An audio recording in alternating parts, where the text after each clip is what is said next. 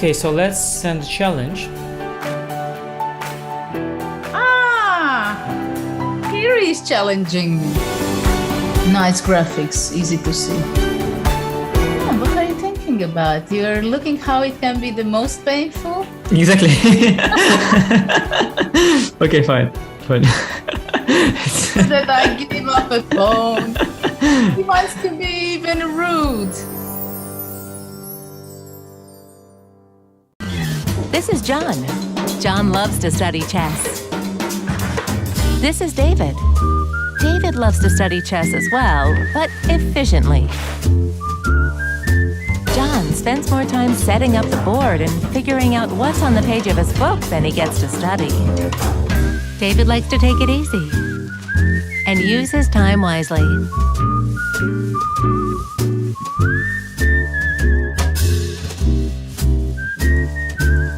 David has finished his exercise for today. John should try the same.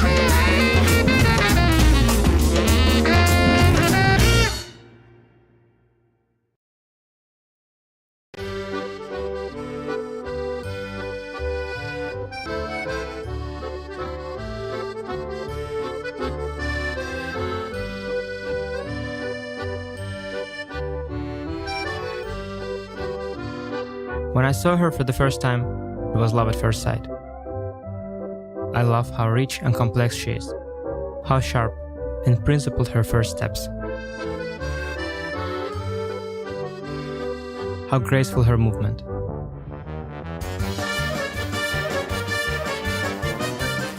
Paris is a city of love.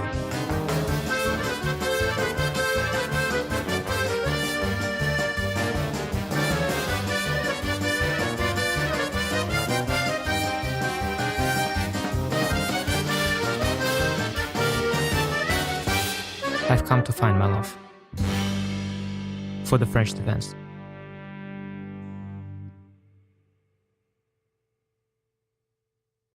I'm ahead of the game.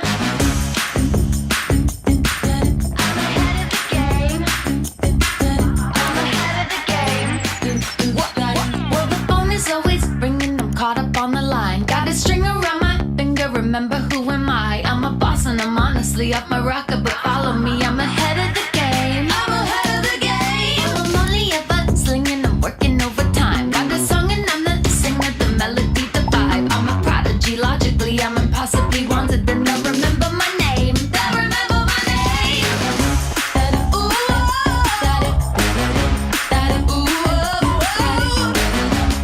well, I'm ahead now. I'm ahead of the game. I'm ahead of the game. Ooh,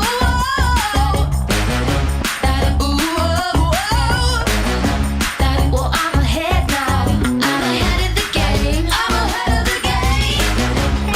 Well, I'm ahead now. Well, I'm ahead now. I'm ahead of the game. I'm ahead of the game.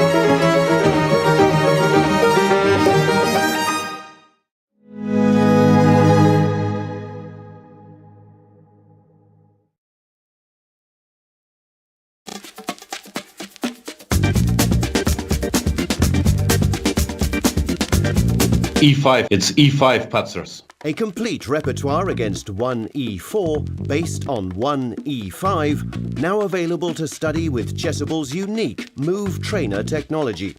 The backbone is the Marshall Gambit against the Spanish, with 3 Knight F6 against the Italian. Jan Gustafsson has revisited all these lines he has played for 20 years and worked on as a second for Peter Lecko and Magnus Carlsen, amongst others, with the help of the most powerful engines out there, Leela 0 and Stockfish 10. This has led to many new discoveries and a repertoire ready to master on Chessable that can serve the student for a long chess career. Maybe E4 doesn't exist after all. E5, it's E5 patzers. Welcome to the new Chess24 playing experience. Play in light mode or dark mode. Choose from a range of time controls or create a custom game. And get paired with players from around the world, fast. Enjoy a polished playing experience while making moves on a fresh, responsive board to claim your victories. Train and improve with over 80,000 puzzles. And that's not all. Download now and discover what more you can enjoy in our brand new app.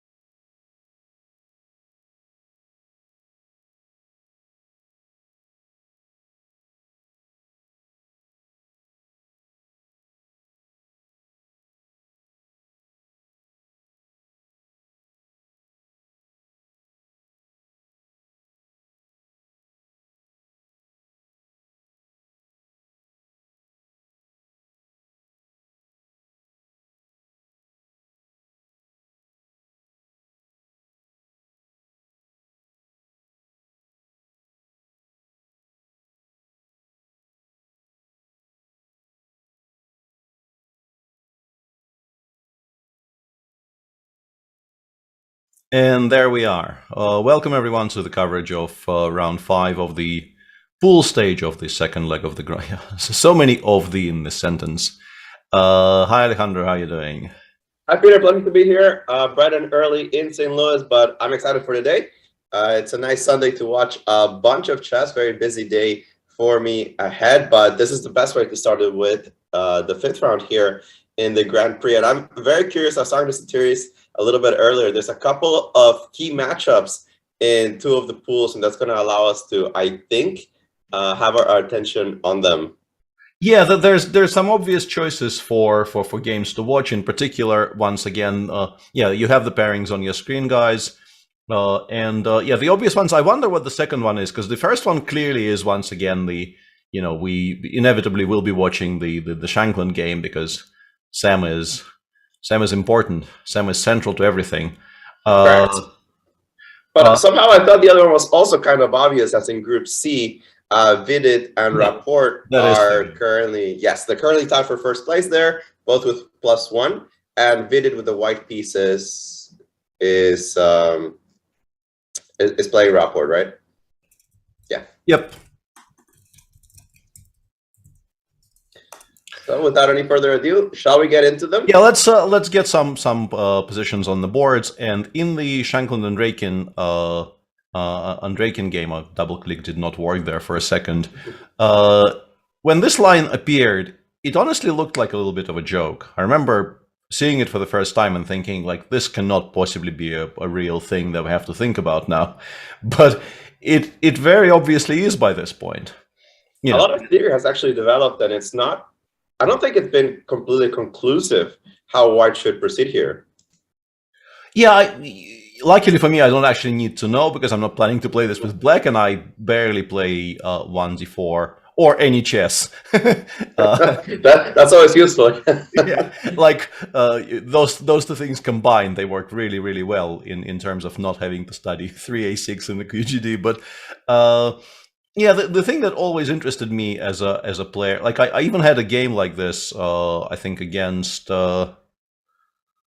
who was I? I was playing Erdos against Victor Erdos in the Tbilisi Grand World Cup in 2017. And the lines that always interested me the most are the lines where white kind of attempts to win immediately by playing Queen b3 and then trying to push e2, e4 as early as possible. And play does become extremely, extremely crazy. Like some kind of position like this is just a starting point.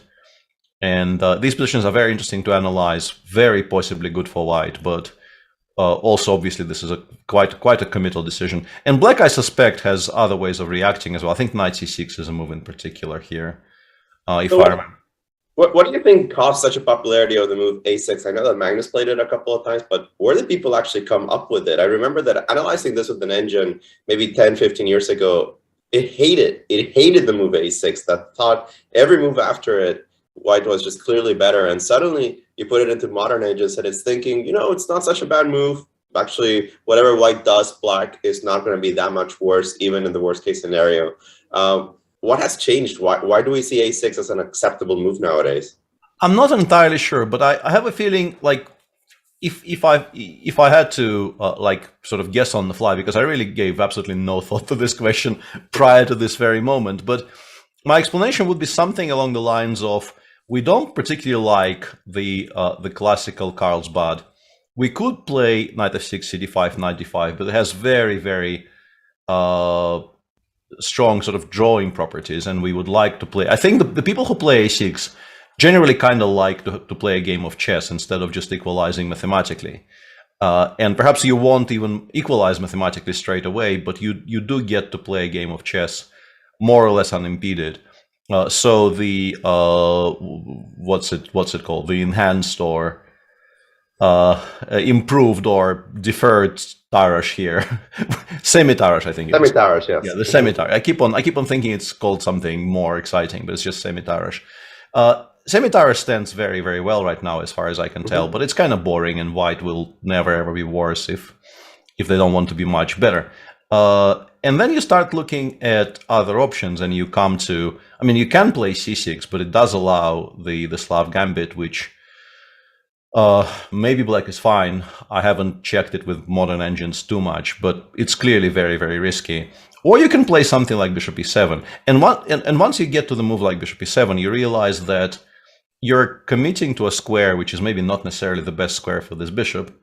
And you're not really, making a move that you absolutely know you will need.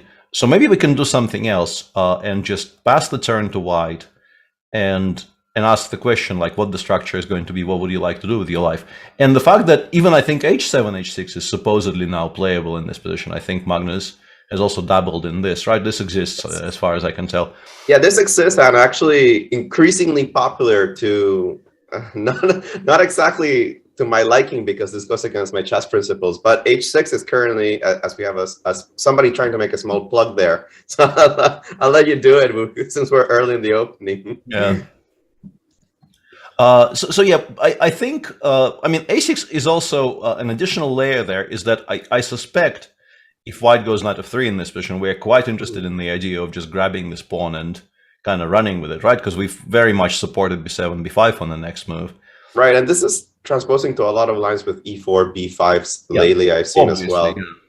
There will be some transpositions, but at least it asks a question. And the fact that the most, I think, popular reaction here by white is cd5, ed5 is already a bit of a justification for the move a6, because we've made white commit to this structure as early as possible. The bishop on c8 is now free to be developed to various squares, and as we will see in the game that we're discussing, it is already on e6, which is what they do in this line quite a bit. The bishop on f8 actually often gets developed to d6, which is another thing in comparison to, let's say, knight c3, bishop e7, which used to be absolutely the main line if you didn't want to play the classical Carlsbad here, which might be in black's favor. And an additional layer to that is that with the bishop on d6, we no longer have to worry about knight b5 because we played a6 ahead of time. So all of these things kind of click together quite well and make for a reasonably logical way to develop. Right, and of course, the downside to all of these things is that you did lose basically a tempo in development, and you're going to be playing a little bit of catch-up for the next few turns. The question is how much pressure white can put on. I always felt that playing these kind of positions against Shankland was a particular risk because he likes delving into these positions. He likes going really, really deeply into these kind of positions, move by move almost, until the engine lights up with something quite clear. Mm-hmm. And it is possible to find in such positions because, as we have mentioned, black is up down in development. The move a6 is not going to help you in many scenarios where white simply castles, go something like knight e5, f4, f5. Mm-hmm. And we might be in for a fun one if Shankland gets some prep in. Absolutely. And the line that they're playing is, this used to be, I think, the most discussed line of the entire opening at some point. And then I think people slightly moved away from it. And I'm expecting Andreikin here to play g5, or at least that this used to be the way to play this position, right? g5, knight h5, and after bishop e5, which looks like the most obvious move. I think they used to play knight g7 here. If I'm not... that one is a little bit of a computer computer idea, but as most computer things, it kind of held up, at least for a while. Mm-hmm. Yeah, I don't know what the current state of this position is. And as you absolutely correctly said, Sam is sort of exactly the person to have a very, very detailed opinion on the subject. Mm-hmm. He's not, I wouldn't say he is the first player to sort of approach opening preparation in this fashion. Like, I'm guessing he probably considers Kramnik to be one of his sort of inspirations in or at least the earlier Kramnik, maybe not the Kramnik from, I don't know, 2015 onwards, but the 1995 to 2015 Kramnik. The previous version of Vladimir Kramnik, who kind of basically, in particular with the black pieces, really tried to solve chess to a definitive equation, and kind of disliked not knowing exactly what the position he was aiming for was. So this kind of really heavily, quote unquote, mathematical approach to things. And the point of this with black is that we lured the bishop to g5. We're kind of intending to go g5, g4 here, pushing the knight away and then taking on e5, forcing d takes e5. And white has a choice of obviously retreating to g3 allows knight h5 with a repetition, or you can do you can play something like h3 here, for instance, and allow the trade, and then positions become quite unclear. Yeah, this one should be a bit of a fun one. I think I am curious to see what Andrakin is going to bring to the table. It's all well known so far. G5 is the most popular move. It's not the only way to handle the position, of course. I think Bishop D6 and just solidly development is something people have been doing. And Andrakin himself played Bishop D6 a few years ago against Lopez Martinez in Sitges. Mm-hmm. So, yeah, Magnus played Bishop D6. Bishop D6 is, of course, not unheard of at all, but I'm pretty sure that at least at some point there was quite heavy discussions here on the topic that... No, G5 is the main line. It's just that Andrakin's main line, his own personal main line, is Bishop D6. He's played that actually 4 times from this position. Yeah, it's interesting then that he's still thinking. And yeah, I think if we talk about sort of the approach to the openings, I think they're very different in that, Sam and Dmitry, because I think Dmitry is very much of the I want to get a playable position and play it persuasion, as opposed to I want to just analyze everything until I get to an evaluation I can trust. So Bishop D6, I think, is much more aligned with this general approach. You don't really have to memorize potential long lines of sharp tactics. You will, I would argue, sort of always be ever so slightly worse. And like, once again, these are not fours, but as an example, some kind of a structure like this is very safe for black, but is also definitely a little bit better for white because this bishop is better than this bishop. If we had to be very simplistic about why I think this is a bit better for white, it's just very simply that the bishop on e6 is safe but very uninspiring, whereas the bishop on d3 is exactly where it should be. And white little details actually matter, because nowadays finding any kind of advantage with the white side has become difficult. Sometimes you're happy getting something small and going with it, and we do see the move Bishop D6 played on the board. Andrakin going back to what he feels is his most natural territory.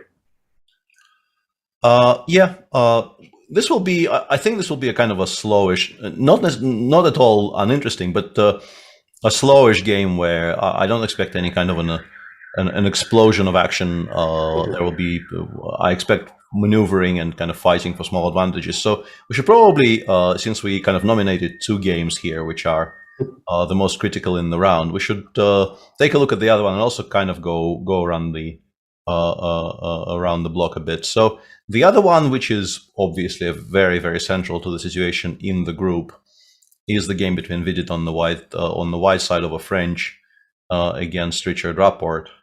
Interesting. Richard using actually an old idea here in this advanced French. I haven't seen it in a while. I feel a lot of theory in the last, I would say, year has focused on the move, Bishop D3. Sorry, instead of Bishop D7, the move Knight C6. Yeah, I think this is more popular these days. Yeah, Bishop D3. And everybody's giving up this pawn in a new way. The old way was after Bishop D7, castles, or CD, Bishop D7 is a little bit more accurate, but it doesn't really matter, in Rook E1. For some reason, this just exploded in popularity. Absolutely, yeah. Yeah. There's even quirky ideas also to do with sacrificing the pawn on D4, which, this actually looks like semi-sane compared to some of the other stuff I've seen making the rounds. But instead, Richard goes Bishop D7 here, and after Bishop E2, which I think is a clever move in this position because of a couple of ideas specifically, he goes C takes D4, dodging a bit of a bullet. Like, it's not a huge thing, but after Bishop C5, there is an idea which I think is still very much alive here for white of going D takes C5, Bishop takes C5, and B2, B4. And I think this came up recently. I'm just trying to figure out if it was on this show, or I think it probably was on the show, but during one of the earlier days when I was doing the commentary with Gusti, the topic of the earliest grandmaster loss with the white pieces. Yeah, I think it was white pieces. Yeah, I think it was basically because of the Hare Krishna Vichugov game where Hari made one mistake, more or less lost by move 14. In this line, I lost a game to Alexei Shirov in 13 moves some time ago. But this is very, very playable. The point being that if you take on f2, after king f1, the bishop on f2 is actually in a bit of trouble. But I didn't expect Alexei to play this, and after bishop d7, I just couldn't remember what my idea was. And the idea here is to play c4, creating a threat of c5, and if dc, you play knight a3, and this is legitimately very, very scary for black. And there is a particular position here which I want to show before I stop reminiscing about losing like an idiot. If black plays a6, knight c4, queen a7 here, which doesn't look that great, but kind of preserves the bishop alive, you can go knight d6 check. And if black plays king f8, there is a very cute move that wins on the spot, which I could let the chat find it, but I don't know how relevant any of this is. Very cute. I've never seen this idea before. Yeah, it is. It is legitimately a very, very cute final idea where the queen on a7 is actually captured by the knight on c8 because you cannot take due to mate in one on the d8 square. And instead of all that, I played something idiotic instead of c4 and just lost kind of straight away. But c takes d4 obviously avoids all of that by... I have taken a look at that not that long ago. I do have a particular friend that for some reason she has refused to play anything but the French defense in the entirety of her life. So I did have to actually look at this. And I believe that bishop b5 dc is actually considered to be bad for black right now. Yeah, I think it stands really well for white, yeah. Yeah, so everybody has been, well, not everybody. This line in particular is considered not to be playable for the black side, which is what fascinates me about Richard. He comes up with positions where, you know, theory might not say this is absolutely correct, but he's not afraid to battle it out. Sometimes just relying on the fact that his opponent's not going to remember everything. Sometimes thinking, you know what, even if the computer says I'm worse, it's still strategically complex. I can still outplay people there. And I'm curious about this one because this line with CD and bishop b5 also doesn't have a great reputation. Yeah, I think the point mainly is that we've given white the square on c3, which you normally would prefer not to open this option for the knight on b1. And I'm trying to remember if I'm supposed to take on b5 and then go knight c3, or just go knight c3 straight away. But some kind of a position like this with castles and then this knight coming to f4 and potentially h5 later is... This structure in general is not really supposed to be all that poor for black with the light square bishops coming off, but white has gained so much time and like the pieces are being developed in exactly the way that you would like them to be developed, that white is just sort of, at least when I was looking at this, the feeling was that white is just sort of ahead tempo-wise, and their play will just be faster than whatever it is that black is doing. And it's very simple. You start attacking the king side. Actually, how you attack the king side is not really important. You could put a knight on h5. You could go h4, h5. Man, I've even seen people go g4 just to take away squares from the knight that eventually runs on e7. So I'm a little surprised that FIDE takes on b5. As far as I know, knight c3, knight takes c2 is the most dangerous variation right now. I've seen a lot of people castle. Yeah, bishop b5. Importantly, we have been rated by none other than Mr. Dodgy himself, and this needs to be addressed. Yeah, welcome to the Dodgsters, and no spiders here, as is the norm. Thanks for the raid, Dodgy, and I hope you did not have to spend this stream the way you spent the previous one. Yeah, it normally kind of leads to the same, the capture on b5, but it does give black additional options. Maybe the queen is better. Maybe the queen is better on a6 than it is on b6. There's also here bishop b4 actually is the main issue because again black's problem is the development, the tempo by tempo development, right? And here I thought bishop b4 was kind of the issue. You don't get to castle so easily in this position. Yeah, if we compare this position to this position here, I just castle quite happily, and this, I mean, if black wants to take on c3, they're free to do it, but that only gives white a very, very dangerous square on a3 for the bishop on c1, and the king gets evacuated anyway. Whereas in this position, since castles is not really open, we have to play something like bishop d2. Black will, I guess, quite happily take on c3, play knight e7, knight bc6, and if white decides that, you know, having the king stuck in the center is unpleasant enough to play queen e2. These types of endgames, I think, are just completely fine for black. I'm wondering if it's even already slightly better for black. Maybe not, but definitely. Right, but with the bishop on c3, you start figuring it's not white that's going to be playing for an advantage in this position. No, having the queens is crucial. Basic chess strategy, you have more space, you want to keep more pieces. And I am honestly a little surprised about this move order. So let me look it up real quick. I do have the mega base on my other screen. Useful. Knight f3, bishop d7, bishop e2 takes. Yeah, after bishop b5, actually, bishop takes b5 check, at least on my database, it only has been played 39 times, and hundreds of castles, hundreds of knight c3. So yeah, I'm a little confused about this particular move order. I remember a lot of games that caused a big impression on me of the early 2000s, Grishchuk having the white side of the advanced French, and one of them was Grishchuk Gurevich. Actually, there were many Grishchuk Gurevich games. Yeah, they used to play a lot of these positions. Yeah, absolutely. They played a lot of these positions, and Grishchuk always showed incredible amount of initiative and technique there. But yeah, not very popular, this line with bishop takes, queen takes, and knight c3. Yeah, you could still play queen a6, wait for knight e2, and give a check. And I have a feeling that even the fact that the bishops come off here might be in black's favor, like we go knight e7 here, knight bc6.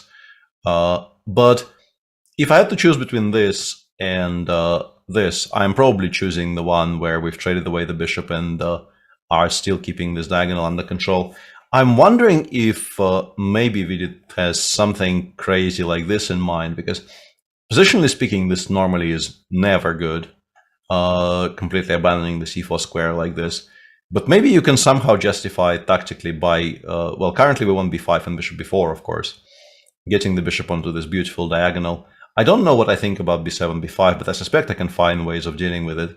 And if queen c4, maybe we play rook c1 and start, you know, creating issues for this queen, like we can maybe drive it away and then play b5 anyway. Because honestly, if white doesn't do something more or less immediately here, I just feel like it's absolutely fine for black at the very least. Maybe not even bishop d2 at all. Maybe we play something like queen b3, trying to change the structure. So here, after the move queen a6, yeah, I'm not sure. Surprisingly, here I don't trade the queens, but I just hate the fact that I can't castle ever. Well, I mean, neither side will be able to castle very comfortably, I would guess. But yeah, like knight c6, knight g7, rook c8, yeah, could very well be quite decent for black. And the king actually, if the push comes to shove, even just parking it on d7 and playing kind of around the potential bishop on d6 is not going to be that horrible. Plus, you can, after queen b3, I'm not obliged to do any of that immediately. I can wait with knight c6, for instance, or knight g7, but I like knight c6 first. And wait for white to try to force me to take on c3, which is not going to be that easy. Yeah, a bit confusing why Vidit did this, and also why he did this so reasonably quickly, because there was definitely, you know, scope for a little bit of thinking in this position. Yeah, we're gonna have to see if it's prep or some kind of idea, or he just mixed up the move order. It's very possible that something just got mixed up, but we will see. Let's briefly at least show the viewers the positions.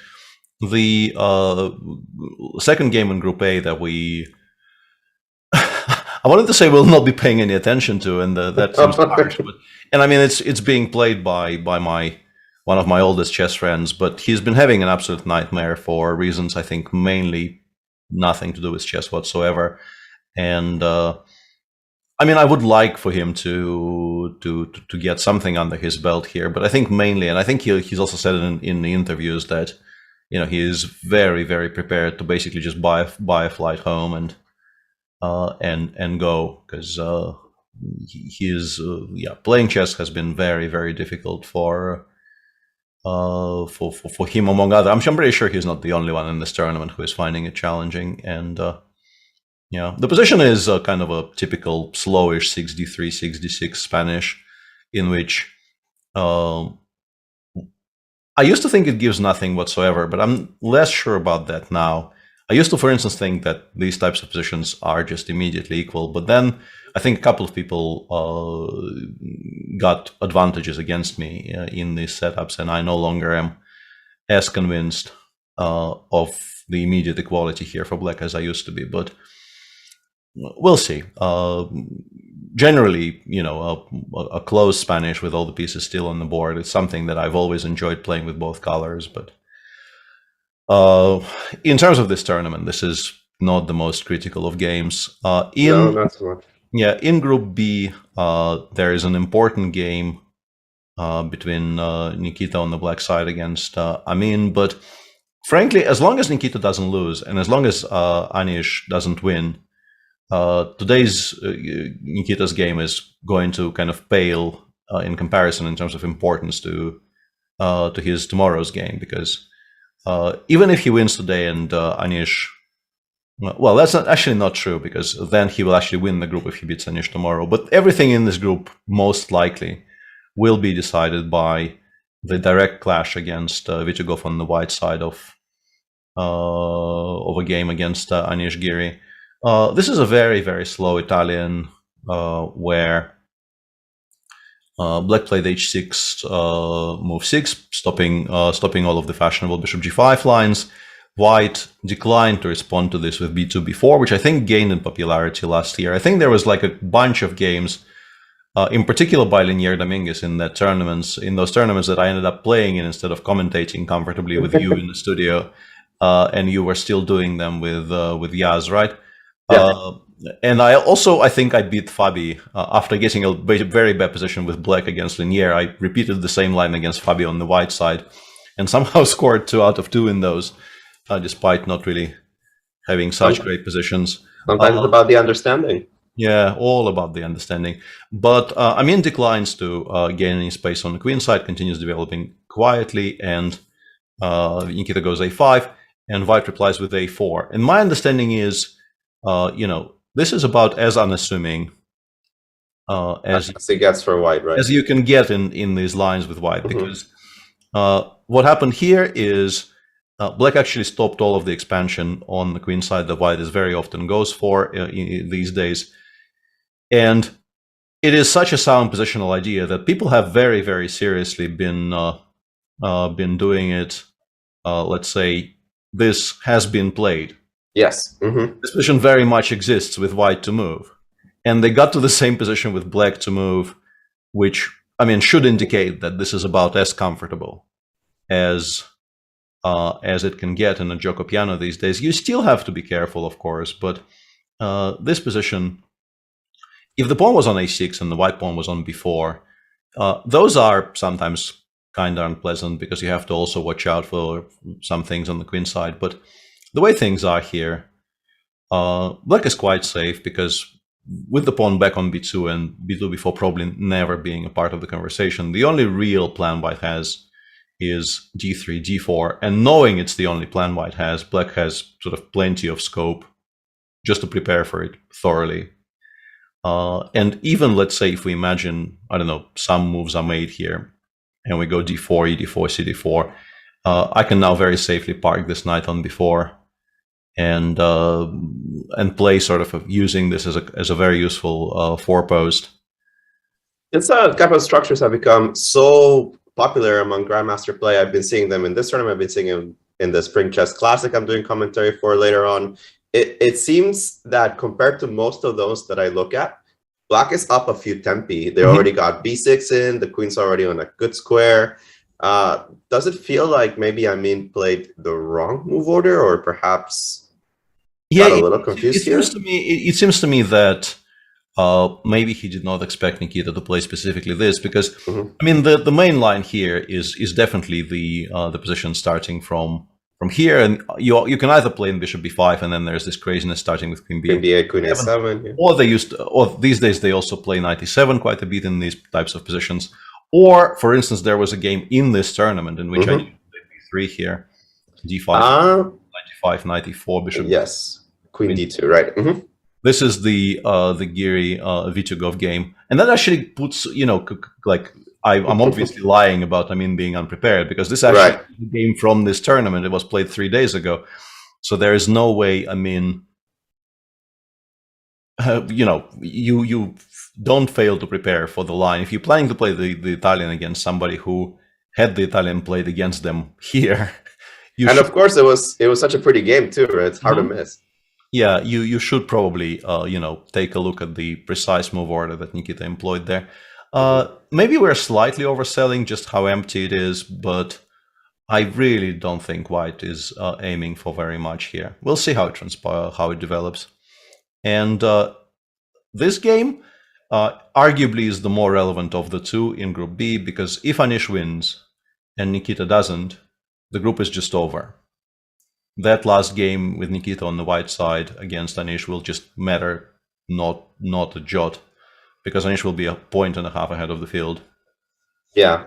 And his approach extremely solid. Yeah, he's definitely not going to be taking any kind of crazy risks here, but this is not an entirely, venom-free setup for White, and he also, I think, knows it quite well, because he's definitely been playing these types of Rogozin structures with both colors. I personally lost a game to him in a very similar position some years back on the white side of it. So he knows what he's doing here. This is the Rogozin I referred to. Queen a4 check, knight c6, e3. This is the way to meet the Rogozin, which is sort of the most conducive to playing a slow maneuvering game without any immediate sharp calculations or memorizations needed, even though even here, of course, there's plenty of theory if black wants it. Castles queen c2, rook e8, bishop d2, bishop f8. And now there is this slow dance that we're going to observe for at least a bit, where black eventually probably does take on c4. And knowing that black eventually does want to take on c4, white wants to make as many useful moves as possible without moving the bishop from f1, so that they can take on c4 in one tempo. So Anish started by playing a3, Hari played a6, and now the choice normally is between rook d1, and I guess h3 is also a move that you sometimes make, which is generally almost always going to be a bit useful. And he chose rook d1 because I think it's the more relevant move, considering that black very often will be aiming to play something along the lines of dc4, bishop c4, and e5, or b5, bishop b7, and then maybe e6, e5. So the rook on d1 is always going to be a good piece. Do you have a particular opinion about these positions? Because yeah, I always thought that e5 very soon was necessary for black. I actually don't know when you throw in the move d takes c4, but I feel like it helps white in a lot of these positions, right? If I play on c4 right now, bishop takes c4, I think e5 might even be completely unplayable. I'm assuming knight g5. Yeah, knight g5 starts scaring me a little bit too much. So I'm always wondering if you can throw in e5 directly, even with the move even after the move rook d1, which looks very scary. Like this should be the worst moment possible to play e5. It always feels that e5 works tactically, and the question for me is if you can do it right away. Because unless I play h6, I'm not really sure where my useful moves here in this. Yeah, I think we're kind of running out of passing moves here for black, apart from maybe h7, h6. So you either go like dc, bishop c4. b5, bishop b7, as I mentioned, or we can try making e5 work. I'm guessing maybe with the intention of meeting cd5 with knight d4. Knight takes d4, right? Yes. Yeah, this is the trick, if you will. Yeah. And if you take on d4, you take back. You have this check. You go knight e2, and then here, something, maybe even just queen takes d5 followed by c5 or something. And yeah, this is very, very.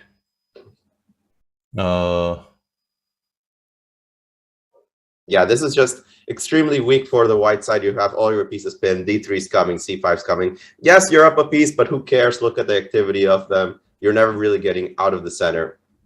So E5 might be a possibility, but Hari plays something I personally haven't seen in this structure. I mean, I have seen the move D6, of course, in similar structures, but I've never seen it in positions with bishop D2, rook D1 this early.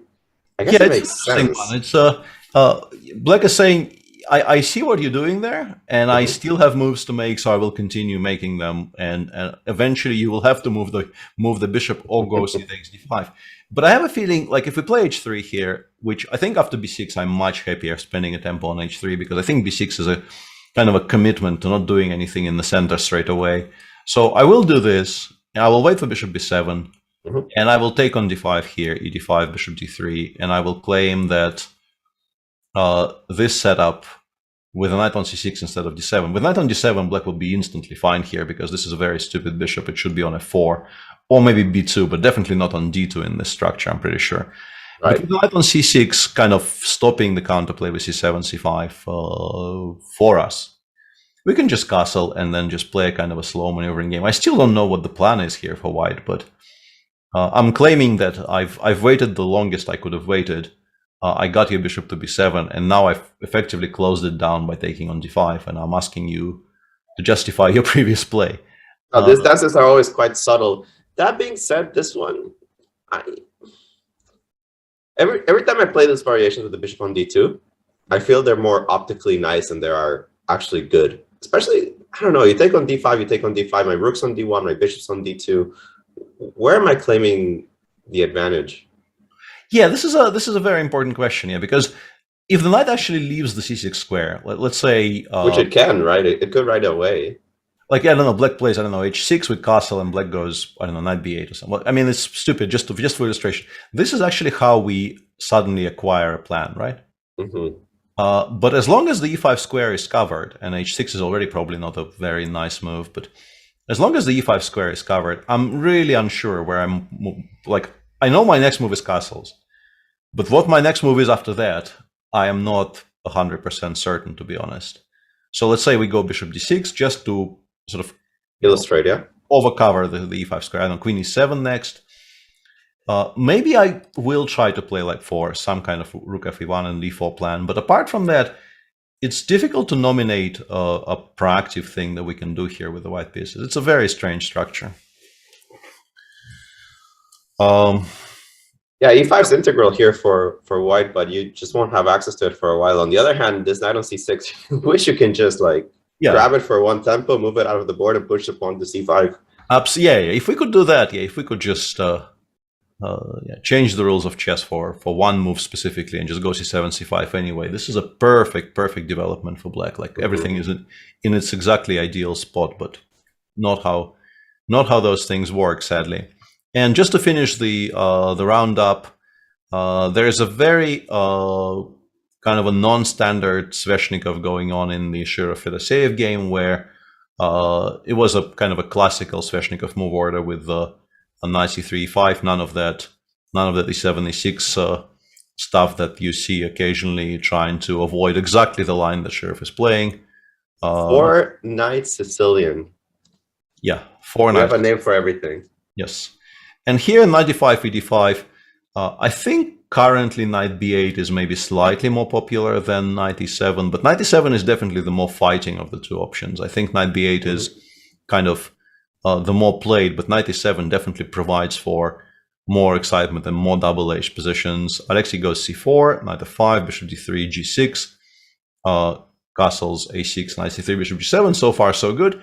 And in this position takes a very kind of a drastic measure of just snapping on f5, which is a very painful move to even report on for me, because like we had a bishop and we no longer have a bishop. But I can sort of see what he's doing here. He wants a very safe square on e3 for his other bishop, and he also wants to establish some kind of a clamp on the black queen side and push for c4, c5, which is a very typical plan in these types of structures. And the reply is very interesting.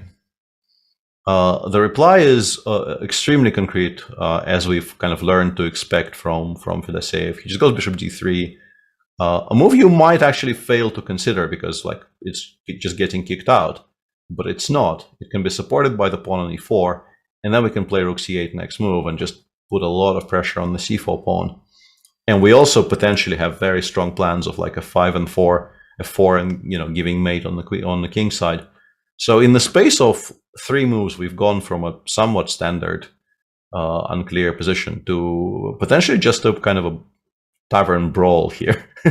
So what is going on? Because Shirov is surprisingly to me thinking quite a bit in this position. He had played everything up to this relatively quickly, played the move Queen B3 and then Bishop D3, hit him, but the rook's under attack. It's not like I have a million squares for it. If I don't defend it, I'm not sure how to reply to Queen C7 or even Rook C8. Yeah, that is a fair point. I think maybe Rook FC1 is what he's considering. I think the reason he's thinking here is that Rook FD1 doesn't actually do very much to solve the problem of the bishop on D3. And maybe it just doesn't belong there. Maybe since it's a kind of an empty move, not really progressing any of our game plans, maybe something like Rook FC1 specifically can be made, you can make an argument for just to support your queenside play. Rook FD1 remains the most obvious move in the position still, because yes, E4, E5, E4 is coming, but we've moved the rook away from the square where it was attacked, and it's our move again. So what do we do with this this curse of having to make a move? Yeah, first off, let's cover some bases here. Queen takes B7, I think, would have been a strong move if not for specifically Rook B8, Queen A6, Rook B2, and this starts looking. Actually, it doesn't look that bad after Rook AC1. I thought it looked very dodgy for white, but I'm not 100% sure, because we can start pushing. We are currently a pawn up, but that is not that relevant. But I want to play something like Queen A3 and then C4, C5. The question is, do I get mated or not? And Bishop E5 as Plo Crew, I guess, saying in chat here, Bishop E5 with Queen H4 ideas is a very topical move here. I still don't know if we're under that much threat here. I can play Queen A3, drive the rook away. Queen H4 currently doesn't really do very much because G3 is very efficient.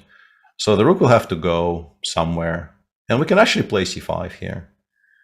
And once the center begins getting opened, any kind of a all-out attack on the king side is going to be much, much harder to put in motion. We'll see. But that, Queen B7 is obviously not forced at all. You can go something slower like Rook AC1 here, or even, as I was wondering, is there any argument at all for just going C5 straight away? You could play C5. The thing I'm worried about C5 is it doesn't really come with a threat, right? What if I just play F5? Yeah, or just completely ignoring it either, yeah. Here I will play C6 and I will have a very kind of a strong passer, but maybe I'm just getting mated and it's irrelevant. I can imagine even a position like this being playable for black after, I don't know, Queen G5 followed by F3. Yeah, you're very far away from your king side. Yeah, it is a lot of material. If we continue the line, maybe this is just mate.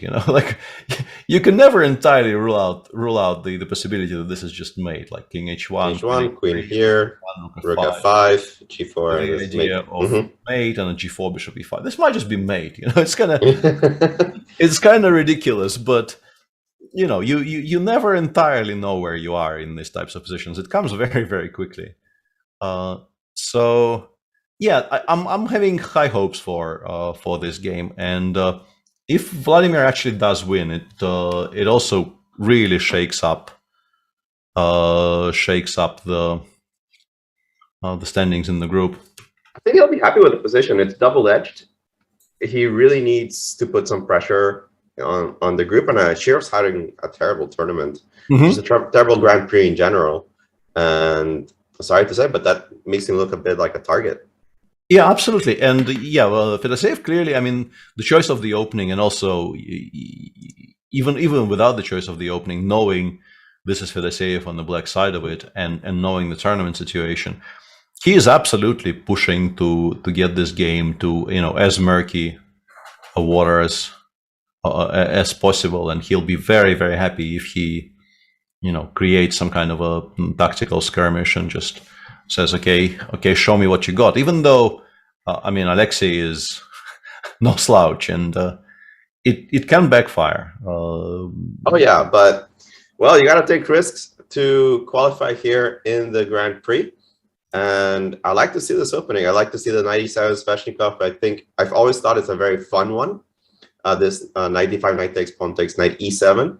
Of course, knight b8 still has a lot of interesting ideas, but knight e7 and all these spectacular games, of course, that game between Karyakin and Carlsen that made the rounds when Carlsen sacrificed the pawn and just crushed Karyakin, just made a huge impression on everybody. Not to mention one of the original 97s where he beat Fabi in the tiebreaks of the World Championship. Yeah, it's a very interesting line and should be a lot of fun to watch. And we haven't, as usual, although last time I think we made it into like 70 minutes into the show before we got to Group D. Today we're faster. It's only 45 minutes. Excellent. Improving day by day. Yeah, in Group D, where finally 2 days ago there was a decisive game, and MVL, because of that one decisive game, MVL is kind of lapping the field on the lofty heights of +1, and everybody else is on 50% or in the minus.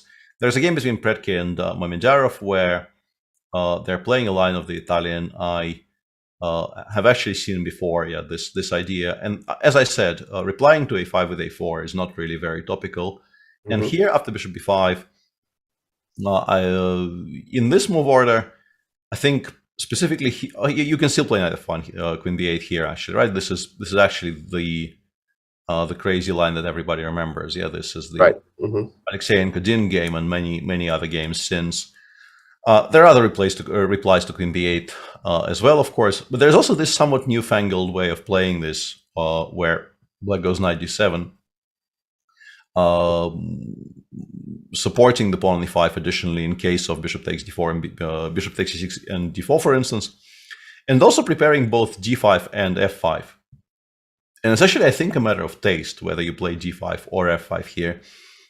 If I remember correctly, d5 was played by Andrei Yesipenko in a very, very recent online tournament in the semifinal against Jan Nepomniachtchi in one of the games. I think he played d5 here, and he was completely fine. In fact, I think he was maybe even better at some point before kind of collapsing and losing in time trouble. But f5 is also very, very playable in this position.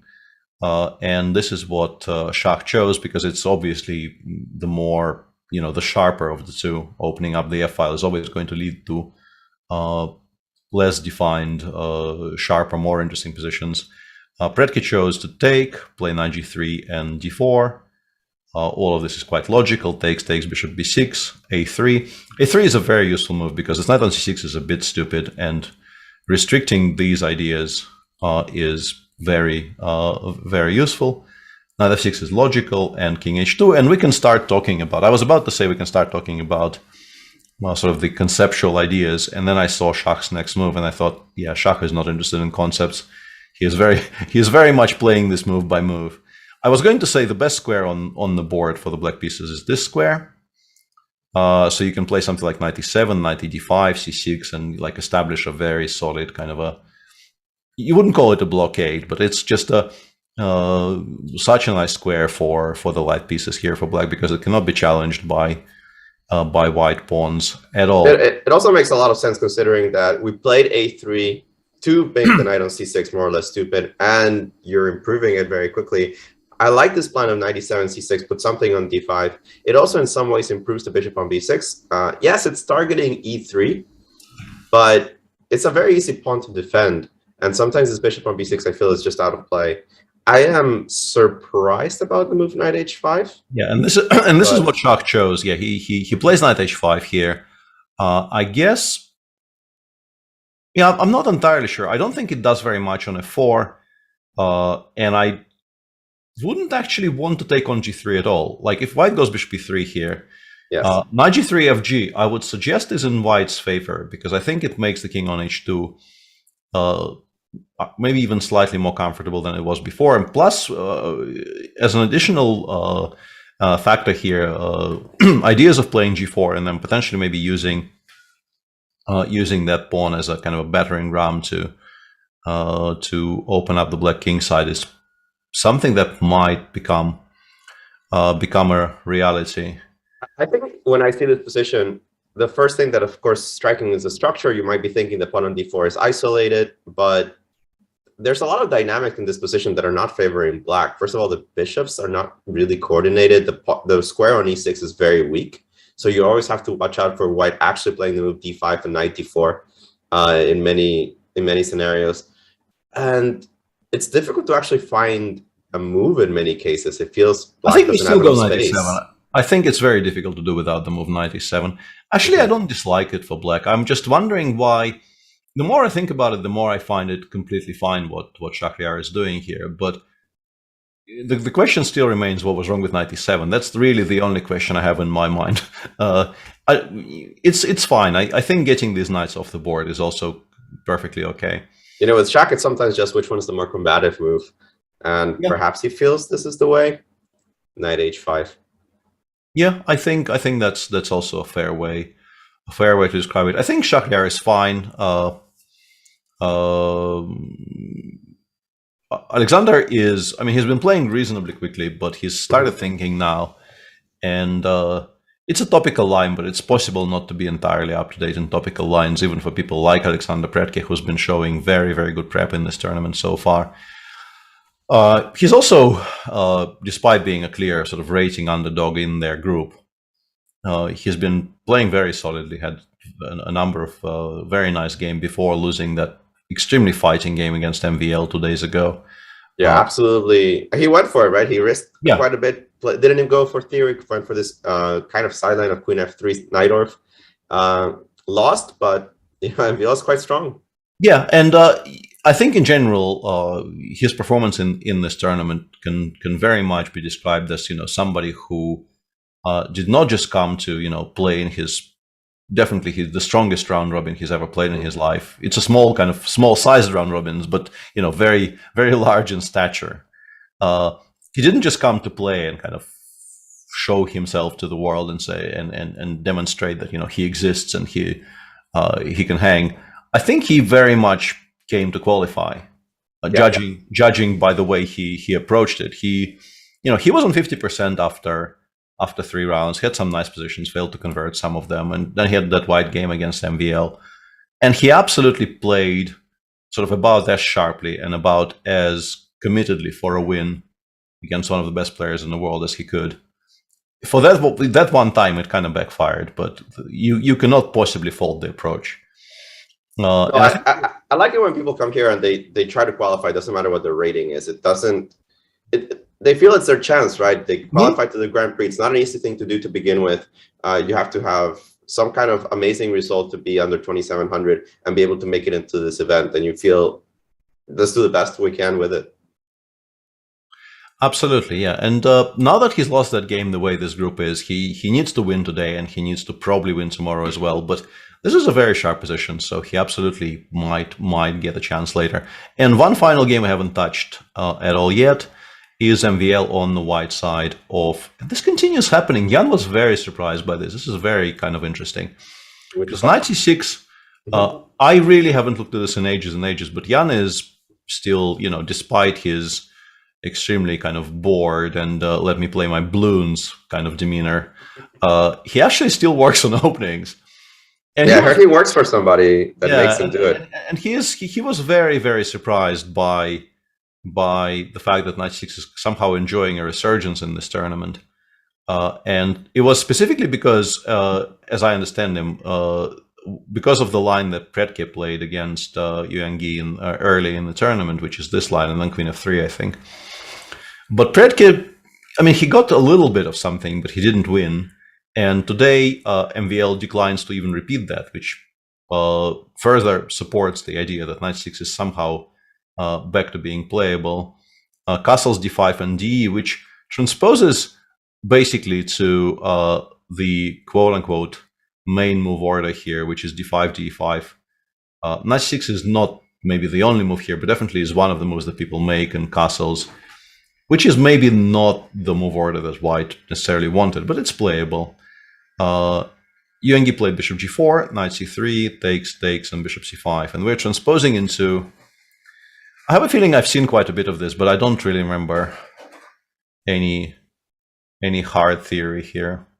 But these positions are about as sharp as they can get, I think, in the 3d4 Petrov compared to some of the other stuff you get here. Bishop c5, rook e1, castles, h3, bishop h5, rook b1. All of this is kind of logical. We are currently just developing our pieces, putting rooks on open and semi-open files. And Yuangi replies with a very, very concrete move, f7, f6, leaving the pawn on b7 on Prix and just immediately challenging the white center. I'm kind of curious as to when they departed. I'm actually looking at it right now because I had a feeling you'd ask. And the move f6 has actually been played only 3 times. There is a Bacro against Wang Yue game played in 2008, so it was a while ago, in which b6 was played. F6 was considered, but at least back then it was not considered to be very good because of the move e6. I'm looking at some old annotations. But I don't know if things, well, I'm sure things have changed significantly since then. But let's take a look, because e6 is a very logical move in lots of positions. Yeah, just not opening the f file for black, right? Exactly, yes. Specifically here, it seems that by sort of any other reaction, we're very much justifying what black is doing, because if the f file gets opened, the entire setup starts looking very, very rosy. So what is happening after e6? I also don't think I have another move, right? Because I can't allow f takes e5, e takes f6 looks pretty ugly. Yeah, ef queen f6, unless we have some kind of a tactic here which works. I mean, this would be maybe interesting if not for the fact that it loses to a very, very simple bishop takes f3, and we don't actually recapture any of the material that we would like to recapture. Yeah, I don't even know what the other choice is. Maybe rook b5. Yeah, maybe. But why are we forcing black to play b6? That makes no sense. Yeah, it's a move that black wants to play anyway. Yeah, yeah. So for a second there, I became attracted to some stupid lines like this. We do love tactics, right? But yeah, b6 is a very, very solid reply. Give me 10 seconds to close the window because it's kind of banging. And absolutely, I'll be here. This was an interesting approach from players. MVL, of course, very heavily a theoretician, but Yu Zhengyi, what always surprises me, he loves repeating his openings to the point where he's dubbed some of the Petrovs as Chinese Petrovs by this point. Wang Yue and Yu Zhengyi doing tons of work on this kind of sometimes shady Petrovs, considered to be shady. This move knight c6 in particular before the tournament, I never really knew, again, what was so wrong with it, but it didn't have a good reputation. Yeah, I had the exact same conversation with Jan, because there was an earlier round where there were suddenly 2 games with this move played at the same time. There was the Pretsky Yuangi game, and also I think Ricci played it against somebody, if I'm not mistaken.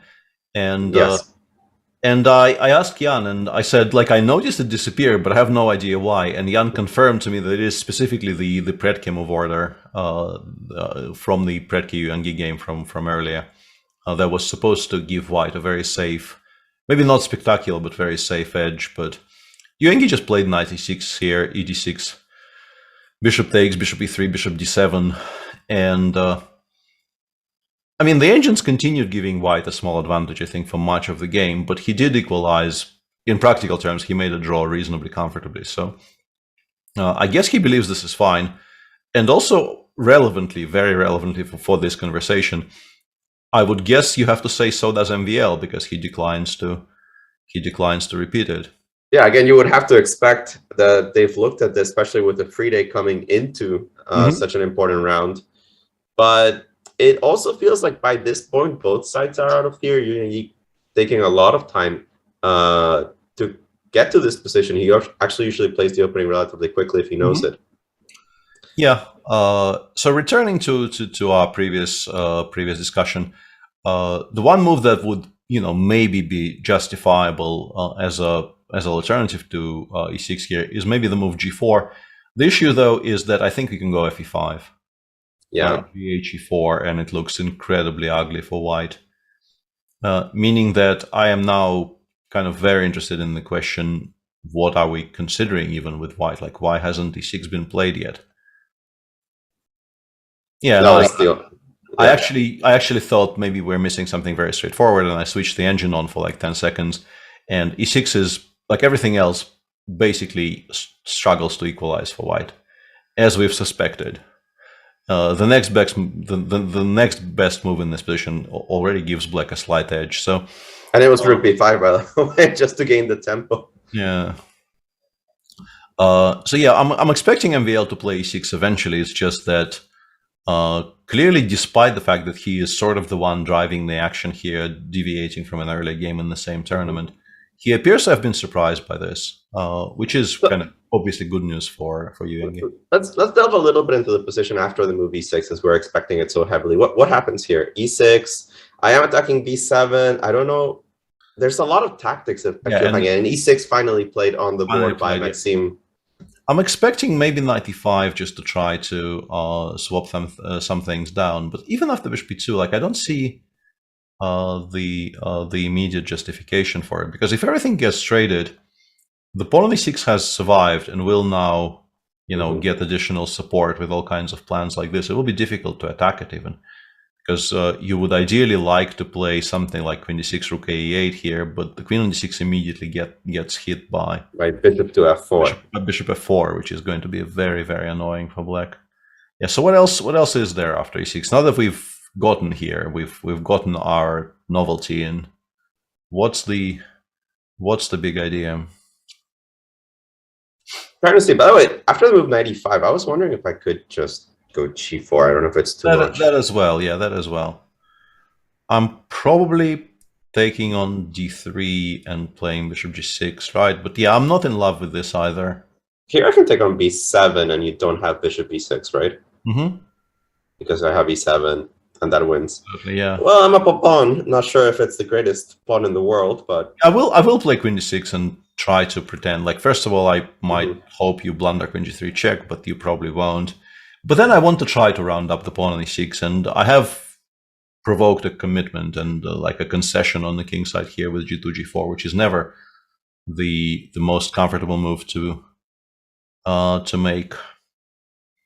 It's a very sharp position. I'm not entirely sure what the plan is, and also it's one of those situations like we were discussing that this is a very new move and it probably surprised MVL and so on, but it might be one of those cases where it's a new move and it did surprise MVL, but it's just not very good. It's the reason it's new is that people rightfully weren't very impressed with it and kind of declined to play it earlier.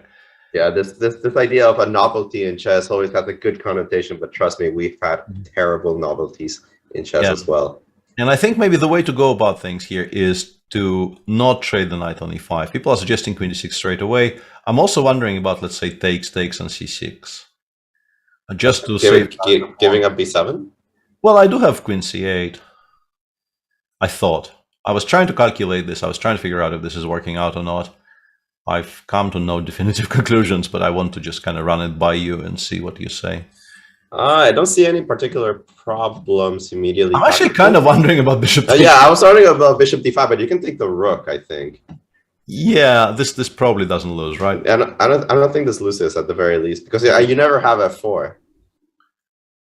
Yeah, we can even just take on e7 here with the king, because there's never any f4s, right?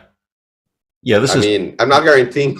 I'm not going to go ahead and guarantee that this is a mess, but yeah, I don't think White's playing for more than hopefully equality, right? And also, let's put the move that the chat has suggested on the board. I was kind of wondering I will blunder something here, but I'm guessing we really don't have to worry too much when the f-file gets opened and White has to spend at least a tempo on protecting the f2 pawn. So we it's also kind maybe of d6 immediately. Yeah, that as well. Yeah, I just, as for that, I'm very worried I will blunder some tactics. I felt like I need to define the position a bit more. And actually, queen d6 on the board. That's what he played. Yeah, that's what he played. Interesting. Yeah, I'm not blundering anything with bishop takes h7. That is all. Yeah, this is what I was trying to figure out. But I think we just don't have enough attackers, right? We get here, and we no longer have any attack, and in fact, we are. Black is having a very comfortable attack and the extra piece. Yeah, that doesn't look great. So if this doesn't work, I mean, I never take on b7, right? I just never do that, do I?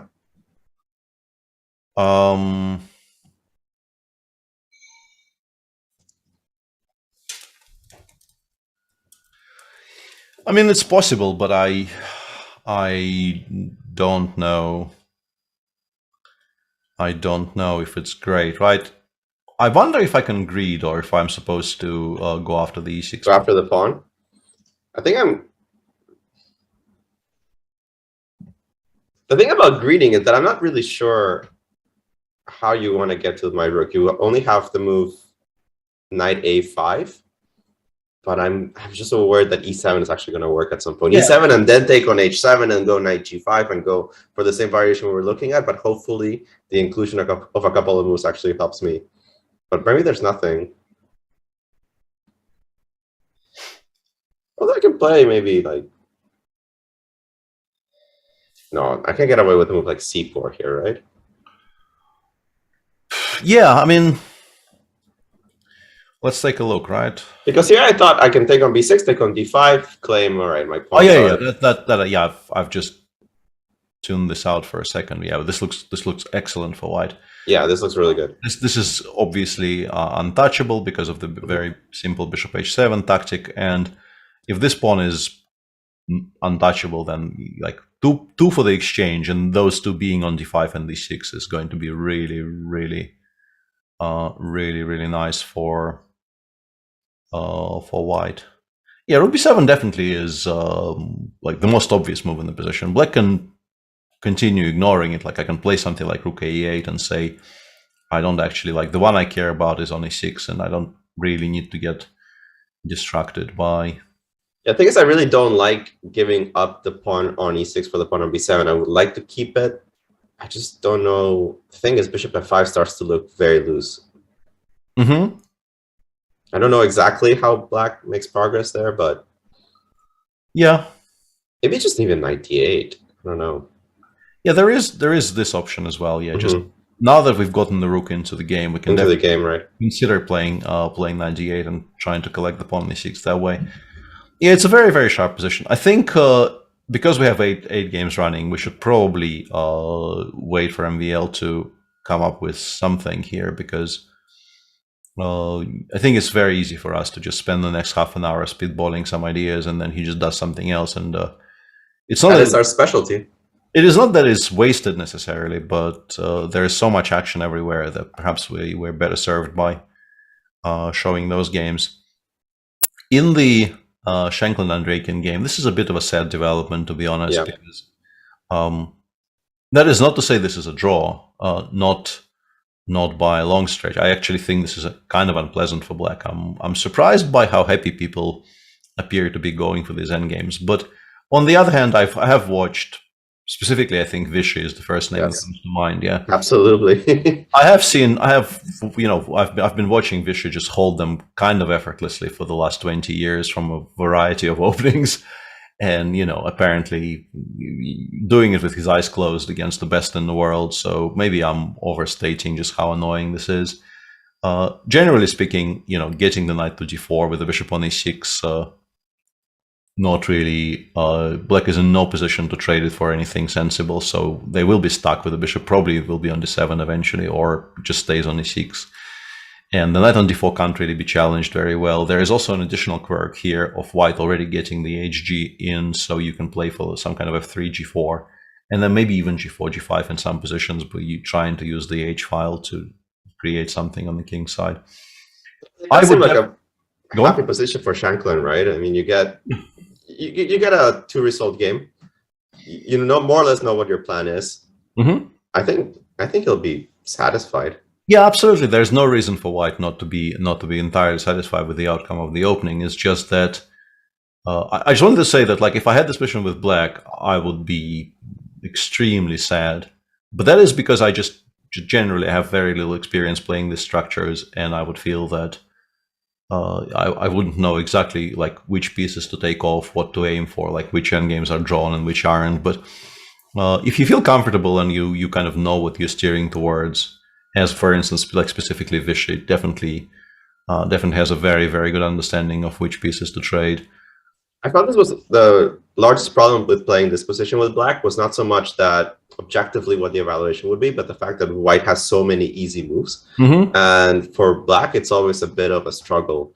Every time I push my b pawn, I create a weakness. There's no real targets on the c file. Perhaps my only idea is to trade the knights, but you're going to trade one, not both. And even pure bishop endgames are sometimes actually straight up lost. Yeah, some of them will be, even though I think if everything comes off and black gets the king to d6 and goes like b6, a5, f6, the one weakness on d5 is more or less never enough. But if white manages to, I don't know, fix these pawns on the light squares as well, those do very, very quickly get into the realm of maybe just completely unholdable, because you can create two weaknesses and exploit them. But generally speaking, yeah, this is going to be a very dry technical game in which Andreikin is saying, I don't think I will lose this, and I don't care if I have to be a little bit sad for the next 3 hours, which is an approach I've always tried to avoid in my black games myself. But it's something that people very much do when they, you know, have more trust in their technical capabilities. In the Italian between Nikita and Amin, we left it somewhere around here. Nikita, instead of our plans of playing rook a8, queen f7, and so on, just doubled on the f file, which is also sensible. Amin played g3 here. Now, explain a little bit to our viewers, and actually just explain it to me because I'm always confused about these things. Black doubles on the f file and says, I'm going to put all of my rooks in this particular one, and white immediately says, you know what, let me weaken the f3 square for you and play the move g3. How does this work out? Like, what is the logic of this move? I'm not entirely sure. I guess he is saying, not unreasonably, that with the rook on e3 and also with the king, I assume, getting to the g2 square pretty early. There's not that much pressure that black can actually develop against the f3 knight. But yeah, it's a bit of a curious one, because it's not as if there were threats that needed addressing. And right. You can definitely make an argument for at least waiting until black goes knight h5. Because knight h5 is not... Is it playable? You take on e5, take on f2. Yeah, I mean, right? there is some pressure against the f2 pawn, so maybe it is playable, for instance. And maybe we can show that to the audience. What I was saying is, if you pass in this move like queen e2, it's a very logical development move. Can black play knight h5? There is a tactic here against knight takes e5. You see that the queen is now attacking the knight on h5, but at the end, rook takes f2. This is why you double first before you go knight h5. And this doesn't actually work out.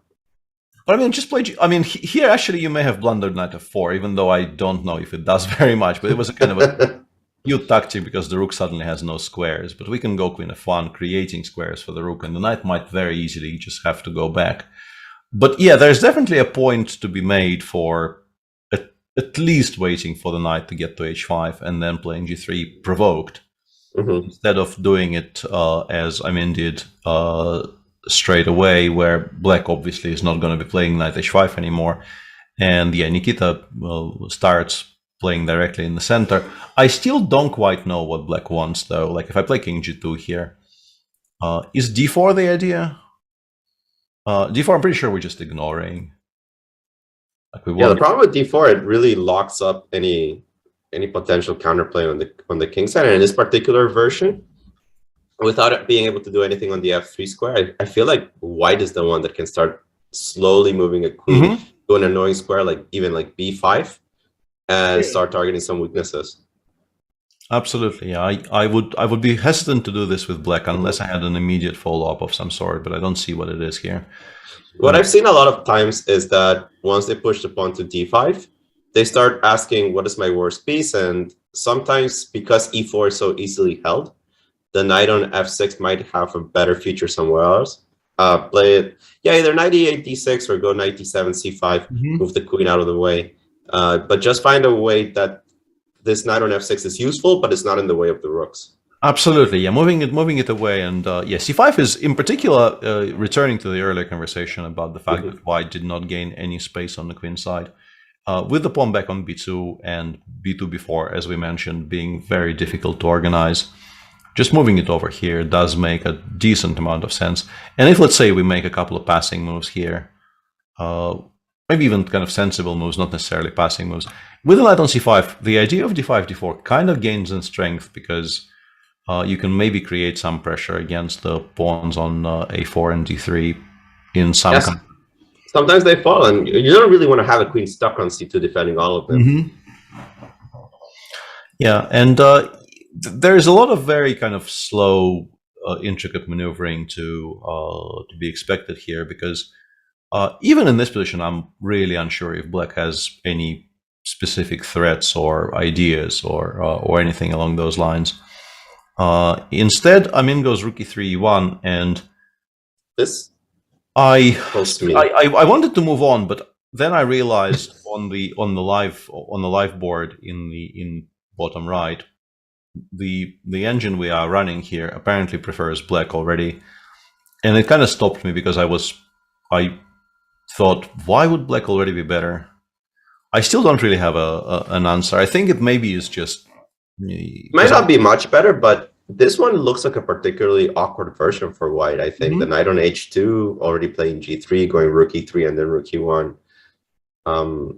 I feel like white's lost a lot of tempo. I'm not sure how this makes this position bad, because the Italian is it's weird not like bad, that. really. It's the advantage that the engine gives here. I would assume this is 0.20ish type range, and it's obviously not very much. But yeah, it's interesting that despite black arguably being the one with the quote unquote weakness here, the engines already suggest that maybe it's time to think about playing for an edge. We'll await developments here. In the Giri game, Anish chose to play bishop d3, and interestingly, now that he played b6, Harry is just completely ignoring supposedly the main theme of the position, which is, force white to make a move with the bishop and then take on c4 and say, haha, fooled ya, here's my extra tempo. This is currently not happening yet, and this makes me wonder what the point of b6, bishop b7 was, if we're not even prepared to take on c4 here. What is the follow-up if you take on c4? Because I'm not entirely sure what you want. You want to play e5, but of course, with the rook on d1, this doesn't work out too well. I'm always scared about playing the move b5 in this position and giving up c5 if I don't have an immediate follow-up. For example, if I go knight a4 here. Yeah, this might just be completely ruining your position for absolutely no gain whatsoever, right? The plan exists in some positions. I have seen it done in these types of Ragozins, but probably just not here. Probably it's too late for that here, in particular with the bishop already on c1, because we're not even winning the a3 pawn. I don't know if we would be very happy winning it if we could, but we're not even winning it. So we have seemingly just completely ruined our position. But I also am starting to wonder that, if black passes for one more move, I have a feeling e3, e4 becomes playable. I have a feeling that, we've, as black, we've put ourselves into a spot where we haven't declared any plans yet, and white already got to a spot where improvements are available in the center. It also feels like typically one side has a lot less space. In this case, it's black, and you run out sooner of useful moves, right? I can still imagine 10 more useful moves here for white. Rook fe1, h3, b4, bishop b2. But for black, you're starting to feel that not that many moves are useful. Yeah, and Elite Double is asking, so why is Giri not taking on d5? Question goes both ways. cd5, e5 improves. Improves black position is maybe slightly strong, but it defines the position in a way that I think makes it easier for black to play. And if there is one specific reason why we're not hurrying to do this, is that once you do this, the plans with e3, e4, I think, become less potent, because you are creating an isolani for yourself compared to here, where we are planning to go e4. The rook activity, of course. I'm not sure if it works tactically, but if it does work tactically, let's say black, I don't know, plays queen d7 and we go e4. We're doing that without creating any targets in the center for black to play against, and we should be quite comfortable. Once again, unless I'm blundering something like this, and it's strong. I am blundering it, but I have a feeling it's just not very good. Yeah. No, 95 looks crushing, right? Yeah, specifically because 95. Yeah, I was wondering if maybe this forces bishop d3, and then we can take and claim that we've achieved something. Even though in this position, I also am not sure black is entirely equal. But 95 just looks completely crushing. So no, e4 to me looks like a threat. Of course, the move queen d7 probably helped white in a lot of those positions. But as I mentioned, what else do you play? It's not like rook c8 is some fantastic move in many of these positions. You're not guaranteed to play c5 anytime soon. E5 just fails, I'm assuming just fails. Yeah, E5, So I don't think you can play here, right? Like CD5, knight d5, knight d5, no. bishop b4, kind of. Yeah, something must win. Yeah, wins. This like wins everything. Yeah, this just wins everything. This looks like it's a end of game, basically. Yeah. So Harry said at crossroads here. Mm-hmm. Yeah. So what is the move here? I mean, maybe you can go knight a5, but this is something that we were talking about earlier. The moment this knight leaves, I am very, very happily switching to sort of the standard. Yeah, knight e5, f4, you start putting pressure on the king, especially. Like, maybe you can go for some kind of an all-in play here with black like this, where very often you will get mated on the king side in this type of structures, but if you don't get mated on the king side, you have made significant progress on the other side of the board. You can push for you can push for things like a5, b5, b4, and endgames are probably going to be very good for you. The question is whether you just straight up get mated. Which is something do you think that for Harry losing is the same as a draw anyway? Pretty much, yeah. I think it's very possible he goes like semi all in here with something like knight a5. And conversely, for Anish, I think it's very possible he just goes something like, I don't know, c5 here and says, no thank you, I will play my slightly better position with very, very little risk. I'm not very interested in your bullshit. And it's a solid move. I actually don't like black's position at all. Yeah. It feels that with the knight on a5, I'm going to gain enough tempi to be able to put pressure, and the knight is coming to e5 as well. Yeah, I mean, the big question is whether black can play something like this, but I thought we will play b4 first, and after knight c6. It's possible. Knight takes d5, right? Yeah, it's possible we're just winning, right? Knight d5. Yeah. Queen d5. Queen takes bishop h7, and if you take on d5 with the knight, I assume bishop c4 is working. Bishop and e4 later. E4 looks extremely strong. Knight a5 on the board, by the way, Peter. Very interesting. Very, very interesting. And yeah, kind of a turning point for Anish as well, because yeah, you can definitely play for sort of sharper positions here with cd5 and knight d5 is one very, very obvious follow-up here. CD5, it might be good. The thing is, CD, ED, 95 might be objectively good, but as you said, it's risky, right? Black gets in the move C5, you get in C4. There is, in many scenarios, black creates a pass pawn and starts real counterplay. And you have this attack on the king side. If it doesn't work out, then black is very comfortable. Why go into such a risky position? Consider the risky position of the tournament, whereas C5 looks like it keeps control. And still puts that pressure on black. It's not like a move that lets the foot off the gas and says, C5, I'm going to give you equality. I don't want to take the risk. It looks like C5 still says, I don't want to take the risk, but I want to keep my pressing chances. Absolutely, yeah. It's not a cop out. It's just a way to play for advantage, which is sort of a more controlled way of playing for advantage compared to 585, 95 lines.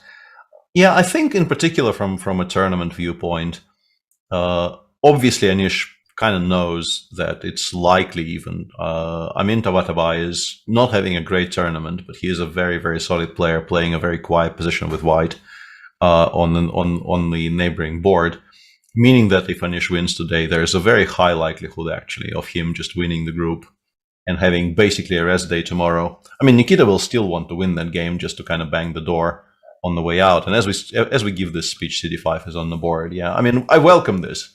It probably leads to a more fun game to watch. But yeah, I'm a bit surprised. I thought C5 was a strong move and also a much safer move in comparison. ED5 played instantly. Another 95 is the first instinct, but can I go? If I go B4. Yeah, I think it goes to C4, and Young Shaman says C5 was close to winning, well analyzed. What? We did not claim any of those things. Yeah. No, I think that means that the engines really, really like it. Yeah, it's like +1 according to engines. Yeah, makes sense. Not a very good position for black at all. Close to winning is maybe an overstatement, but yeah, maybe over-exaggerated, says Young Shaman. Yeah, but I mean, clearly not a bad move, and I was willing to Yeah, but willing to commit to it not being a bad move. Very interesting that Anish goes CD5, ED5. But actually, I was thinking because you cannot go knight C4, knight takes D5 actually wins a pawn. No? Okay, then yeah, my objection is withdraw. Yeah, like this is just a healthy pawn, right? Completely blundered 95. Yeah, and yeah, I mean this might look like it spoils the white structure, but you just never have a semblance of an attack here. It's just completely lost for black. With this bishop so strong, and yeah, like you actually kind of the likelihood is you get mated on the king side, not white. Yeah, you're gonna blunder queen g6 soon, and you're gonna get mated. So yeah, it probably just straight up forces knight c6, and then we go, I don't know, bishop b2, knight e2, prepare e4 maybe. Yeah, prepare e4 or knight to knight g3, knight e5 kind of. And, yeah, this makes decent sense. It's just, yeah, I didn't realize before wasn't actually letting knight c4 in. And then yeah, that actually makes this such an appealing option, right? And that's why you might not even look at c5 because you look at this and say the knight has to retreat to c6. Great, let's go for that. Yeah. Okay. This sort of the game got defined a little bit here. So let's take a look at our Sveshnikov, because the Sveshnikov is becoming really, really wild now. So Sheriff took a bunch of time here on the decision and went rook f c1. I will actually check just. I'm on it. You can keep analyzing. Yeah, let me take a look. Yeah, he spent it says 23 minutes on rook f c1 and then 12 additional minutes on rook f c1, e4, c5. That's so crazy. More than half an hour on these two moves. And Fedoseev very, very quickly replied with f5, cd4, f4, c6, f4, bishop b6.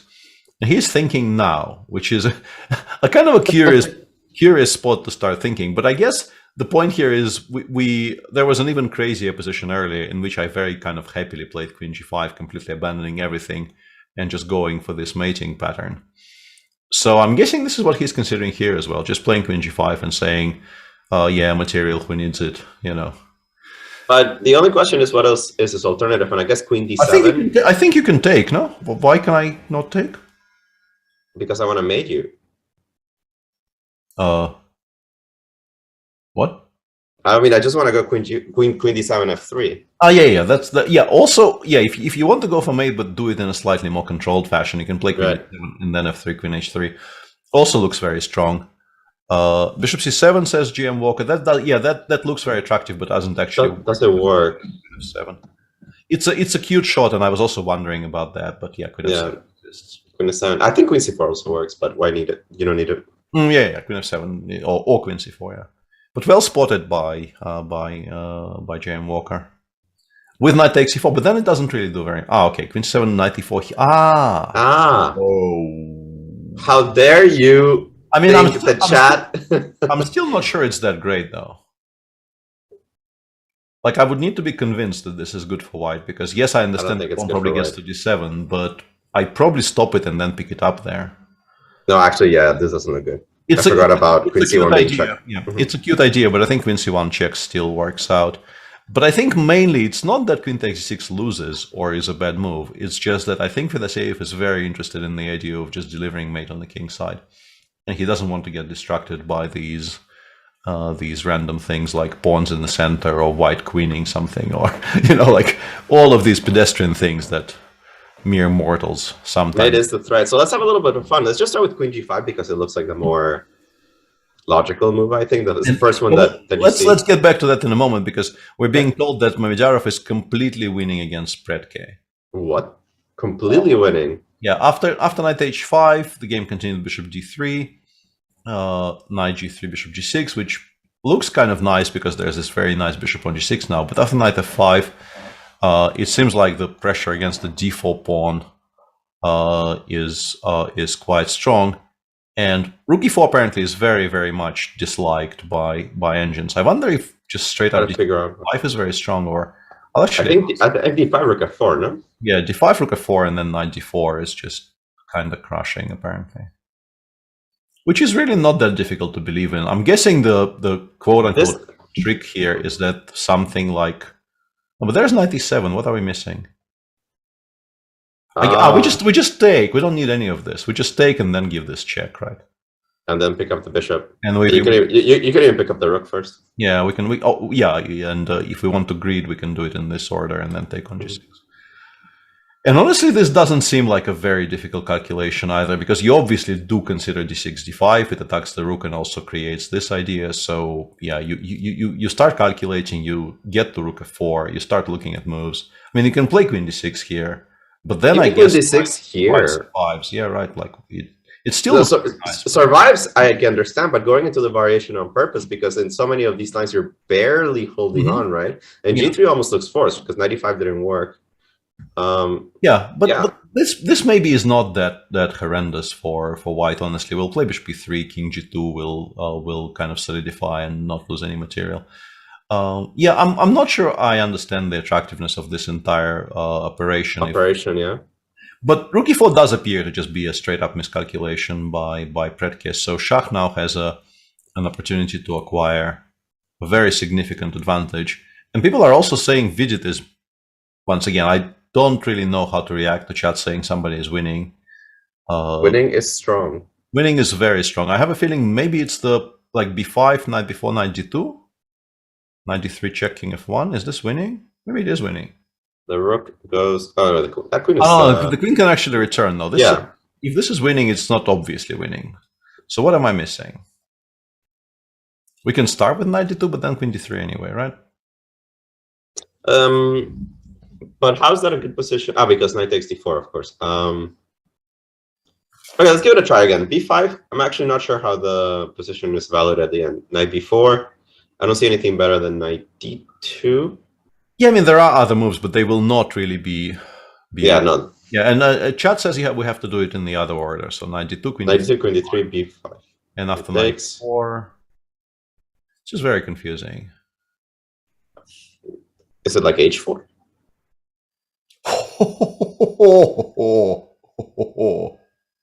Is it?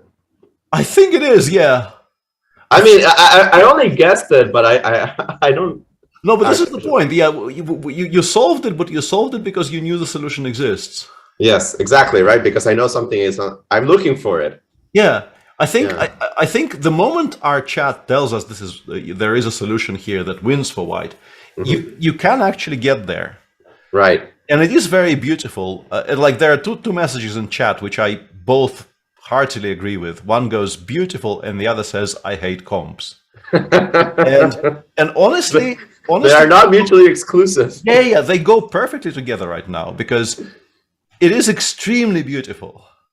But also, why the hell is this a thing? Rappard, I'm pretty sure he spent some time calculating all of this, and he thought he was fine. And then, if you find the h4, this is just completely busted because the knight just gets picked up, or you can support the knight and then the queen gets picked up. Yeah, that's totally busted, which means that after knight d2, queen d3, b5, you actually have to go back, But that's just very sad. But then you're kind of lost strategically, and h4. Because now you play h4 for strategical reasons and not tactical reasons. Yeah. I'm very thankful to the chat for pointing this out because, generally, I think there is a chance we would have found it, but not a very high likelihood. Without us. Or perhaps the bar would have told us. The bar would have told us that something's the bar wrong. would have told us, maybe, yeah. But yeah, this is unbelievably beautiful thing. And the chat is asking us, do we think Vidit finds this? He is a very good calculator, but he has a huge disadvantage compared to all of us in that he doesn't actually know the solution exists. And, saying this is missable is like saying nothing. Yeah, absolutely. It's barely findable. Actually, the thing is that the more I look at this position, the more you might find it on the other way around. Because I think knight d2 is extremely logical here. Queen d3, and I think how to defend this pawn. You start with the move h4, and you think, he cannot take on d4 because rook h3 picks up a piece. And then this might start becoming attractive, and perhaps you, at some point, your wires engage and think, why don't I do it the other way around? Does it actually work? Point. Yeah, this is a good point. You could actually start by doing this, and I think h4 in this position is actually findable. Yeah, you can get to the point where you think, okay, I need to chase this away without trading it because endgames are generally not that bad for black at all, and I would like to continue playing a middle game. and you get to h4, and then perhaps you ask yourself, maybe I can even improve on it by throwing in b5. Still remains a very difficult calculation, and apparently, yeah, chat is driving our commentary for us because Fedoseev did choose queen g5, which I thought was a very Fedoseev move here, and Shirov instantly goes d7, and yes, apparently... I like to see this. So yeah. What's going on? Where's the checkmate? I want to checkmate you. F3. Let's go f3, g3, queen g4, and... Why? Hang on a second. Why is this? Okay, I at least I understood why I can't play queen h3 here, right? Because d6 discovered check, king h8. I'm guessing. Hang on, can I? Maybe I can, right? What? This is fine. This is just mate, right? Because queen f8, rook f8. I wanted to go like queen f8 and then bishop d4 check and then something, but queen f8, rook f8. This is just mate on the board. Yes. h4 so. Is reversing it. What? What? Oh no, this is the other variation, right? So yeah, he didn't. We didn't find it, but let's go. Yeah, we'll go back to that. Yeah, no, but this is checkmate. Right? Hang on a second. So d7 f3. Yeah. You can include d6 check, but I don't know what that does. So let's go g3. We can always include d6 check. Queen g4. Yes. I am attacking the pawn on d7. I don't know how relevant that is, but I am attacking the pawn on d7 here. Knight d1 e3 or something? Every time I play knight d1 e3 in this kind of positions, I just blunder bishop h6 takes e3, and I'm getting mated. Yeah, I can see how that. Also knight d1 I can just take on d7, right? Yeah, but maybe this is actually not that great for black. Like we go rook c7 here, and then maybe some counterplay. Okay. D6 knight d5. People are saying. Okay, so we go d6 check, and then we go knight d5, with a sort of a similar idea, but more active. I still don't quite understand why queen takes c7 is so horrible, though. No, but actually, maybe, right? You go rook c7, as you were mentioning. Queen d6 here? Oh, just bishop c5. Bishop c5, because I have bishop c5 here and takes on f8, and knight on d5 is very importantly defending the rook on c7. Yeah. Okay. And obviously, if we go queen h3, knight e3, the issue here for black is that, yes, as you mentioned, this is the only way to challenge this knight, but it immediately allows countermate with bishop d4. Yeah, so yeah, I can definitely believe this position being bad for black. I was just wondering how we get there. Interesting. Very, very interesting. But it might be actually quite bad. Yeah, absolutely. Because you have one plan and it's been stopped. Yeah, d7 already on the board. If you don't play f3 here, then your previous play stops making very much sense. You can consider going e3 with the intention of meeting like fe with f3. Right, but it kind of always runs into f3, right? Yeah, and E3, also F3. it doesn't currently create much of a threat. And as you mentioned, yeah, just meeting it with f3, it looks ugly, but we've made so much progress in the center that we can definitely afford to give this passer to black if we cash in as heavily as we think we are cashing in here. It is an exchange at least. Mm-hmm. One that I can pick up probably whenever I want. Absolutely. So, yeah, still a very, very sharp position, plenty of scope for mistakes, but the speed with which Shirov played d7 here, and also I'm pretty sure that as he was thinking about rook fc1, these types of lines were exactly what he was calculating, because bishop d3 basically kind of nails the colors to the mast here. You know what is coming. You're just wondering about the move orders. You can start with f5 here, for instance. I don't know if it's good or bad, but you can definitely make an argument for starting with f5, and maybe it kind of stops or slows down c5 because of how awkward f4 is for white to respond to. But black, by playing bishop d3, kind of hard commits to the idea of playing e4, f5, f4, and giving mate. So I'm pretty sure, as strong a tactician as Alexei was mainly concerned with finding a way to deal with it. And since playing c5, he's been playing very, very quickly. Like c takes d6, bishop g5, bishop b6, and d7 all together took him 5 minutes. So I would assume he did not blunder f3 and queen g4. It's impossible to blunder f3 and queen g4 because that's the main threat that black can create here. And I'm guessing he found this plan. Judging by the evaluation bar there on the right, it feels like he's the one that calculated this accurately. Mm-hmm. It always feels razor sharp to allow these things, because what I think a lot of black players don't realize when they get into this, of course, Fedosеев does, but I'm saying when you play this at the lower level, black's king's actually really weak because you're going to need one more attacker, and sometimes happens that the attacker that you need is the last defending bastion of the king that ends up on h8. And in this case, it's that dark squared bishop that is so important because black's attack is just ready. It's ready to deliver the final blow on g2. It's really the only way you're delivering a final blow too. The only other way is to bring a rook with like f5 and h5, but that also has its issues on defending the king. Sometimes the back rank is going to be an issue. So if we can show perhaps why rook f5 doesn't work here. I'm guessing the simplest is just to play queen e6 and say you can continue with your plan and just let's play this endgame where all of your stuff suddenly makes no sense whatsoever, and I'm basically queening the d pawn for full value. It's not even for a rook. I have a feeling I am actually queening it for a queen. There's probably other things as well, but queen e6 does look very, very sufficient. Very compelling, right? Sufficient, yeah. I briefly checked. Queen takes 6 was actually playable and arguably maybe the best move, and the second best was queen d7. So we sort of covered all the bases, not in great detail, but we did mention at least all the options. And Fedosеев going for like far and away the most aggressive one is shocking nobody. I'm pretty sure. It's just that it's not working seemingly against best play. And best play on the board, right? It's very quick d7, very clear idea. It always surprises me, these positions. It feels that black, it's got everything in place, right, to play f3, but it just doesn't work tempo-wise. Knight d5, knight d3 is such a strong idea. Yeah, and breaking news, d5 has not been played. This actually surprises me. This did not seem like a calculation that Shahryar was likely to miss. It was a kind of a 3-move calculation with like every single move being a capture or us attacking a major piece. Is this some kind of double hallucination that d6 wasn't available for the queen or something like this? I don't know. Yeah, it's weird. Shahryar has d5 is pretty straightforward, right? Yeah, I mean, like, it's impossible not at least to consider this move because, as I said, you're attacking a large piece and you're also creating this threat. So you get to this position. You definitely consider queen d6 here, attacking the bishop and pinning the rook.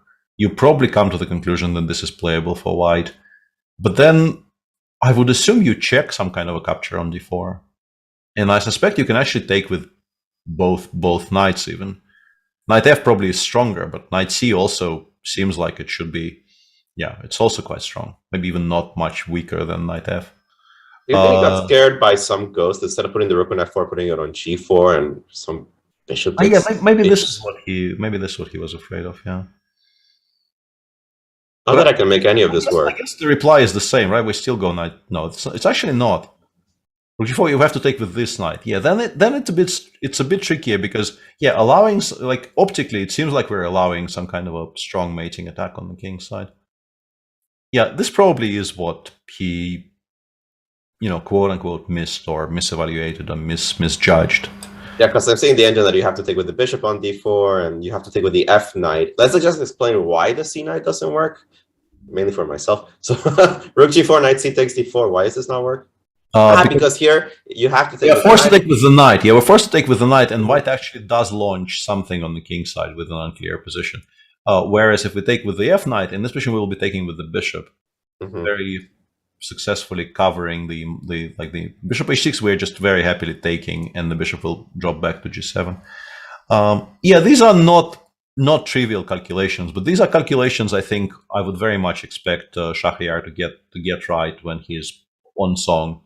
But as somebody also mentioned in chat, he doesn't seem to be in the best of shapes right now. He was also very shaky in that online event that just concluded the first leg of the Meltwater. The Meltwater. And he may not even have qualified, right? I'm not entirely sure, but I think he may have missed qualification. And he definitely was playing nowhere near the sort of the fluid. No, I don't think he was close to qualification in that event, and missing at least one big chance in this tournament already against MVL, where he played a great game and kind of uncharacteristic for him, let it go. Well, all the words you just said were kind of technically true, but also the thing that he missed in that game is it gets you disqualified. Like you just can't play that. Okay, fair enough. I don't think you're allowed to play that over the board. I think you get frisked after the game. I'm only semi-joking. People have found ideas like this over the board, but it was a very difficult, very computerish idea. And we can actually, I think I still have the games there. I think it was round 2, maybe? 2, I think, yeah. Yeah, because just to illustrate, probably 3, right? Or maybe, 2, yeah. No, 2. Mm-hmm. Yeah, so that's the game between MVL and Shahryar, and he played it really, really well, and then they got to this position, and instead of D2, Rook E2, D1, which it looks very attractive, but is actually just an immediate forced draw, because white can give up the rook on e2 and then give a perpetual. Shahryar was supposed to recognize that he could take on h4, allow knight takes e2, and just play rook a8, a7 here. And yeah, if you make a move like rook a8, a7, you are sort of entitled to do all the good things in life. Because, I mean, legitimately, like just to make a move like this on the board in a live game once in my life would be... That'd be really cool. Yeah. And queen c5 would just continue playing quietly. We're just not interested in this knight. And after, let's say, h2, h3, we just kind of move completely past it. It just doesn't get taken at all. We just play as if it doesn't exist. Obviously, even more beautiful things than this have been found in the history of chess. But I am very serious about this being difficult. Missing this I can very much believe in, but missing d6, d5 today is I think more of a surprise.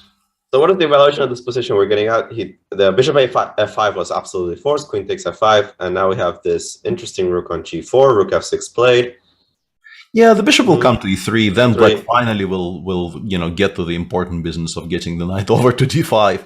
I see the eval bar shooting equal, even 0.16 or something, but it feels a little nicer to play with black. I don't know. Yeah, I'm surprised white likes the white side of it. I probably, if I had to choose, I would choose black. Not like this is great, but I would choose black here if I had to pick. And we're also being informed that. Hang on. Dostrud says Geary finds himself in a little spot. Actually, I very much like his position. That's surprising to me. I think white was better before, though. How did Harry get the move? Before Harry just went knight c6, bishop b2, knight b8, which I think is a very good indication of how things are going here for him. Knight e5 is very, very logical. c5, bc, bc. I am surprised, like the live bar apparently does not give white any advantage here. Sometimes I really wish I didn't see that. Like the evaluation bar on the right. Yeah, I understand why it's there, and it does provide us with some guidance, and also chat with some guidance. But it's kind of twofold here because it stops me from being an idiot here, but I kind of wish it didn't. I'd much rather like give a huge speech about how this is borderline lost for black because you get mated on the king side because now we go f4, g4, g5, and so on. But seeing that it's apparently 0-0-0, I feel less confident giving that speech. But it was a good speech. I already prepared it in my head. It was a very convincing speech. The pity we'll never get to hear it because of the eval bar. But it does look dangerous, right? You see that white's position is completely developed. The knight is on e5. I'm going f4. Black just played the moves knight c6, a5, c6, b8. And then broke the center. And I think that a few people have written books and made a living explaining why this is a bad idea. Yeah, exactly. People are now telling us in chat that rook b1 is the only move that keeps equality for white. I don't want to stop. It's a dead horse. Stop.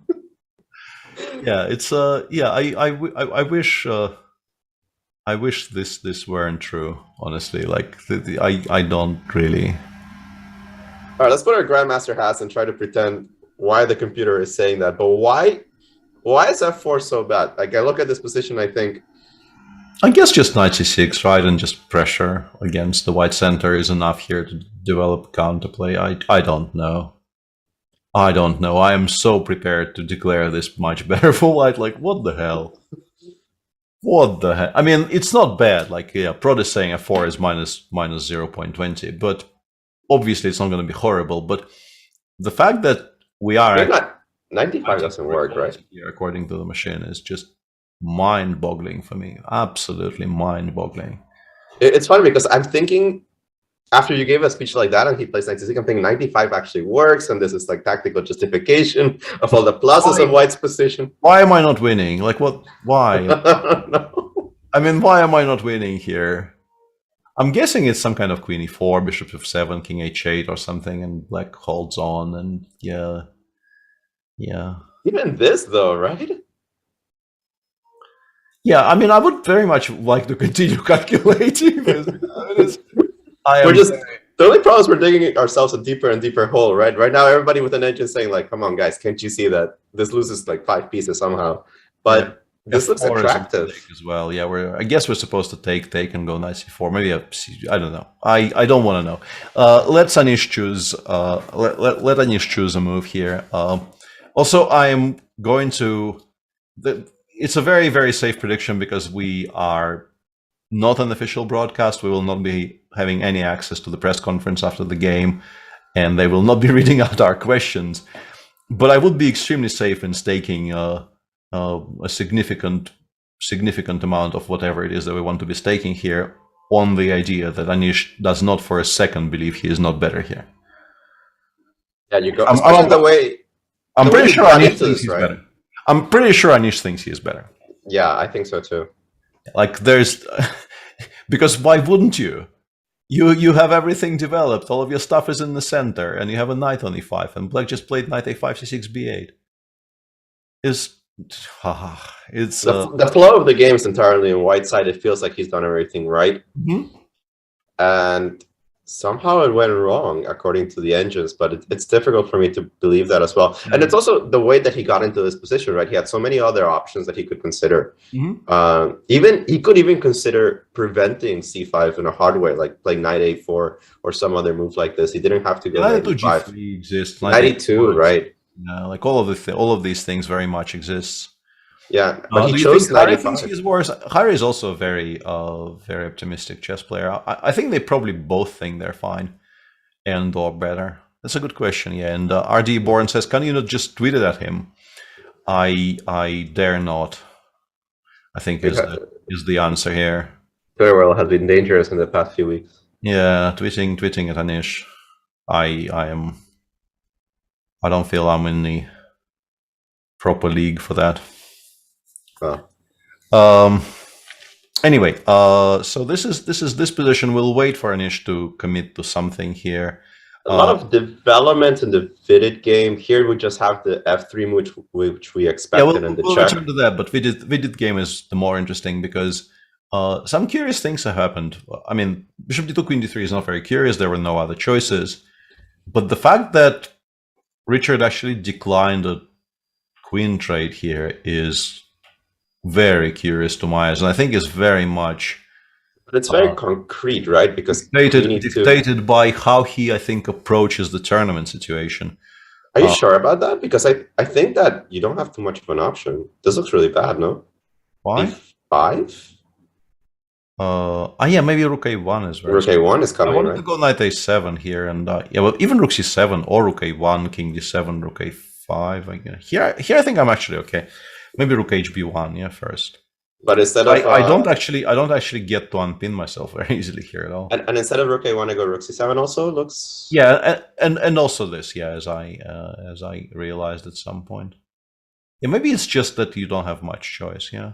Because you can of course play king d7, but these types of positions, I very much understand why he didn't want to play something like this. It really isn't it really is very unattractive. It's, I think, the way to put it. The rooks are disconnected. This knight currently has no squares and probably will never have any squares in this game. There's immediate threats here. Bishop e7, rook c7 looks like it's almost game over.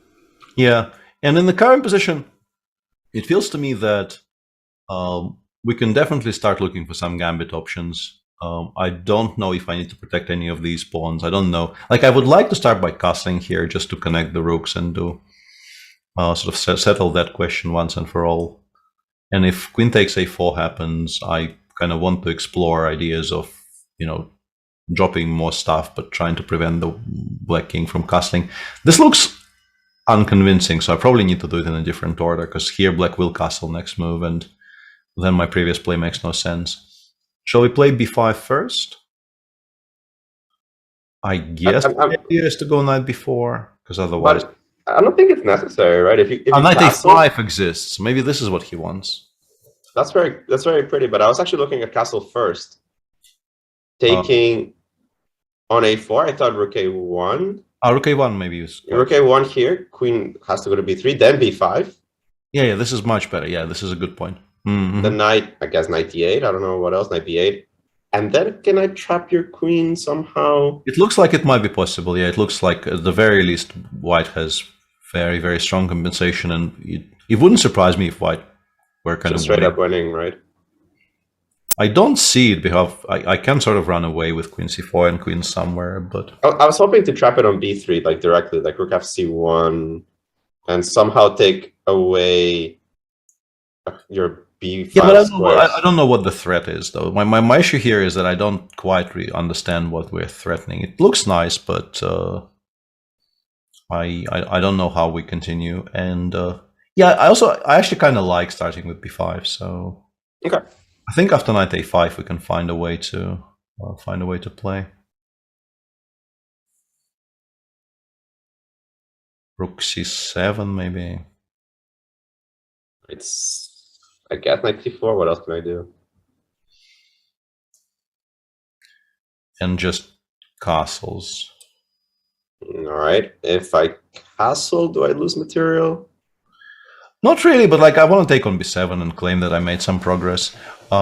He did castle instead of all of this we did, and chat is telling us knight f5 here is quite strong, which I can believe in. Yeah, does make a great amount of sense, just kind of forcing white to make some kind of an attractive move to keep the pawn on d4 alive. Well, that makes a lot more sense, actually. Yeah.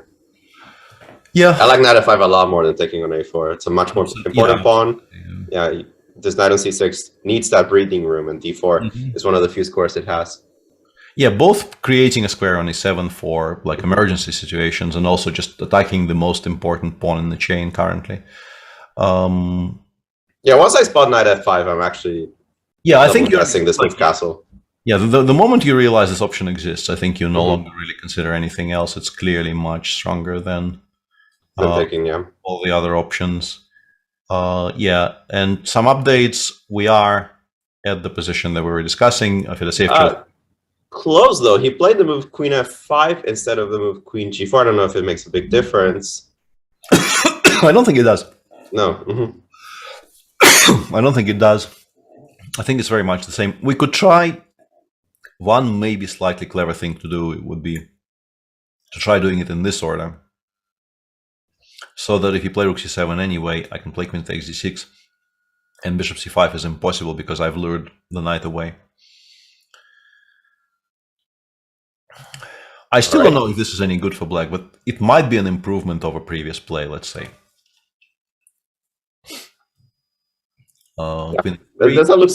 This looks playable. The other line with the knight on d5 didn't look playable at all. This obviously loses. So you have to play knight a3, queen d7. Rook c7, of course, is nowhere near forced, right? And also, I'm kind of torn between telling Prod to stop quoting computer lines at me and also kind of thanking Prod for telling me things. Because, I was about to say, I'm not sure this is good for black, and apparently this is completely lost. Completely lost. Completely lost. Yeah, I guess rook c7, rook g7 is to make a threat, and then rook c7. I guess you just get mated because you like white just is in full control over the dark squares. Yep. But generally speaking, I think I'm kind of slightly leaning towards please don't tell us stuff. Don't tell us the solutions. Because we need a job. Yeah, they might fire us, and we wouldn't really enjoy that very much. No, but you can understand how this is lost, because the bishop on d3 looks pretty, but it does absolutely nothing. I was going to say nothing for the defense, but I am actually not sure it does anything for the offense either. So the bishop on d3 is actually kind of a stupid piece, and you get mated with all your weaknesses that you left behind by pushing the kingside pawns. It still is kind of curious exactly how you get mated, but I can definitely imagine us getting mated here after like takes, rook c7, check. I was wondering about this position, but I guess it just does get chased down like king h5, and maybe you can even do like something like this. And then h3, and then queen e3, and eventually like it gets to bed squares and gets mated there. I can very easily imagine this actually being completely lost for black. Let's say king g5, queen e3, king f6, bishop d4 check, king f5. Like I'm choosing random squares just to illustrate, but eventually like it gets chased down. It has to be, you know, you have to abandon good squares, go to bad squares, and you get mated. It's not very surprising. It's something that you can kind of feel black is not doing well in this position, because okay, you're up a pawn, and even if the move rook takes g7 doesn't work, rook b7 is coming. He's going to double without being artificial about it. You don't have to actually take on g7. It feels winning, of course, and if it is winning, they will calculate it out to a win. But from afar, as black, you feel that white's not risking in this position, that there's a high chance I'm going to get mated anyway. And if I don't, and by some miracle the calculations don't work out, I'm still strategically in a terrible position. Yeah, exactly. You probably don't know that you're as gone as you are here, apparently. But yeah, it's not a position anybody aims for with any kind of a warm feeling about it. It might be the best, like, once again, probably not the best option because it's losing, but he might think it's the best option because, like, if you, from a practical viewpoint, like if you compare this with this, I think in a live game you probably choose this one because you're not down material and you maybe have some hopes of, I don't know, playing rook e8 and queen e6 and consolidating or something. What else do we do, right? Yeah. If you don't take on d7 at this point, there's a lot of variations where I'm going to get the same position, but I'm just going to be down in exchange. Yeah, exactly. You have to wonder, not wonder, like the point about playing positions which you suspect are not very good, and I recently gave a bit of a talk on that topic.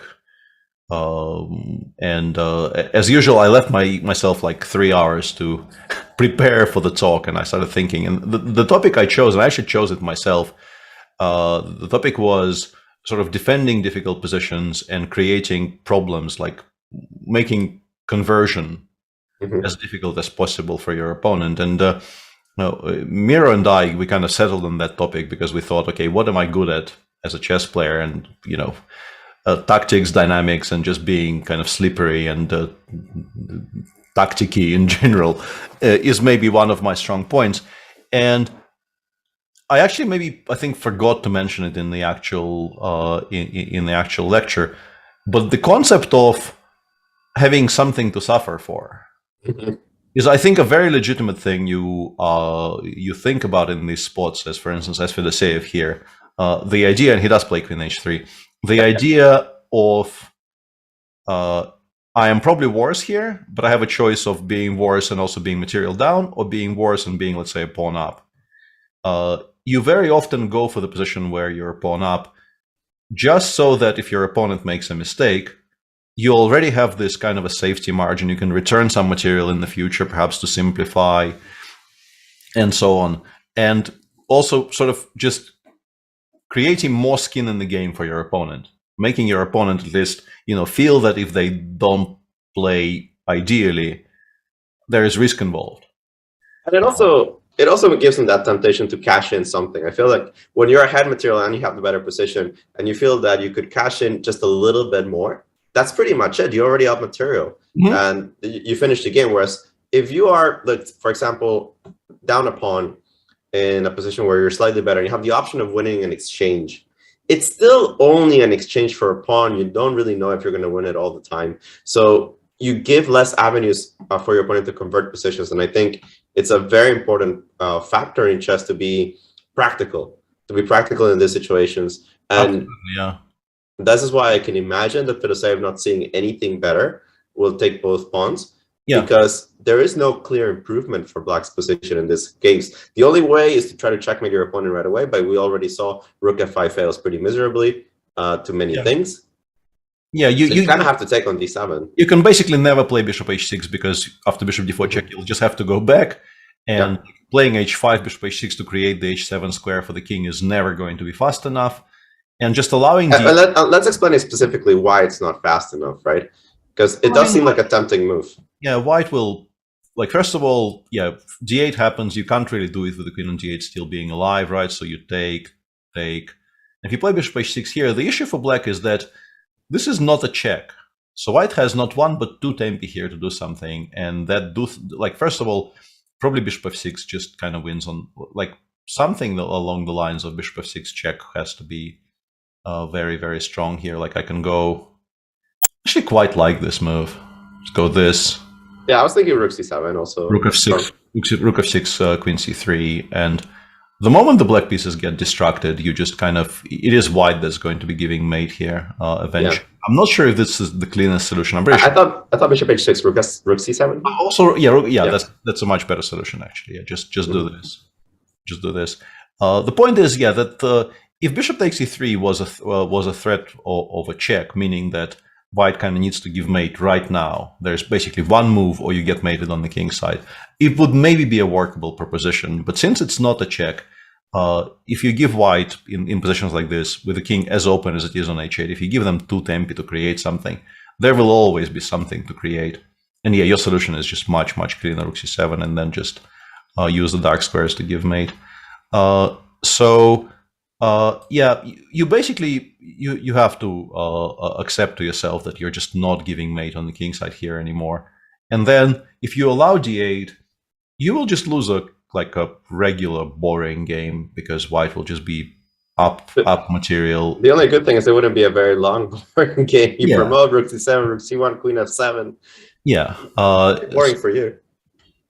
So you kind of come to the conclusion that sort of queen takes e7 doesn't look very attractive, but I don't have anything else, and I have to play this and trust, in the heart of the cards. But there are many weak cards in this deck. Pathetic, all of them. I don't think there's a choice though. There's definitely a way to go too far with this joke, with the idea of Alexei Shirov being the grandfather and. But we're not going to do that. I think we lost all of our audience. I think BG's was the limit that we could take over. I think that will probably be going a little bit too far. Anyway, queen d7 I'm pretty sure will happen simply because there is no other move to be made. And then the question is whether Alexei will realize just how crushing rook c7, rook c1 is. Because I have a feeling there might be ways of playing it in a more controlled fashion, which are still very strong. Like, I don't know why let's say queen d5 is not good here.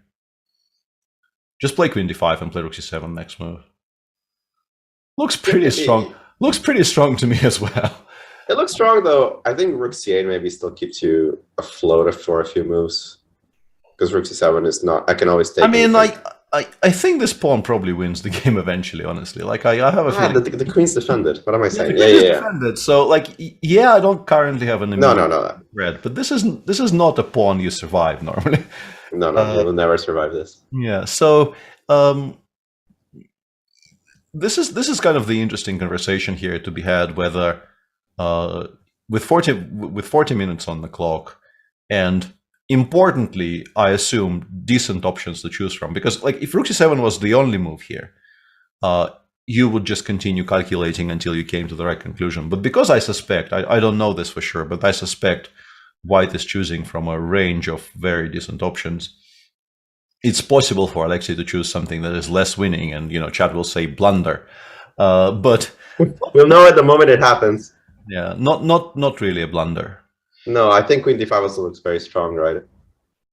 And queen d7 on the board as we expected. The question will be if Alexei chooses rook c7 or something else. And as we cheat a little bit, actually, it's a pretty big difference between there's a huge drop. Yeah, queen d5 is actually the second best move, but it's not winning. Black might actually launch a successful successful defending campaign with a move. I think queen b5 is the best move here, trying to dislodge these pieces and to create counterplay against the b2 pawn if the endgame does appear. And it brings back the bishop, which has been so useless in so many variations. Finally, it's doing something. It at least stops this pawn from advancing to d7, because once it's on d7, it's completely uncatchable. You have to be able to stop it on d6. And for now, bishop takes b2 is on top. Black has a threat, and they're not forced to resign. And I think that's as much as you can ask for. Yeah, we'll see. Somebody asked me about my head-to-head for versus Sheriff. This is Googleable, so we can Google that while we talk. I think it's about level, and there was also a question of how do I feel about Sheriff potentially winning this game. I think I sort of answered that earlier in saying that, maybe not today, but I definitely we spoke about this, I think, on Friday. I think he would very much like to end his Grand Prix with a bit of a bang. And by beating some people and kind of spoiling some people's tournaments. And yeah, when he's playing well, he is one of the most exciting chess players in the world, of course. And it is a lot of fun to watch him still be very competitive at this level. Apparently, I'm even +1 in classical against Alexei, 5-4 with 12 draws. I had a feeling it was very, very close. I never know these things without looking them up. Interesting choice for him here, because queen d5 looks very logical, but it does look a bit slow, does allow for some immediate strong defensive ideas.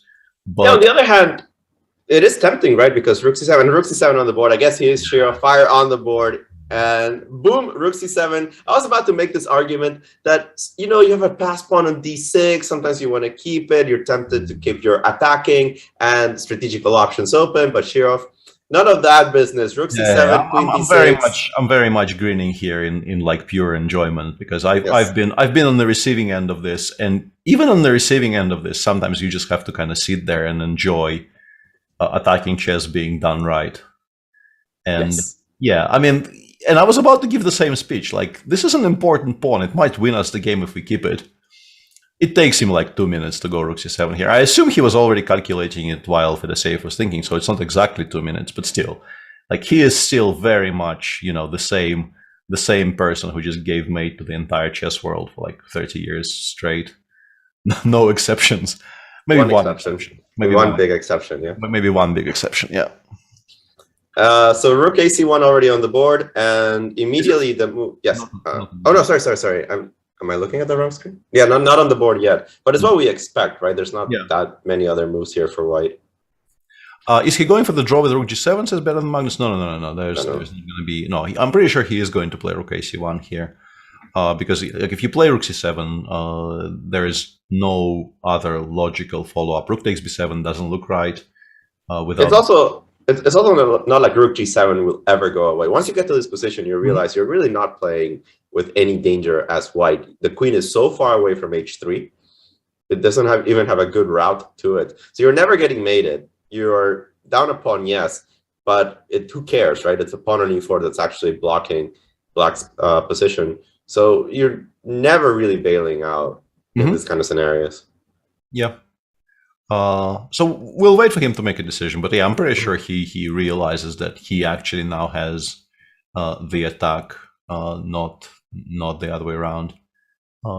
If anyone is pretty good at recognizing where there are attacking possibilities around, it will be Shirov. And there's a question in the Chess24 chat. How is Harry's crazy position so much better than White's? I don't know, like, what exactly is better? How much better are we talking about here? Yeah. You can sort of see how it can be quite decent for black, because we are not actually yet giving any kind of a mate on the king side. Rook a7 I very much like. It's a very clever little move, moving it over to b7 to exert some pressure on this file and maybe get it to b3, where it can be a kind of an annoying thorn in white's side. I would still not expect this to be much better for black at all. I don't know. Like, the bar says, like, this looks to me like 0.40. And it actually is kind of more than I would have expected. Doesn't look horrible for white, even though the bishop on b2 is such a bad piece, though. Yeah. This is the reason that black is better. It's not even specifically the protected passer on c4. It is specifically, I think, very much the difference between the bishop on f8 and the bishop on b2. The protected passer does help. And the other thing is I don't really see Geary's plan. He's just put the bishop on f5. And sometimes we want to mate our opponent, go f4, g4, all these kind of things. But in this particular version of what we're doing, where's my counterplay here as white? Because normally I would really like to play something like push my pawns. But with the rook coming to b7, I'm slow in many of these variations. It's going to be very, very slow. But the thing is, I'm not sure how comfortable any kinds of bailout choices here actually are. Because what kind of bailouts? Like taking an e4? Not bailouts, but attempts to mitigate. Like the move I'm thinking about, when I talk about attempts to mitigate, some ideas I have here are, for instance, to play rook b1 with the idea of actually getting this bishop to some better squares where it's less restricted, and also fighting for the control over the b file. But after even let's say after rook b7, it's kind of awkward. Although maybe I can go like rook bishop a1 and you will find a3 in one of these lines, right? I know, but I'm sort of prepared to give up on a3 for better control over things.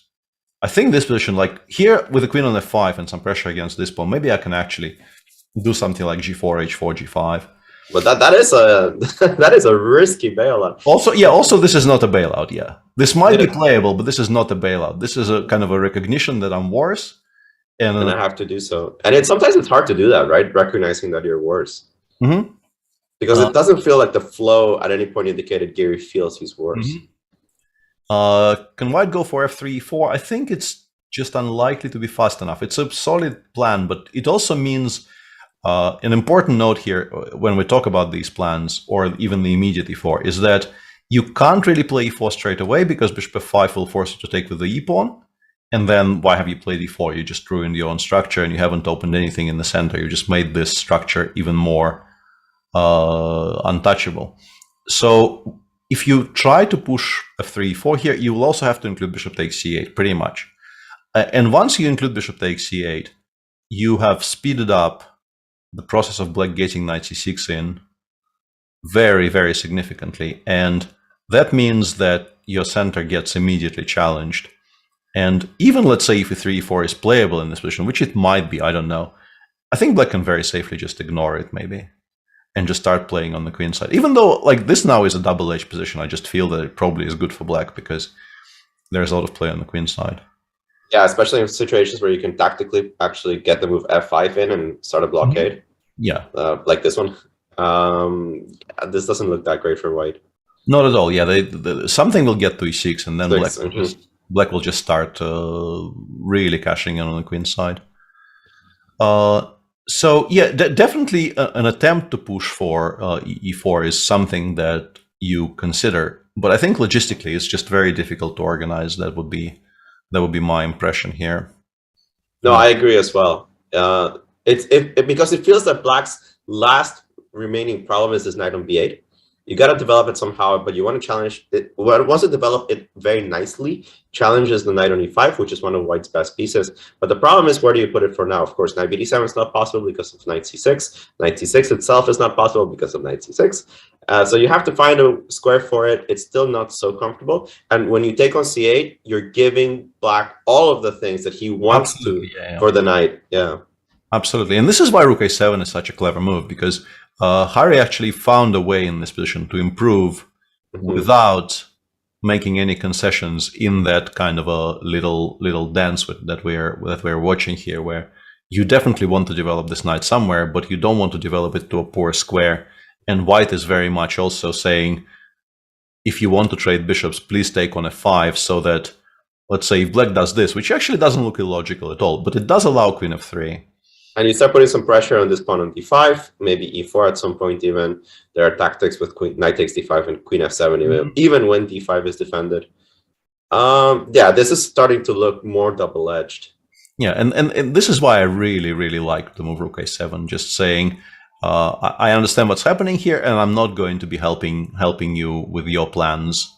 Also, do you feel it's a human thing that when you get the chance of playing Rook A7 instead of developing through the 8th rank, it's just more appealing? Maybe, yeah. One thing I actually wanted to discuss here, can we do this?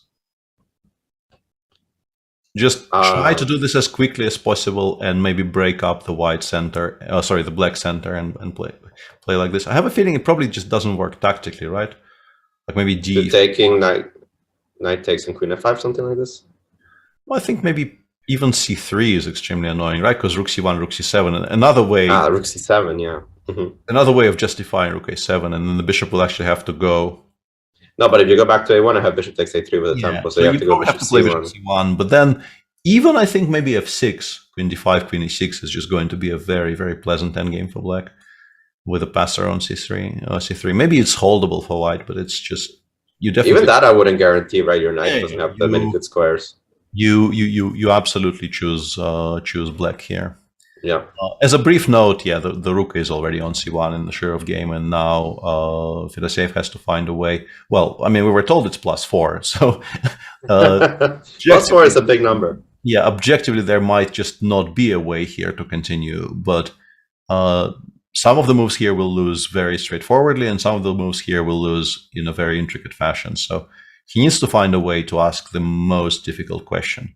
I don't know what this is, and I think we are better served just by letting this run.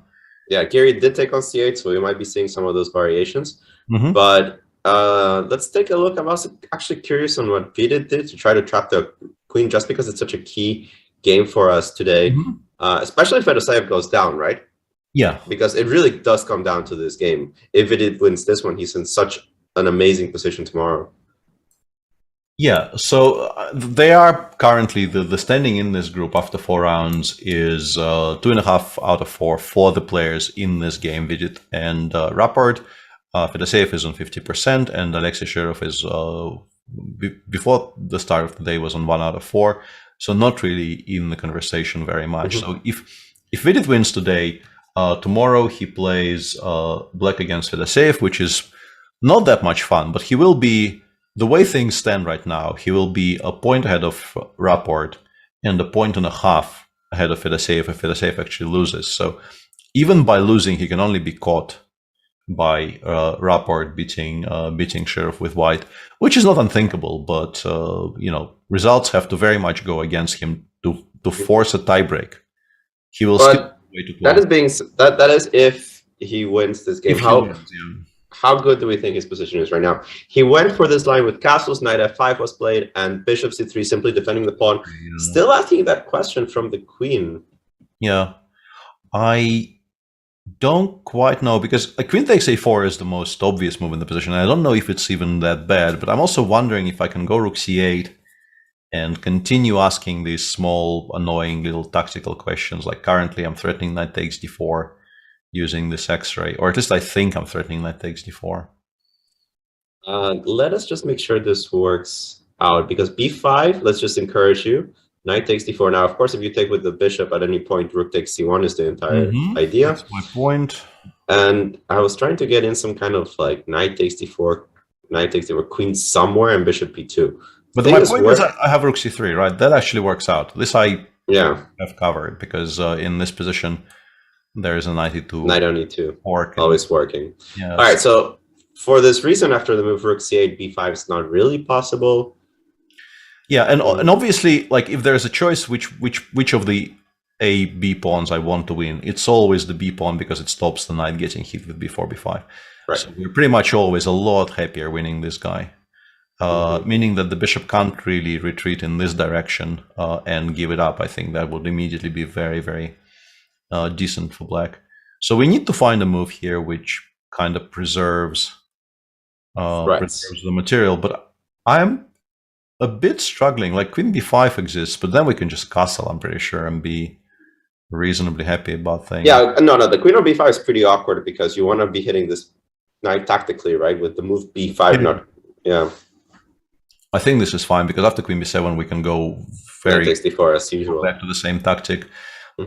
And importantly, I think if you go queen d2, with the queen vacating this diagonal, I think I very happily take on a4 and just go queen b5, and this is a square from which the queen cannot really be chased by anything. And I think this position is kind of winning for black. Because it's just a very, very healthy extra pawn for nothing, in as much as I can see. I know it's a bit crazy, but rook c8 is on the board. What if I start with g4? This has been suggested. Oh, in the chat. I didn't see it. And the point, obviously, is that if knight takes c takes d4, we take with the bishop, right? And you have to take on c1. And, yeah, we go gf. And this does look pretty decent for white. Pretty decent. Okay, yeah. So g4, and I can't take with this knight because bishop takes d4, knight d4. There's a bit of a problem with rook takes c8 check being a useful intermezzo. Meaning that I might have to go back, or h6. I don't know which one is stronger. Probably actually choose. Probably h6. Probably the tempo is strong, and it allows the other knight to go to e7. Yeah, I think it's actually for me more about having knight e7 than it is about hitting the pawn on g4. But this b5, this still exists, eh? It still exists. Yeah, it's less strong, but it still exists. Like it's not winning as much material as it was previously, but it is still very much playable here. Yeah, this is a very, very sharp position, and yeah, Ricci definitely created a situation in which you know, price of a move is very high here. Extremely high. Also, the bar somewhat depressingly appears to say it's entirely equal, but when the bar says 0-0, I just assume it's broken and continue like it's not there. Without the move g4, though, I don't know what else you could do. I'm very worried about this knight takes d4 tactics, and I really did not like giving the b5 square to the queen. I also don't like giving a that was wrong. Yeah, that was the one thing that we know that is wrong. Yeah, allowing this would be catastrophic for white. Yeah, it's either g4 or something that we haven't discovered yet. Like maybe, I mean, I was about to say maybe we can go bishop d2, but it just came from there, and it's black will just very, very happily castle and say, haha, you just lost 2 times for no reason. You might have to play g4. I legitimately don't know what else we're supposed to do here. What if I move the rook from c1? Is there any scenario where I prevent you from taking on d4 by playing rook c2? I guess we castle, right? And then we go knight b4. There is a very pertinent question in chat, so let's because it seems like it might be a very relevant position as well. G4, knight cd4. Why can't we just do this and then take on f1 and take on b4? You can. I'm not sure what I think about this position. Maybe it's actually the best black has. Interesting. I actually was thinking of f6 instead of fe. Yeah, originally I thought fe, and somehow I will get knight g5, bishop g, and queen g4 in. But seems like I'm not actually getting that in. And then I very much dislike the idea of opening the f file. Yeah, f6 is good. Yeah, the question here, of course, black material is not doing so bad. You have a rook for 2 minor pieces, but you do have 2 pawns for them. The main question is how you get this rook in the game. That's going to always be the main issue. I kind of like, it's a kind of a stupid, quirky little move, but I kind of like b6 here with the intention of meeting fg with rook g8, and also very much planning to meet pretty much everything with queen c4. Because I think in most cases here, if the queens come off, black is not really running that much of a risk.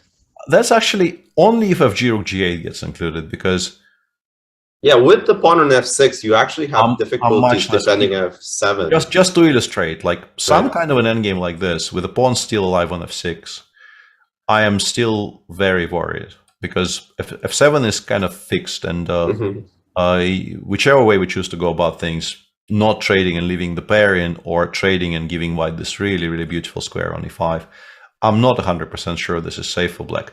On the other hand, if fg and rook g8 gets included and we play some kind of a stupid move and I go queen c4, and we get a kind of a similar endgame, but without the pawn on f6, this I am reasonably sure black kind of never loses, because a kind of a rule of thumb that I think is a good heuristic to evaluate these endgames is, if you, in this endgame, add a rook on d2, for instance, and a rook on d8 to the game, white is much better.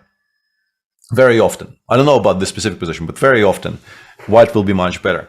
But when it's just the two light pieces against the singular rook, and there is no opposing rook to kind of control it and restrict it and deny it squares, the rook often is going to be okay against the two light pieces.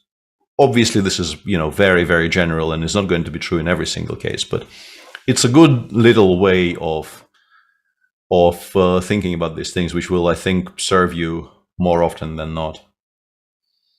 Absolutely. We're getting very carried away, though. It's still quite far from. Yeah, but on the other hand, is it? Because G4 does seem so compelling in many variations. Mm-hmm. And you have to calculate that one because we're not finding that easy of a move. I actually just wanted to ask one last question here in this position, because I thought Rook C2 maybe tactically defends stuff. After castles, do you and have... I just wanted to see if I had a move here for 1 second, but maybe I just don't. Yeah, Rook A1, Queen B3 didn't seem very attractive because you're running out of ways of chasing my queen, and I will start once again creating immediate threats to the structure. Yeah, I'm just improving your queen with this. Yeah, and B5. Yeah, I'm not doing well. B4 I very much like for black because I think it pretty much forces you to take, and then these are. No, this is what you want as white, as black in this position. Yeah. With the pawns back on A2 and B2, these are very often just equal, but with the pawns on A5 and A4 and B5 and the queen very much in the midst, this is problematic. Yeah, it actually does feel, and also the chat is saying it does look kind of forced, which is surprising.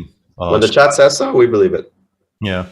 And also, very relevantly, this is move 18, and Vidit is down to 14 minutes here. 14? 14, yeah, 1-4. Yeah, that's not good.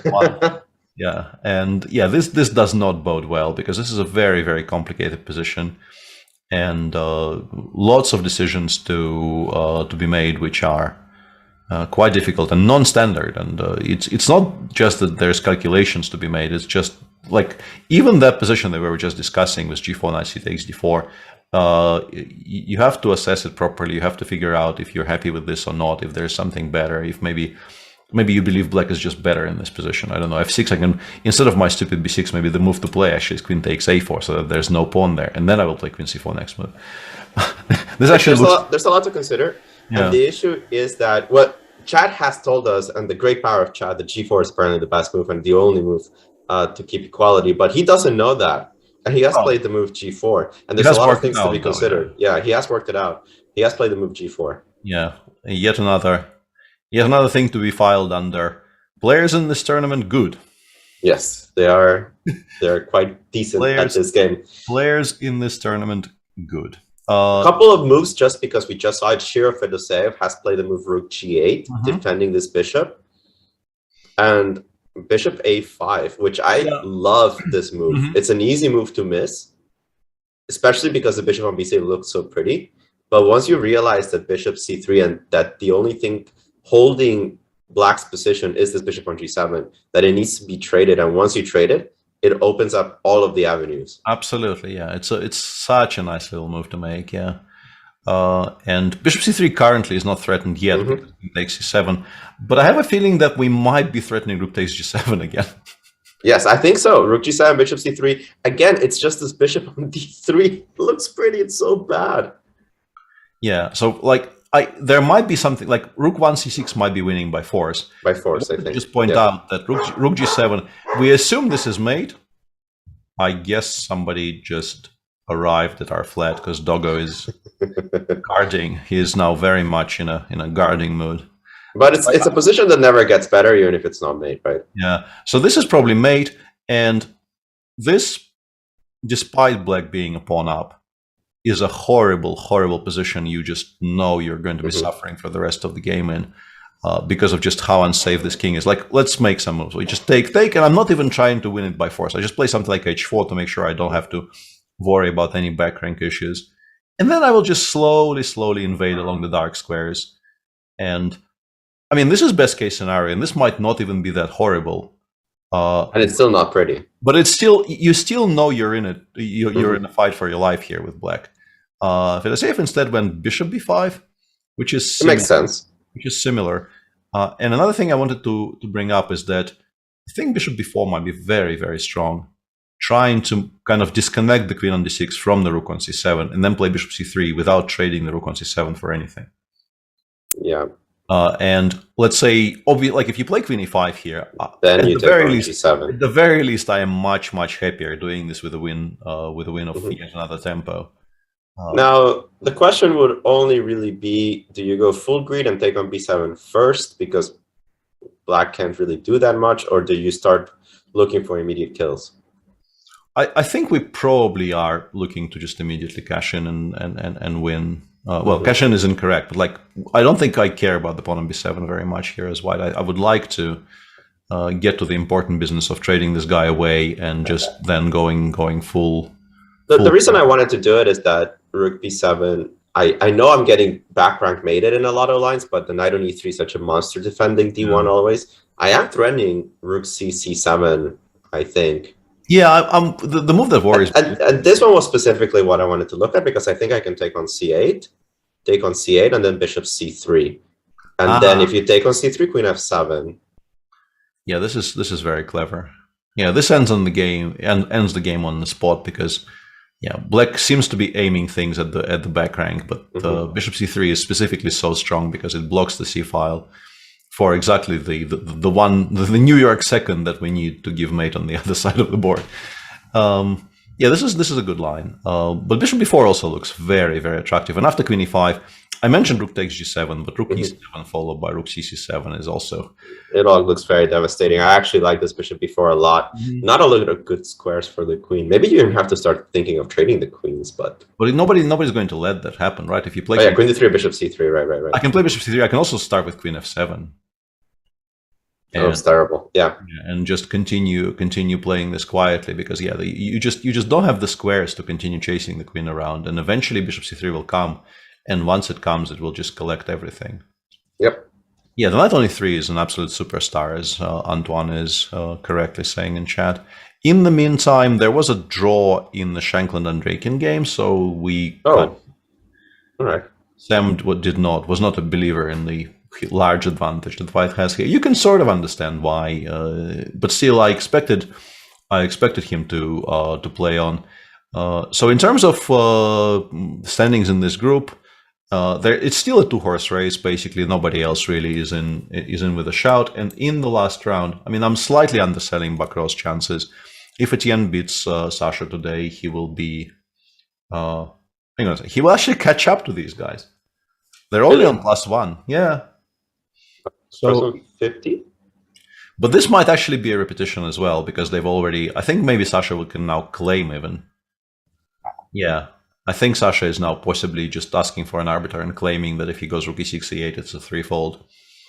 We've been sort of completely ignoring this game for the reasons specified very early in the show, that it seems to be that this group is mainly about Andrakin and Sam, and Sasha is very much in the let's finish this tournament and forget it ever happened mode.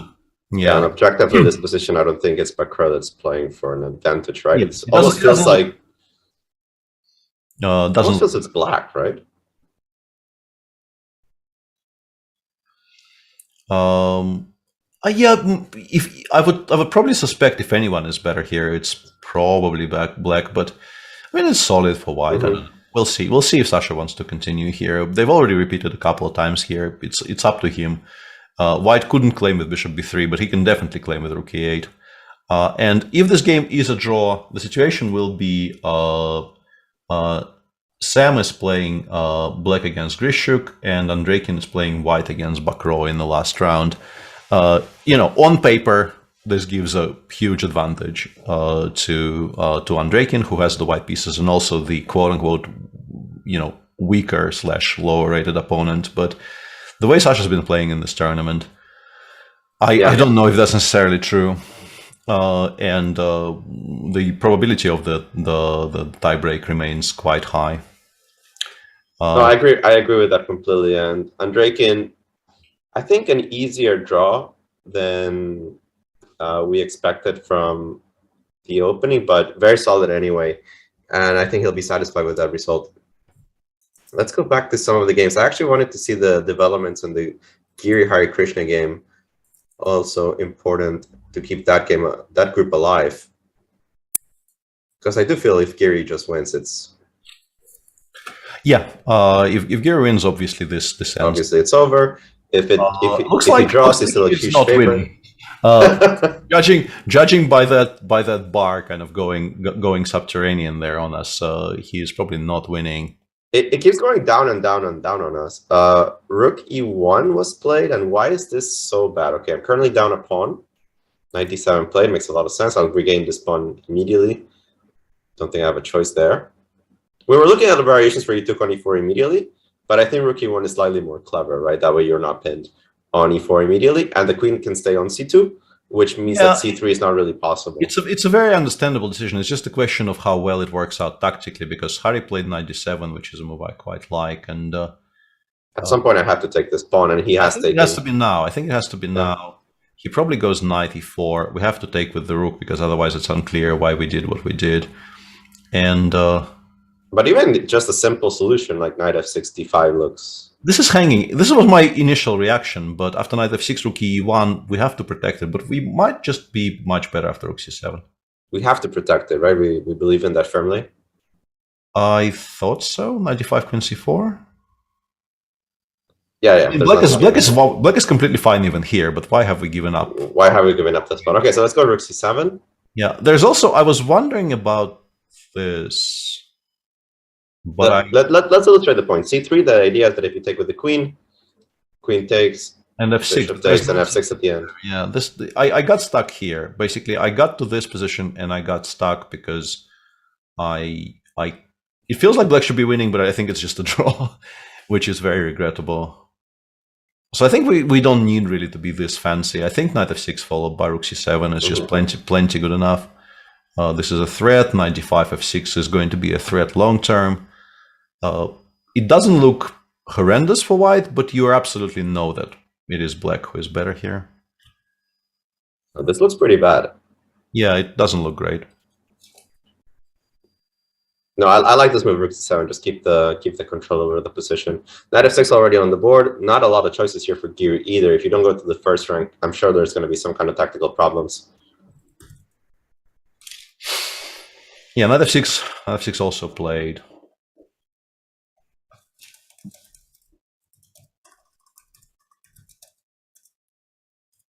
We're getting a lot of moves in that FIDE save game very quickly. Yeah. Okay. So. Hang on. And since we are chess vultures, let's go for it. So after bishop b5, Alexei actually did play rook takes b7, and rook c8 happened, and takes happened. And we suspect bishop c3 is just winning by... This is your line, and we think rook c3 is just winning, right? Bishop c3, but yes. Yeah, bishop, I think... and Alexei will see this. Yeah, this looks pretty straightforward. We'll see this, and for a second there, I thought maybe you can launch some kind of a counterattack, but unfortunately... But you always have rook b8, right? That's kind of the point. You're still getting mated on the other side of the board, unfortunately for you. So yeah, no counterattack available. You cannot possibly let go of the control over the v8 square, and queen f7 is still coming in. And somehow I managed to change the color of my arrows without seemingly touching anything. I'm very impressed with myself. It's absolute talent. Hang on a second. There was, I think something happened to our board because our board messed up. Somehow there's a magical rook on c2, but certainly there is no rook on c2. There's no rook on c2. I'm pretty sure that this is what actually is on the board, and it seems like it's just game over because yes, you can play rook g8, but then after queen f7 you resign anyway. You can't really protect. You can't protect the bishop on g7 in like you can play queen f8, but it loses to like 10 different things. It feels that it was Fedoseev that really misevaluated the complications that were coming in, and that Chirov took this time to evaluate this rook fc1 and c5 type complications, really delved into the position, found this beautiful idea of knight d5, knight e3, and hugely underestimated here by Vladimir. That was the end of the game, pretty much. Yeah, it does seem like that. And yeah, you finally the board adjusted itself, and you can see what the bar thinks about this position. The bar is The bar is quite happy with very much in favor of Sheriff here. Yeah, it says yeah, Sheriff good at attacking. Never mistrust Sheriff in an attacking type position. Yeah, you can continue, but yeah, it's completely hopeless. Somehow you feel. I mean, it's a pity for Fedoseev, of course, such a young, talented player. But you kind of feel good that Sheriff won a nice attacking game in the Grand Prix. This is one of his 2 last games that he's going to be playing. Certainly not qualifying from the event. Yep. It's I mean, Fedoseev is my teammate. I'm you know, he's a very nice guy, and I have nothing against him. But watching Sheriff specifically win a game like this. It is a very kind of a heartwarming feeling, because yeah, he absolutely still got it, even if his overall results in the Grand Prix do indicate that playing in these fields is more difficult for him than it would have been, let's say, 20 years ago. When he was definitely leading the field. Yeah, where he was, very much leading the pack. Yeah, this probably is just going to be end of game. So let's the more breaking news. This has been drawn, so everything we said about this group actually has solidified into the reality. Sam has black against Etienne tomorrow, and Sam has black against Christian. Yeah, Sam has black against Christian. Yeah, and Andreikin is white against Bakro. A win for either of them probably gets them in without a tiebreak. I don't think we can expect both games to be decisive, but really, I don't know. I feel like if there's any time for those 2 games to be decisive, it's now. Andreikin, I feel, is gonna. I mean, I think he's gonna like his situation, and I think Shanklin is gonna think along the same lines. A lot of people are thinking Grishik's ready to pack up and go, but I have a lot to play for. Let's play something sharp, and let's try to use whatever competitive situation I can do to make chaos on the board. Right? Yeah. You don't want to rely on Bakro making that draw with the black pieces. Of course, he's more than capable of. Absolutely. But you don't want to put it in his hands. Absolutely, yeah, I don't disagree, but still, will be a very tense last round, and one of those last rounds where basically you're kind of playing 2 games at once, right? You're playing your game, but you're also playing it very much, you know, with at least one eye firmly on trying to understand where the other one is headed, because it might influence some of the decisions you're making in your game. But yeah, this group is done for today, so let's watch some other games in Group B. Nikita actually, like, this developed into something. We left it somewhere around here. They kept on shuffling for a bit. I think Nikita was kind of very heavily indicating that he doesn't have any way to progress and wouldn't really be at all unhappy with a draw. There's a number of repetitions here being offered to white, and Amin eventually said no repetitions. Let's just play a game of chess. And it is now a legitimate game of chess in progress, with an unclear structure and potentially very sharp positions arising. And of course, I love the fact that he keeps on trying. He's not had a great event, but it is in many ways a learning experience for a player of this level to reach such a strong round robin, being thrown in there to the walls. Play as much chess as you can, learn as much as you can. In this particular position, I feel that he's going to be learning how to carry on in slightly unpleasant positions, because everything about this screams black is better, right? Activity. I'm not sure. It's specifically the move he takes d5, which I think convinced him he can play this way, because the e6 pawn is hanging, and if you take with the e pawn, I can go rook e6 and force the queen away, and it's difficult to challenge this piece. It might still be completely fine for black, and might in fact actually be very good for black, because it's a kind of a strange situation where, yes, we've made this advance, but the black king side continues being very, very solid, and the knight on f3 is kind of pinned to protecting the pawn on f2, and knight on h2 is required to keep protecting the knight on f3. So I'm not sure how you even kind of create an aggressive idea here, but maybe you can play something like rook 1 e2, protecting this guy, and then start looking for some ways of improving your pieces. But black also obviously has their own ideas. Worried about the move that Vitugov played in the game because he took on d5. Which he took on d5 with the queen, yeah. With the queen, yeah. And that throws kind of an immediate threat, right? CD is just immediately winning. So rook e6, we assume, just kind of loses to either the immediate CD or maybe this is even cleaner, right? Either one, I think, is just pretty much game over. Because on CD, you cannot go queen d4. I just take twice. Oh, yeah, that's maybe even, maybe simpler. Yeah. CD, queen d4. Rook f3 also wins, right? Because queen d5, rook f2. And yeah, I think this is also winning, yeah. And if we go d takes... Yeah, here's the question, right? I thought knight d3 is an issue, because knight d3 is very, very scary. And rook d1's not a move. Actually, nothing is a move here.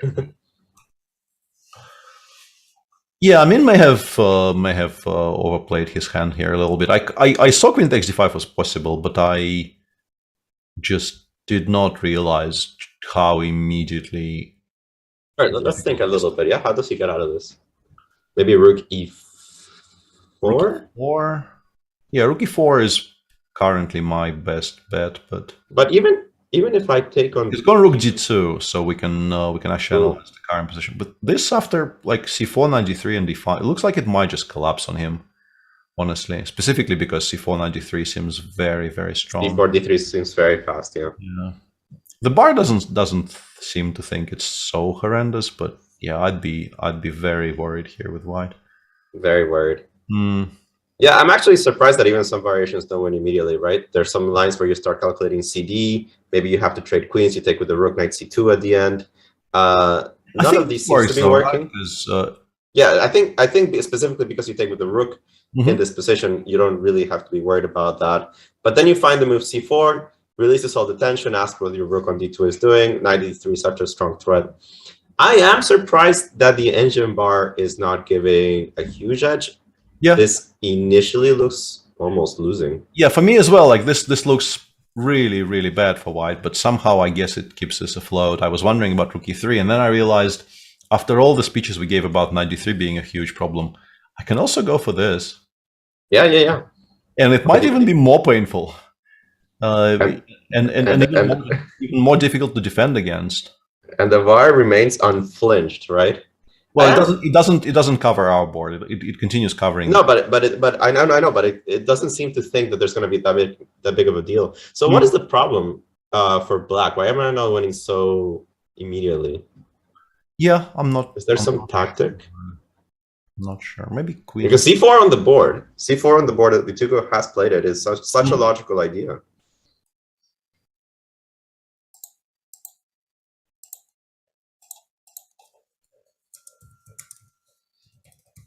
I can't see it.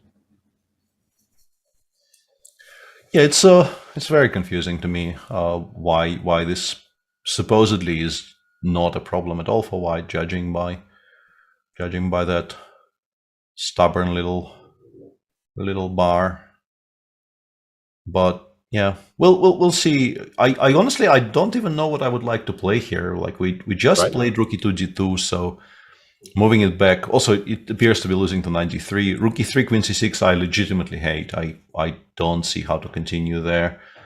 I mean, there are some sacrifices, but they're just not going to be enough. Like I'm desperate enough to start considering something like this, but the issue is, like, this is never equal. Maybe we're not losing immediately, but this is never, ever equal. You're just an exchange down. I mean, you can't really claim compensation with one of the knights on h2, right? Yeah, basically the full extent of what I'm claiming here is that I'm not lost. And yeah, the queen e3 played. I thought that wasn't possible, but maybe, yeah, queen e3, knight d3, and just rook 1 e2 or something. On e5? Yeah, I thought e5 was kind of winning, but I guess you can go d, knight e5, queen e5. I guess this is the explanation, right? Using the pin. If it works, it works. Yeah, maybe this is the tactical justification on how at least e5 is not straight up winning, right? Mm-hmm.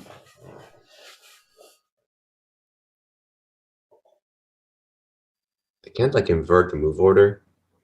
I'm thinking like, can I go e5? A queen e3, e5? No, queen d3, knight d3 first. e5, yeah, d5 you take, and then I take on f3. Knight f3, knight But then e5. a queen e4 at the end.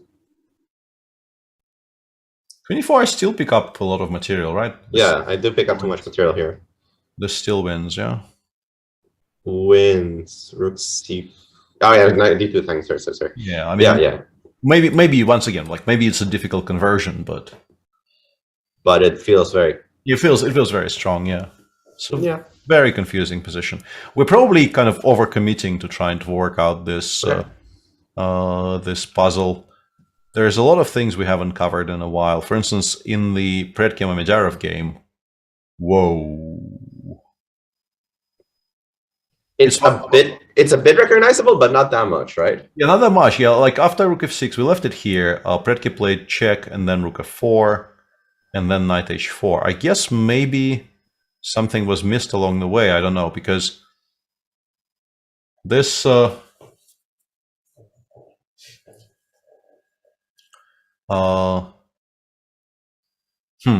interesting.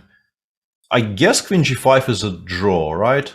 And I guess Shah wasn't satisfied with this. I guess the point here is that f7 square is not available. So in order to not to allow gf, we have to play queen g5, but that is just a repetition after knight f3.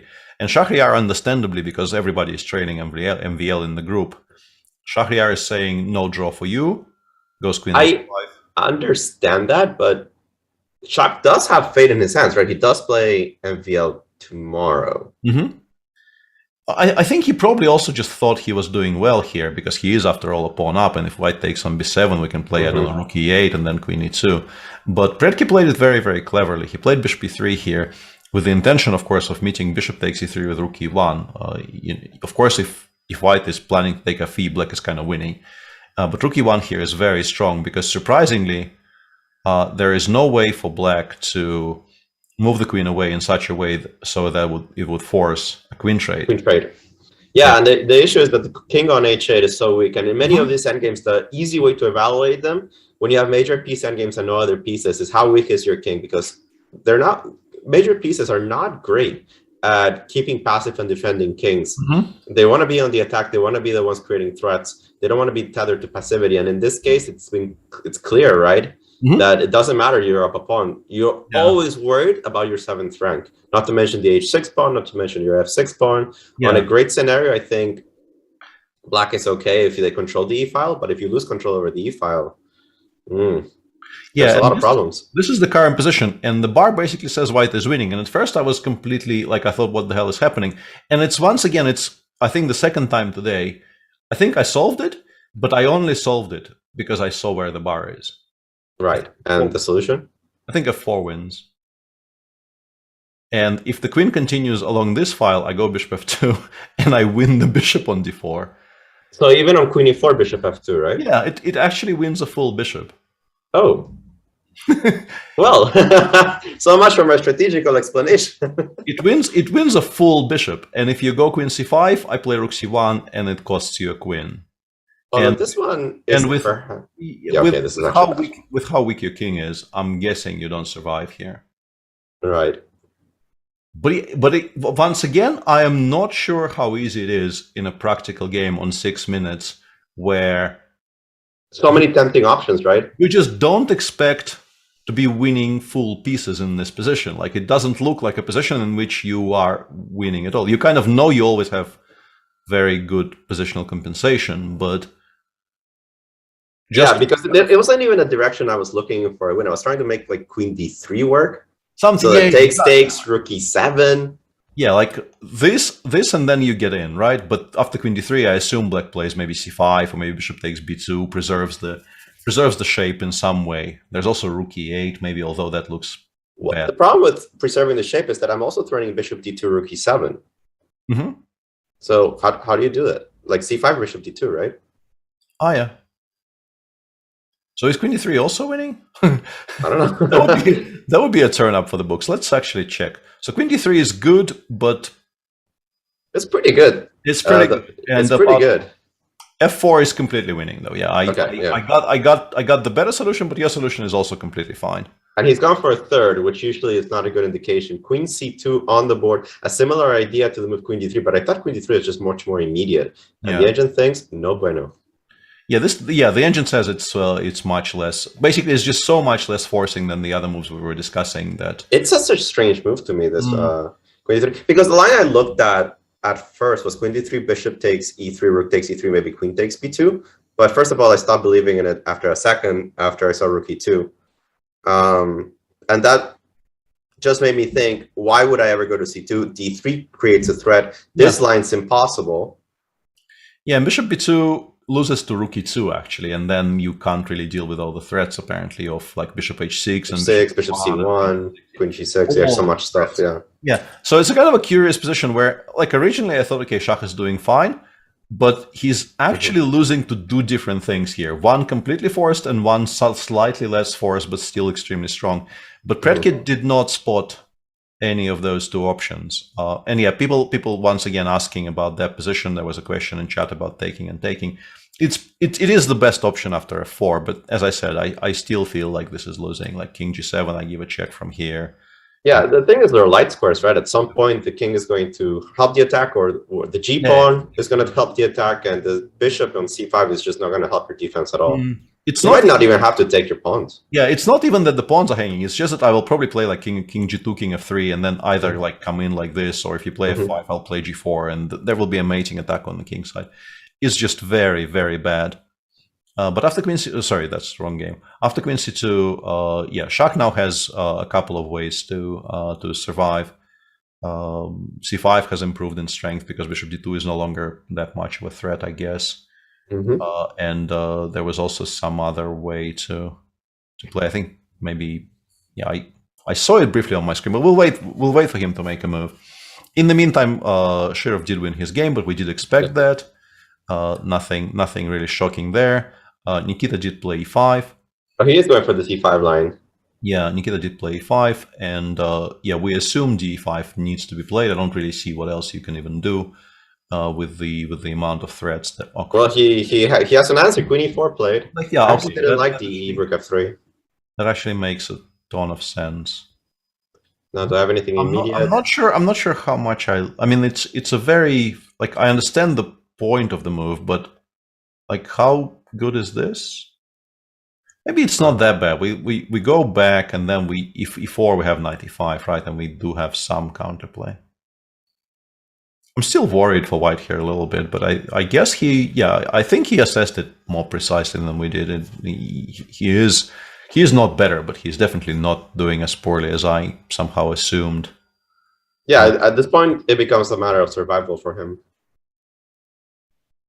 Even though at the end, even knight e5, rook c7 still doesn't look like a very exactly. position. Yeah, I'm still very much liking this for black, but I guess something like knight g4, and we start like trying to trade everything, and yeah, especially because e4 can be targeted in this position. Yeah, and it is the source of counterplay.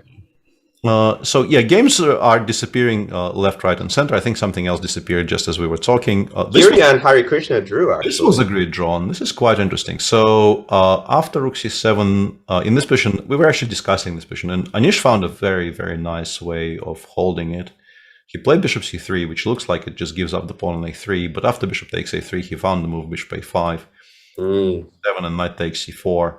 Rook e1, bishop e1, bishop f8, and here Hari just offered a draw, which I mean, I'm a little bit surprised because, you know, if anyone is slightly better here, it is black with the outside passer and the better bishop and so on, but it really doesn't look like much anymore. You can play queen a4 and then knight e3, or honestly, you can even just play knight e3 here and accept this slightly worse endgame, which you kind of know you will draw eventually, because the pawn, with the bishop on e1 and the rook coming to a1, the pawn probably never crosses the fifth. So yeah, Hari, I'm not even sure you're worth at all. Yeah, Hari choosing not to drag it out. It's a bit unusual for Hari specifically because he is definitely, I think, if you, I've never done that kind of stat work, but I'm fairly sure that if we did do that kind of stat work, we would find Hari to be very, very high up in terms of average move count in like the 2700s. I think perhaps there was a kind of mistake earlier because this doesn't feel like it's anything for black, but we had been feeling for a while that black got the upper hand. Where do you think something went wrong? We could check, yeah. It has to be after rook c7. Somewhere around here, the engine really disliked white's position. So we can actually, like, for the sake of clarity, rook c7 instead of knight bd7 gives, like machine says, borderline winning for black. Because knight e4, rook e4, c3, bishop c1, and now knight d7 is like so much worse of a version of the same position with the pawn getting to c3. If you don't get your bishop blockading on c3, you don't get to give up this pawn on a3 and create counterplay. Yep, this makes a lot of sense. Yeah, that makes... And basically, we're playing rook c7. We will play knight d7 next move, but we're just making sure that the pawn gets to c3 if white decides to cash in on e4. Absolutely makes perfect sense to me. And yeah, it seems like knight d7 is already...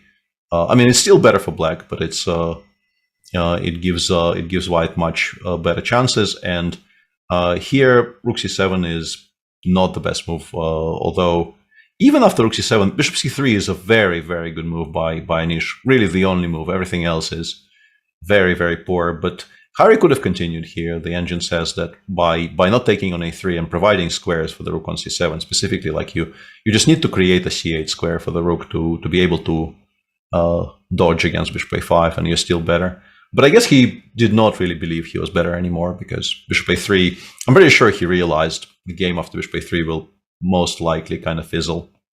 Yeah, perhaps underestimating his chances even in this position, but it is clear that this is night and day compared to the variations where the bishop couldn't reach the c3 square. Yeah, having found rook a7, I think it's a bit of a pity he did not sort of get this idea to its fruition by continuing to play with the knight on b8 and just slowly improving all the rest of his forces. And we have 4 games running. There is the Nikita game, which we kind of spoke about, so we'll switch to other things. There is the Predke Mamedyarov game, in which I thought f5 was one of the options, which might be okay here, just disconnecting the queen from the g6 square. White is still a bit better, but f4 was such a killer, right? And the thing is, Predke's running out of time. Yeah, he's also very low on time. But I just want to briefly update on the other games. There is this game between MVL and Yuyangi where a lot of material disappeared. We left it somewhere around here. Yuyangi played knight e5, bishop e2, queen takes e6. And then there were mass exchanges with a lot of material coming off. Somewhere around here, I thought Yuyangi will not even have a single problem, but c4 apparently is quite an annoying threat, because his preferred solution here was actually to give up a pawn to establish this very beautiful structure and pressure the pawn on a2. And now MVL took and played c4, d takes c4, and now MVL is thinking, which is kind of a curious sequence, playing a very forcing move like c4 and then sort of tanking against the most obvious reply. Looks like black is fine. Looks like... Yeah, black is fine. Perhaps you would prefer white if you can create a couple of threats. Yeah, but with f2 being so weak, he's in this position. C2. But basically what we know about these types of positions is that as long as Yuyangi kind of defends reasonably carefully, the most you can really hope for with white is 3 against 2 on one side. Yeah. Which you then don't win. So yeah, it's extremely unlikely that the a2 pawn survives any kind of a simplification, and some kind of a simplification from here is extremely likely. But the game we kind of need to be watching, I think, and the one that we sort of, in terms of the standings in the pools, this is the most interesting one. And it looks like Richard has assumed almost full control here. So it feels like strategically he got everything he wanted, but let's absolutely check how he got there. Not to mention, we did all with 2 minutes and 40 seconds, still quite a time before time control is reached. G4, we said, was probably necessary. Knight f e7 played much more sane than the ideas with knight takes d4. Still wondering why the knight didn't go to h6, but okay, we don't have that much time to look at every move. Bishop d2, and then he broke things with h5, which I think has a kind of a double idea, and it was immediately sort of illustrated by how the game continued. You are, of course, intending to play on the king side if possible, but there's also a very important nuance that if you force gh in particular, there is now additional squares for the queen, which is immediately demonstrated by Ricci by playing takes on a4 and queen c2. And if you do exactly the same in this position, yes, the queen can get to g6, but it doesn't really, like, it can be white definitely can continue chasing it around. You still have queen e4 options, but it might be in trouble even on the e4 square after something like this. Whereas in the game, they got to this position, and there is this wonderful, wonderful square on f5.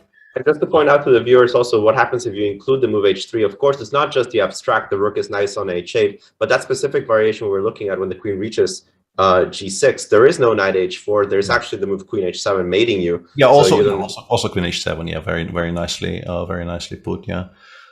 So yeah, even without the immediate tactical justification, actually there might be a case for perhaps winning on the spot with this. On the spot, right? Yeah. Yeah, I don't know if it actually wins on the spot, but sometimes it will. So of course, black is very well served by opening the H file in general, but there's also an immediate explanation for why this is so strong.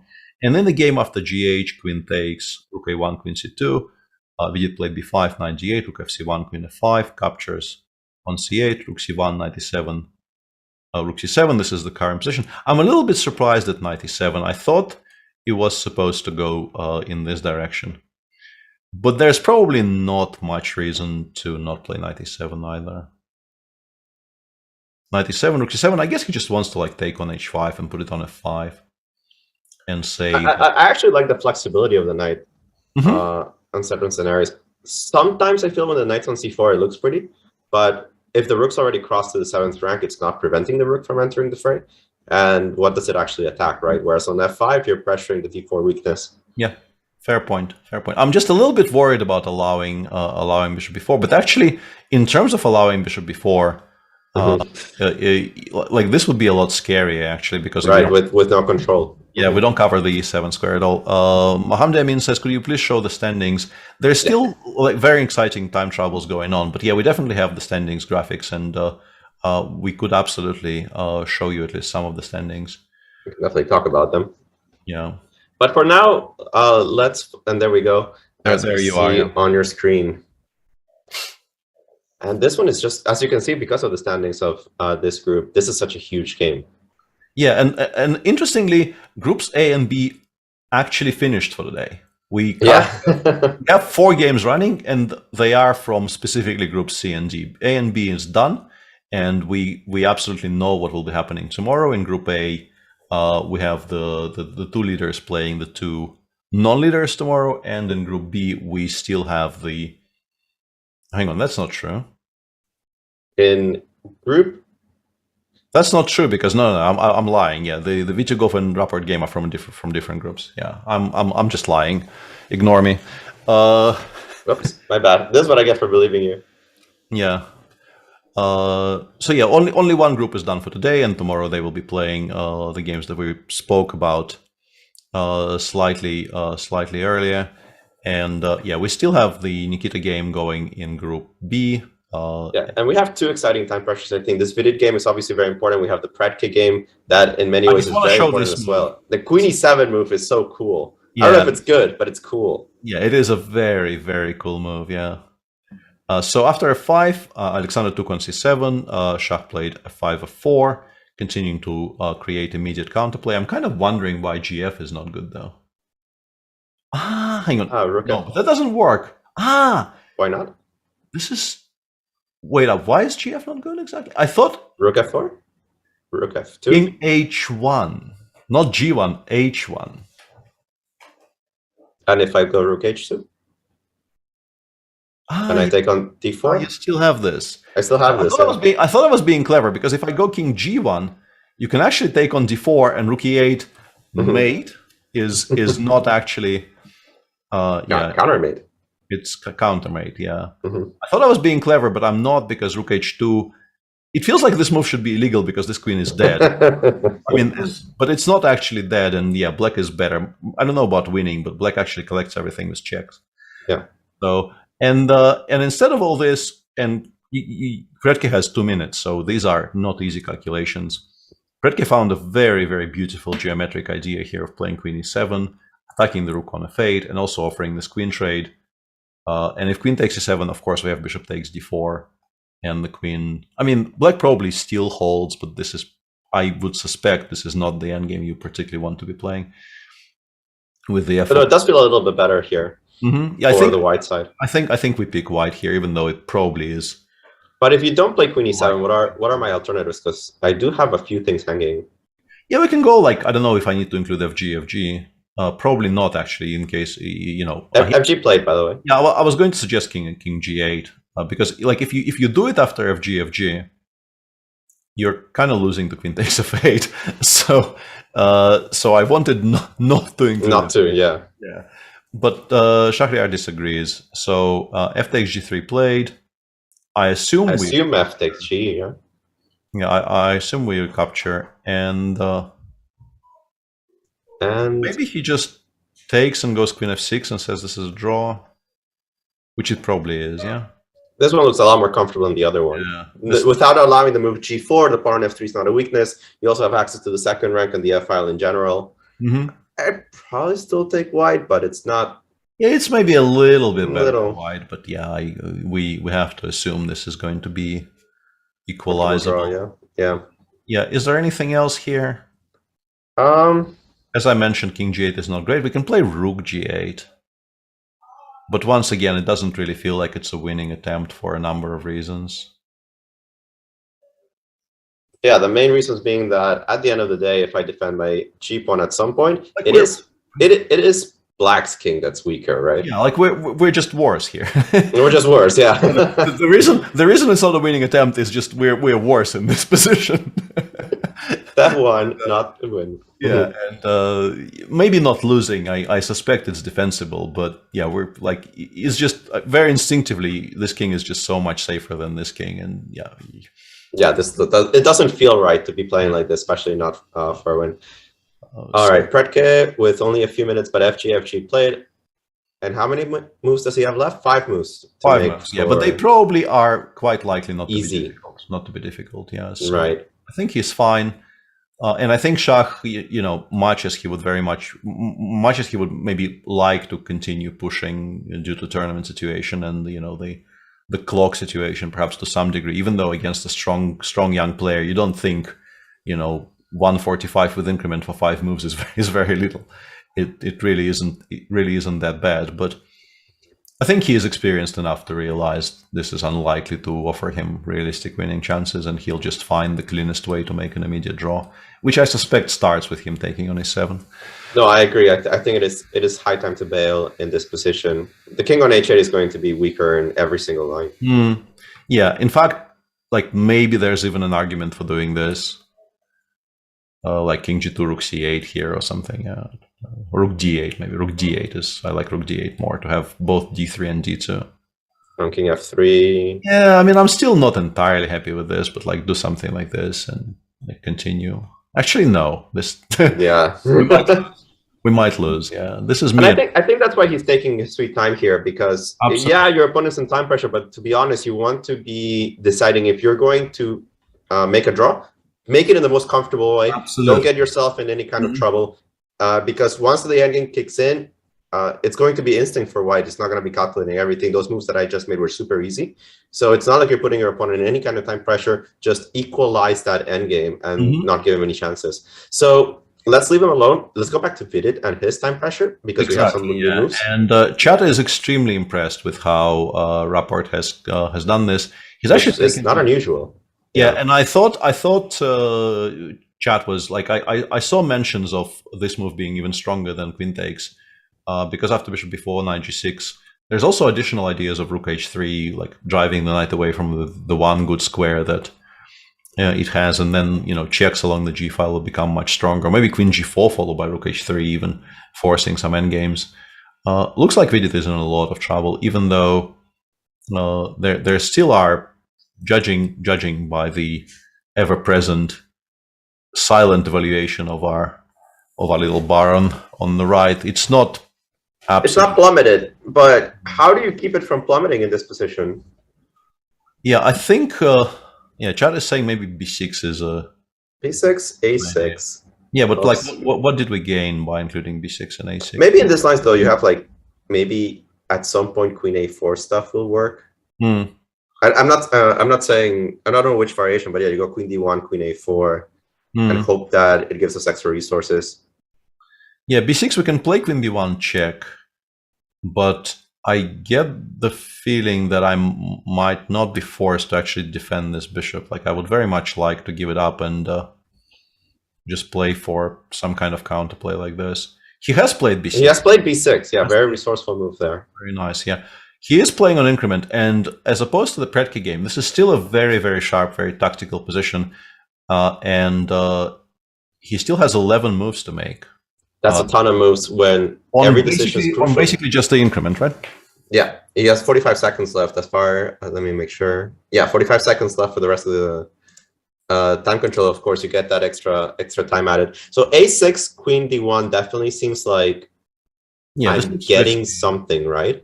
This looks very, very risky. It's similar to the Shirov game in the sense that Black's attack's very threatening, but if you're not threatening checkmate, you're going to allow me to go Queen a4, Rook takes c6. And I'm going to give checkmate first, right? And I don't have the time to play. I'm assuming I don't have the time to play knight f4. I don't know. Like I was trying to figure out why this is so bad, because like if I go knight f4, but maybe we don't actually threaten mate. Shockingly, like I think White might be able just to do this. And then just run with the king. Queen b1, Rook c1, and this is just checks. This is not mate. This is just checks. And eventually the king will run away. And at the end of it, you actually have to resign. Yeah, and on the other side of the board, you are very much getting mated. So, like, I'm still not entirely sure how clear this is, because like this, I appear to have managed to lose with White, or at least this is how. No, but King c3. King c3, yeah, King c3. Yeah. Queen d2, King d3, yeah. Queen b2. Queen anywhere, and I have a counter check. Yeah, King c3 actually seems to be winning in this position. Yeah, we've run out of checks.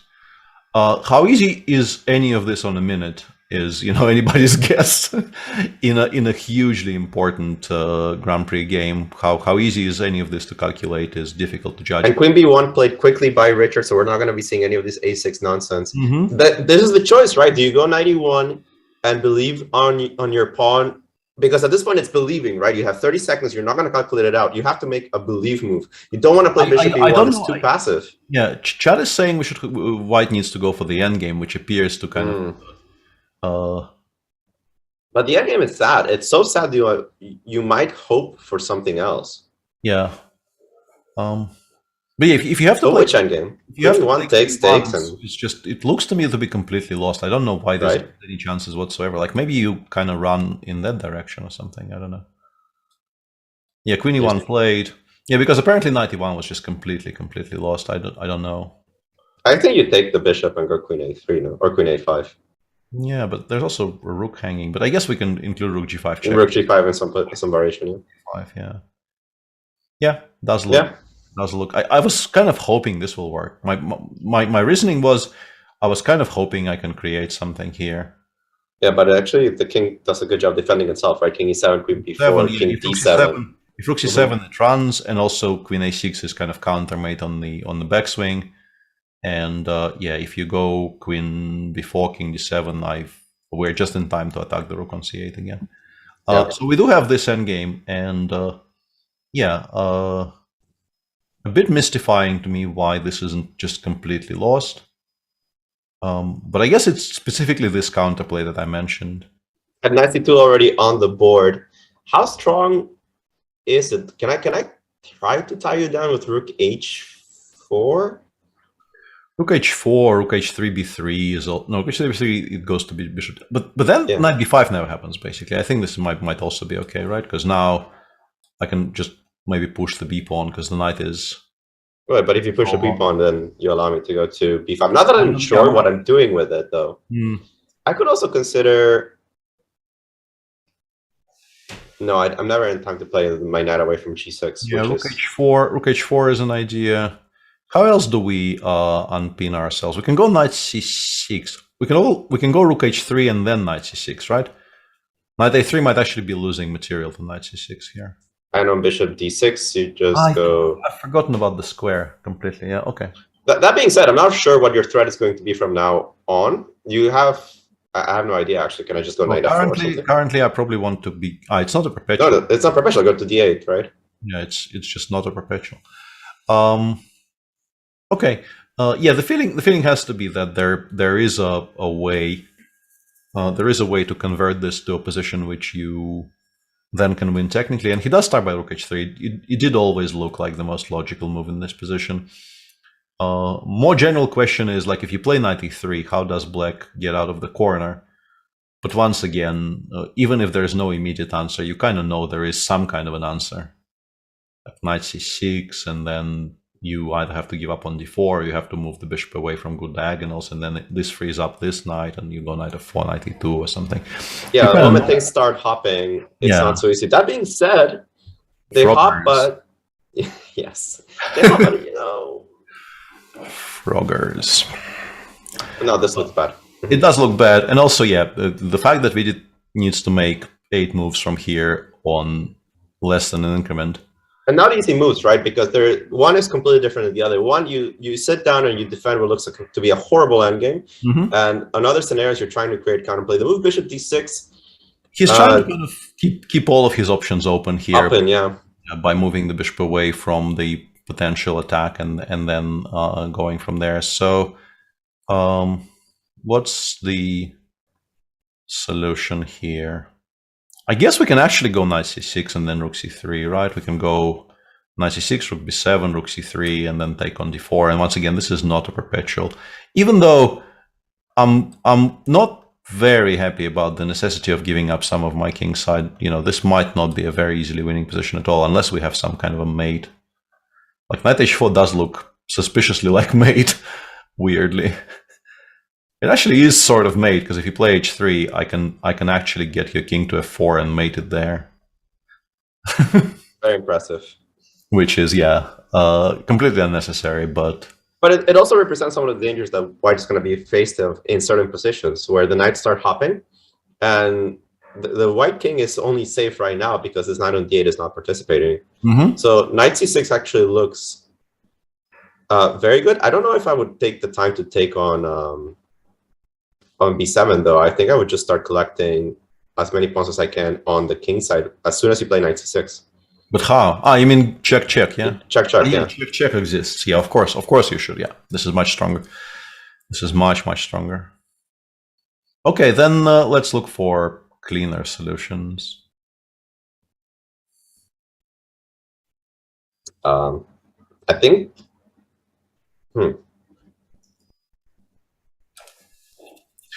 Is it too greedy to ever move rook f3?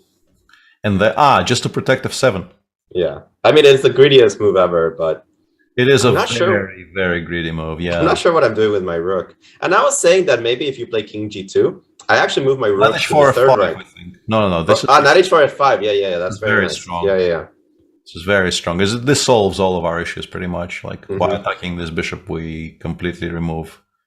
like all of the counter, even f6 becomes possible. This just wins. So maybe rook f3 is very, in particular, because it's a kind of a move, I think, that you very often will not be calculating as the player of on the white side of this equation. So it also throws you. It presents you with the questions you haven't really been addressing in your mind while your opponent is thinking. So it's very useful in practical terms. But he goes knight c6, as we've also described. Yeah, I think you're absolutely right. You need to go for the f7 pawn straight away. Whether it saves you or not is a different question, but you do need to be getting going after those. So rook c3, I guess. Rook c3, yeah. Maybe even you cannot. Can you take on g7? I feel like it shouldn't be possible. The problem is, like, although now maybe it becomes very unclear, right, with the h pawn running. He has taken on b7. On b7. That surprises me. I felt this is not the direction you should go. I think what happened to him was exactly what happened to me as I was describing this position, is that basically it just did not occur to him that he can already start giving checks. I think he is waiting for the knight to sort of vacate the c6 square to start giving checks. And I also just, until you told me we should be going for the king side, I even asked you a clarifying question, because at first I wasn't sure what you were talking about. I think your mind kind of, you look at this position and you think this knight and this king are still very much connected, so my checks aren't doing anything. Right, but and he also has yeah. 30. Like you definitely understand it's wrong given time, but he's playing on increment. And that's the problem, right? Because he's taking on b7, rook c3 already on the board, as we mentioned. This destabilizes the knight. The knight coming in to the game has been pretty much the end in so many variations because it is checkmate. There are so many lines in this position where you cannot actually defend the king. This is not right, because after king c8, as I was playing, there's rook b8 check. This isn't right. But I can. But you can go to d8, right? I can play king d8, rook b8, rook c8. Rook c8. Right? Yeah. And after rook b6, like knight takes e5. Yeah, I'm also kind of. This is a great point to move the knight from g6, like the one that we have on the board right now, because you have 0 checks. Yeah, it's a very good moment to include it. Yeah. So maybe here I play something like knight f4 or knight h4. I'm not sure which one. And then go for mate, actually. Yeah. But, and then just try to go for mate. Mm.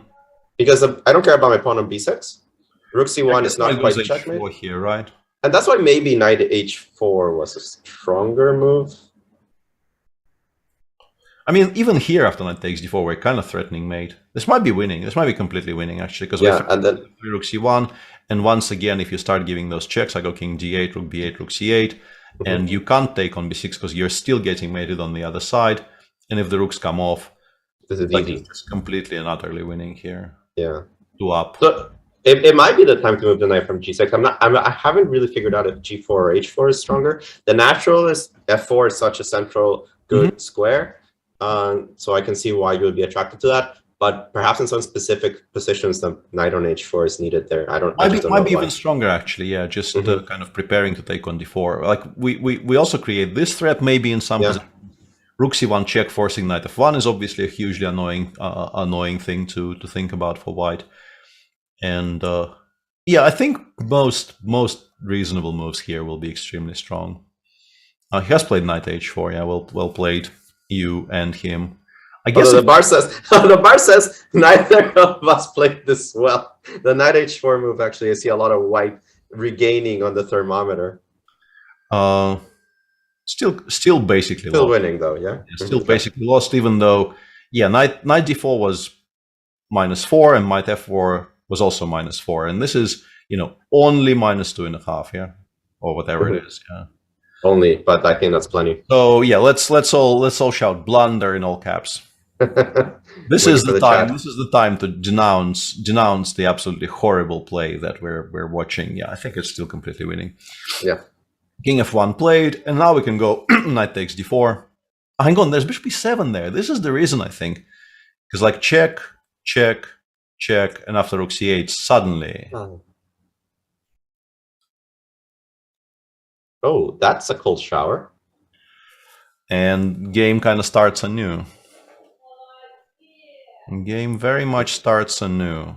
Yeah, so then we might have to actually settle for this, which is probably winning, but it's a bit of a less exciting way to convert. And yeah, thanks very much for playing along, B970. Yeah, I was. Let's try to let us down. Sometimes. Yeah.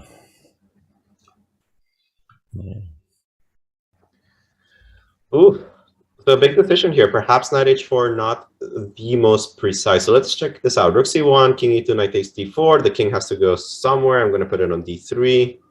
I think it's just logical. Like knight df5 or hf5 or something. I don't know which one I like better. Let's connect everything.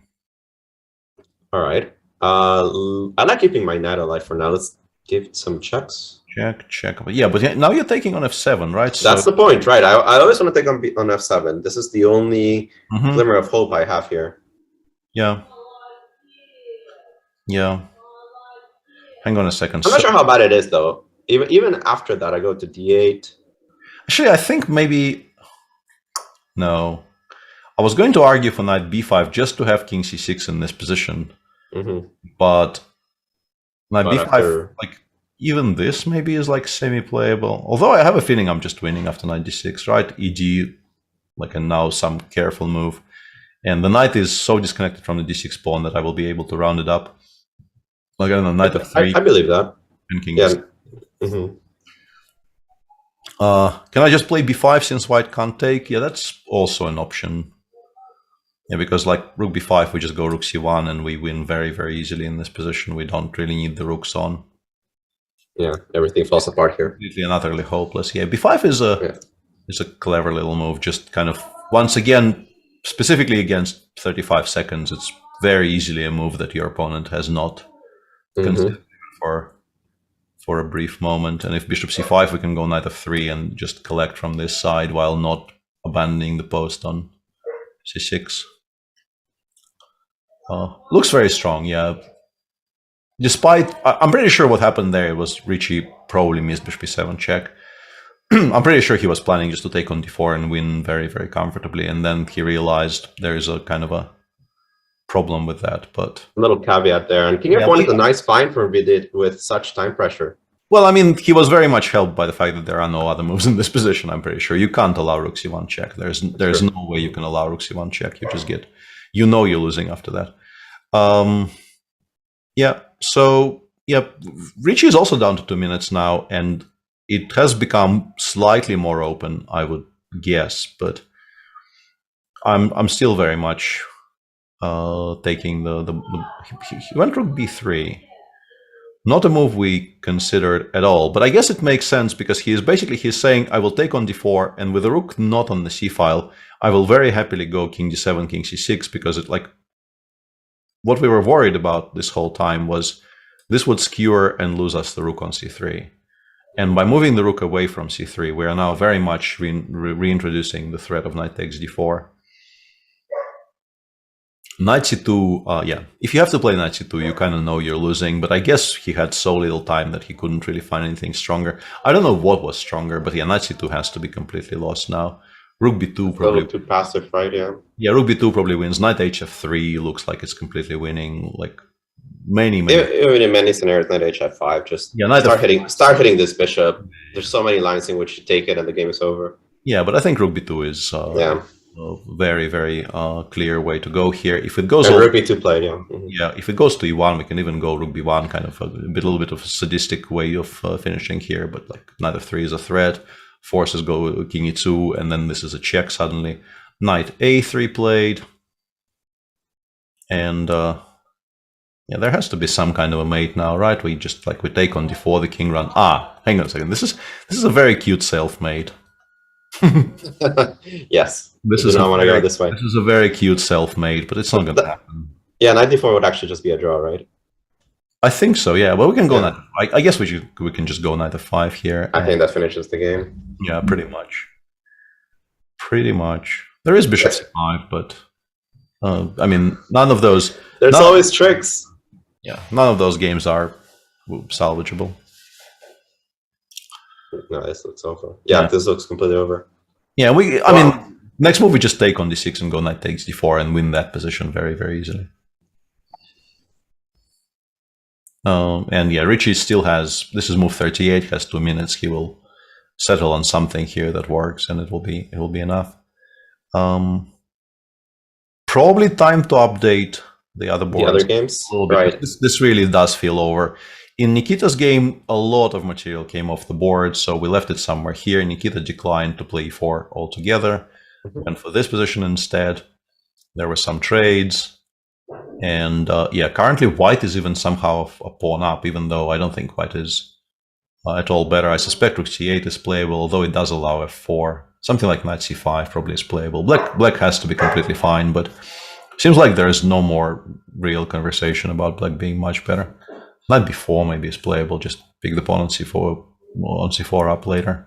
Yeah, it feels like by the time that you start creating threats on the king side, I've developed my knight from h2. I also can target that pawn on b6 as a source of counterplay. So yeah, the worst seems to have passed for Amin. Absolutely, and this is also move 41, so you'll have plenty of time to work it out. And there's also this rook ending in the Predke-Mamedyarov game, which, yes, white is nominally ever so slightly better, but you also kind of never ever win this. The rook can even maybe just continue giving checks on the fifth. There's always going to be enough counterplay. I mean, you play g4, like rook e5 checking f4 if you want to continue playing, but yeah, against an experienced player, I don't think there is, very much shot here. G4 played. Once again, this is past move 40, so this might continue for a bit, but we kind of know how this ends. And the MVL game, there's been a little bit of a dance going on here in that, like we left it somewhere around here. And then, we're not just good. There's no way we can cover this meaningfully, so I'll just show you what happened. Black got the pawn to c2, but it's very safely blockaded, and there's an a pawn. And now basically they're debating the very important question whether it's a rook ending 3 against 2, which is basically they will just shake hands, or it's a queen ending 3 against 2, which is also a draw. But I always felt the queen was even easier. Maybe, but I think you can sort of pretend for much longer because, that there's sort of more of a scope for a blunder, question mark. Maybe not. Obviously, both of them are very, very safe draws, but Yuengi, I think, has indicated that he would very much prefer to play the rook version, and MVL a couple times already declined the queen trade in favor of keeping them on. But of course, this position is just, considering the fact that by now we know that G and H against the bear king on H8 is a draw with perfect defense. Yeah. It shouldn't be very surprising that 3 against 2 is also not actually winning for white. Now our producer's being told that he has actually seen this 3 versus 2 queen endgame being lost by grandmasters, and that he knows one grandmaster that's actually lost it twice. That is that's very unfortunate, actually. That is an interesting little factoid, and I somehow missed a whole bunch of messages there from Satiris. It's okay. I got them. So basically we have 3 positions where we this one is still sort of alive, but we assume it's very close to equality. This one has to be very easily equal, and this one we kind of know is equal, even though Satiris has informed us that it is very possible to lose anything. Not that it's surprising, but yeah. And then we have this one, which, as I mentioned, really thrill is gone, as BB King would say here. Black is 2 up, better pieces, no checks. Eventually, b6 gets traded for e5, and then also h4, and it's 3 up. They have reached move 40, but Vidit is more or less entirely lost here. What a huge result there for that pool, for that group. What does that put them at? Rapport would put a clear point ahead of Vidit, right? Yeah, but he still could lose the last round, and Vidit could win the last round, and then they play the tie breaks, because there are no mathematical tie breaks here. They just play on a separate day. But obviously Richard very much a huge favorite. He's also going to be white tomorrow, I think, as far white against Kirov. Yeah, so draw will be enough for him with the white pieces against Alexei, which I think is favorite to get, knowing what he's aiming for. I'm pretty sure he's favored to get that against Alexei. And he got to the semis of Berlin and then lost, so he's obviously behind Levon and Hikaru. But if he gets to the final here, so he will if we assume he qualifies, if he wins the semifinal match and gets to the final, he gets a bunch of points. And he very much puts himself in a very solid position for at least being in contention for overall qualification, provided Levon and Hikaru don't both also crush the second Berlin. I think this is probably a good time to take a bit of a break, since all the time controls were reached in all 4 remaining games. And absolutely, still some intrigue in a couple of games. Probably the Amin Vitugov to me is the one that has the most intrigue on what's going to happen. But let's grab. I'm going to grab a little bit something to eat, and we'll be back to finish up this this round. Yep.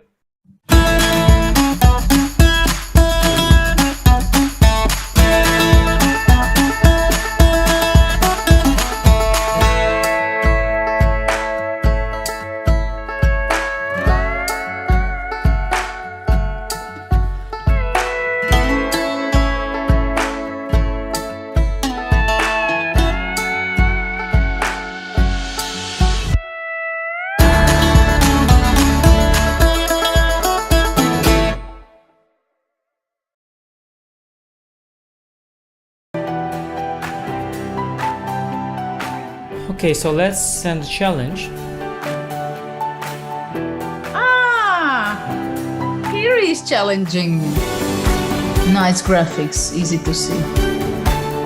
What are you thinking about? You're looking how it can be the most painful? Exactly. Okay, fine. That I give up a phone. He wants to be even rude. This is John. John loves to study chess. This is David. David loves to study chess as well, but efficiently. John spends more time setting up the board and figuring out what's on the page of his book than he gets to study. David likes to take it easy and use his time wisely.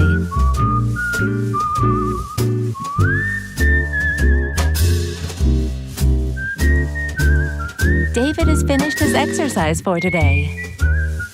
John should try the same.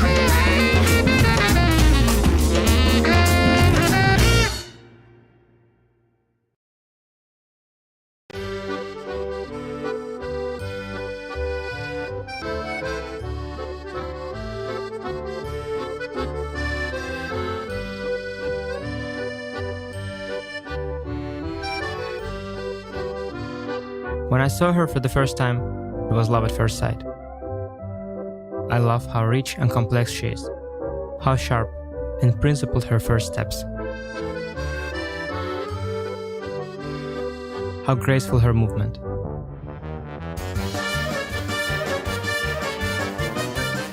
Paris is a city of love.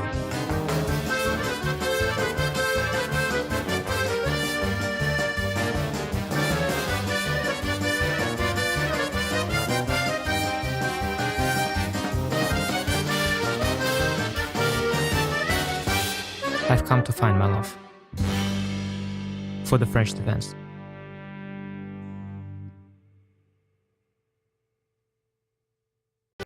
I'm ahead of the game.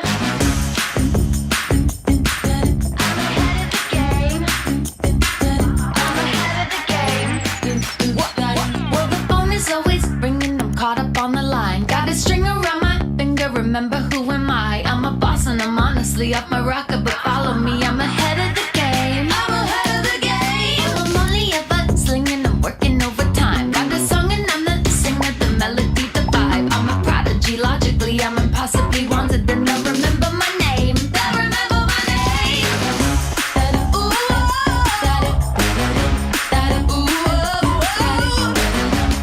well, I'm ahead now. I'm ahead of the game. I'm ahead of the game. Ooh,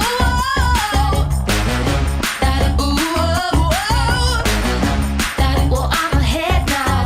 I'm ahead of the game. I'm ahead of the game. Well, I'm ahead now. Well, I'm ahead now. I'm ahead of the game. I'm ahead of the game.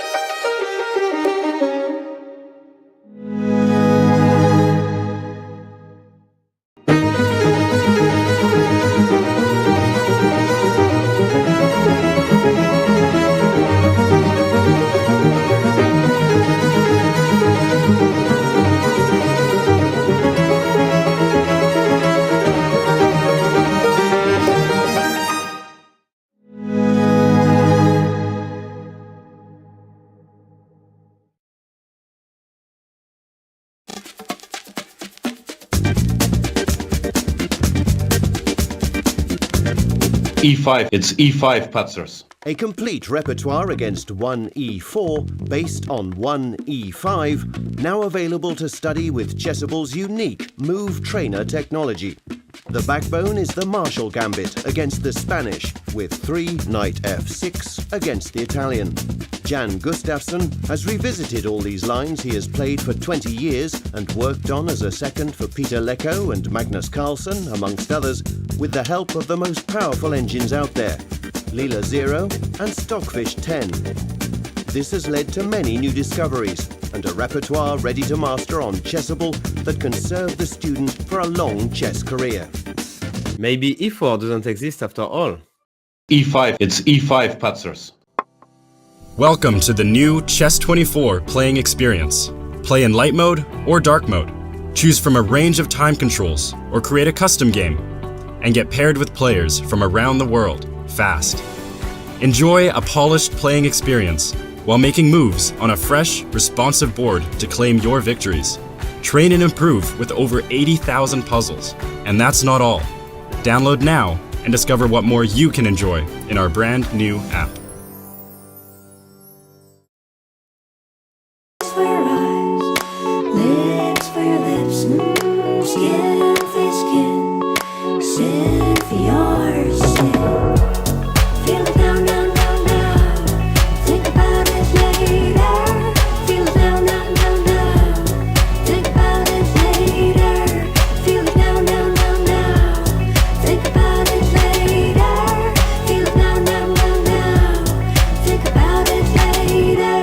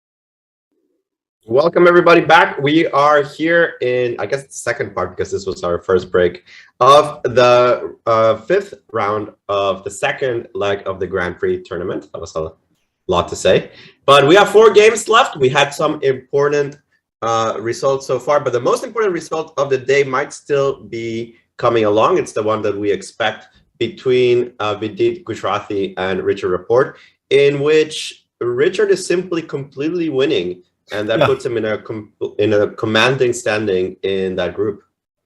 Absolutely, yeah.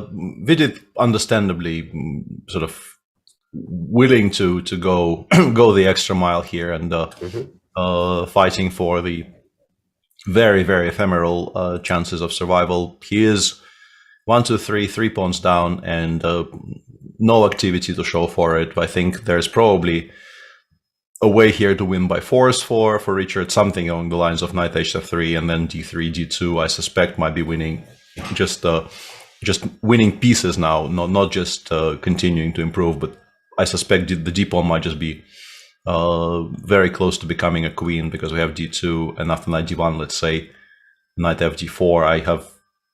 I so far failed to observe any defense against rook b1, rook takes d1. So this might be an immediate win here. An immediate for Richard. Win, yeah, and in the other 3 games, a couple of balanced end games in which we do prefer one side, but it's very close to a draw. Is this one in Près? White has a bit more space, but that's pretty much all you can say about it. I'm a little bit surprised by king f6, but I guess Shah is just not worried about gh, right? But I'm a little bit surprised by this, because, or also very possibly this just maybe loses for white because of king f5, right?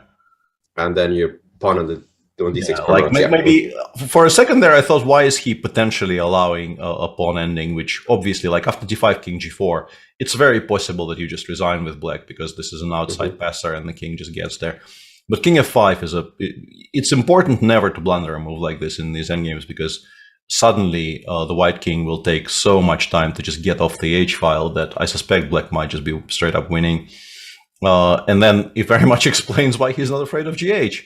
Yeah, and in that case, king f6, shadowing that king on f4 seems to make, I still think it's a pretty comfortable draw. Yeah. Somebody that might not be making such a comfortable draw is Maxime, Yang Yi against Maxime Rocher-Lagrave. That being said, it's only not comfortable because I have the feeling Maxime will play for 50 moves, push a pawn, and play 50 moves. It's very possible, yeah. There's no particular reason for him not to. But we should be starting to discuss the standings and the pairings for tomorrow, because despite however long this lasts, and it very much has the potential of a little sort of public, not really public service, but kind of an announcement. Today is I got hitched 20 years ago today. So far we went to a dog school to teach our boyo how to do various very clever things, and I mean, he is very clever. We're not as clever, but he is a very clever boyo. And then I'm here. I very much enjoy your company, but if this goes on for another 2 hours, because they can gain all the time in the world in this endgame, I will probably not be enjoying it as much as all that. I'll send Maxime a text and let him know that he has a time limit today. But having said all that, I mean, the day is basically gone. It's 9 p.m. It's not as if I have very, big hopes for the remainder of it. But yeah, it is a draw, but you, of course, are perfectly entitled with white to continue trying for as long as you wish. And there's also this position in which... yeah, this one starts to look, in my eyes, a bit tricky for the white side. Like, the more I analyze it, try to pick up a few moves with the engine. Exactly. We were on break, and it really wasn't as easy as I thought here for the white side. Of course, the engine says 0, 0, 0 everywhere, but it's actually not everywhere, and it actually gives a fine line on how to keep the 0, 0, whereas black can pretty much make any move and keep pressuring. Yeah, and I think Amin played knight g4 quite quickly, I think, assuming, I guess, that he can just go rook d4. And there was a very noticeable pause before he played rook d4 anyway, because I think he kind of realized he's not actually pushing the knight on c4 away because of this clever idea of knight b3 with the fork on d2 protecting the other knight, rook d5, rook c8. This should still be a draw, but the pawn on a4 is, I mean, it's not currently under much pressure, but let's say we go king e2, and I assume black goes maybe something like knight b2. Knight b2 is a strong move. Yeah, and suddenly you start seeing the outlines of how white can get in a lot of trouble, because if you do end up dropping the pawn on a4, like the entire complexion of the position changes. But you drop it, right? What do you play here? Yeah, and currently I don't see any way to hold it. Yeah, there's just like the knight on c3 is actually in a very precarious position. King e2, I think, is just a mistake. And you would actually very much like to either include this knight on g4 in the game or trade it for one of black knights. I guess both are kind of interconnected here, because the moves you can make with this knight are all offering a trade. But currently, we can't do that at all because of the knight on c3 hanging. So yeah, I spent the break telling the doggo just how clever he is, so I did not check how to make a draw here. Tell me. It's apparently knight e4. It seems to be the only So we move. have to switch to activity, right? So like knight b2, maybe we actually even go for those kinds of setups, right? And you start trying to perpetual check, yes. Knight h6, I think, is a perpetual idea, among others. So you do need the activity. Knight e4 played very cleverly spot by Amin. That being said, you don't have to be so nice as black, because you can still try to create some chances with the move rook c7, just starting this way, stopping rook d7 altogether, and hoping that it still gives some chances. That being said, there is a couple of tempi here, white, to create several things. You could play, I think, rook d8, even knight d6 is not so bad, but you have to be a little careful now.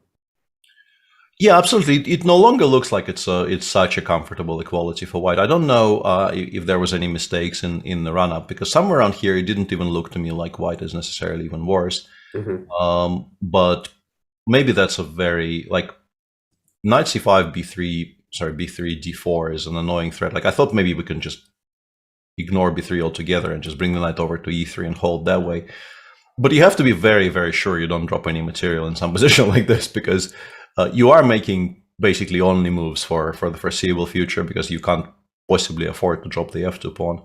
But I do like the approach that the knight on e3 just finally got to do something active. It's attacking the pawn on c4. It does force reactions. Yes, it's true that I'm making only moves.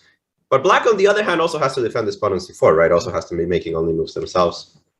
So, yeah, I think it's extremely difficult to criticize the move b3, which, you know, for a brief moment actually leaves white with an extra pawn. But yeah, still some work to be done, and well played by Nikita to keep the game afloat, to keep chances for himself, because everything still will be decided in his game tomorrow with the white pieces against Anish. But if he wins today, beating Anish will actually straight up qualify him for the semis.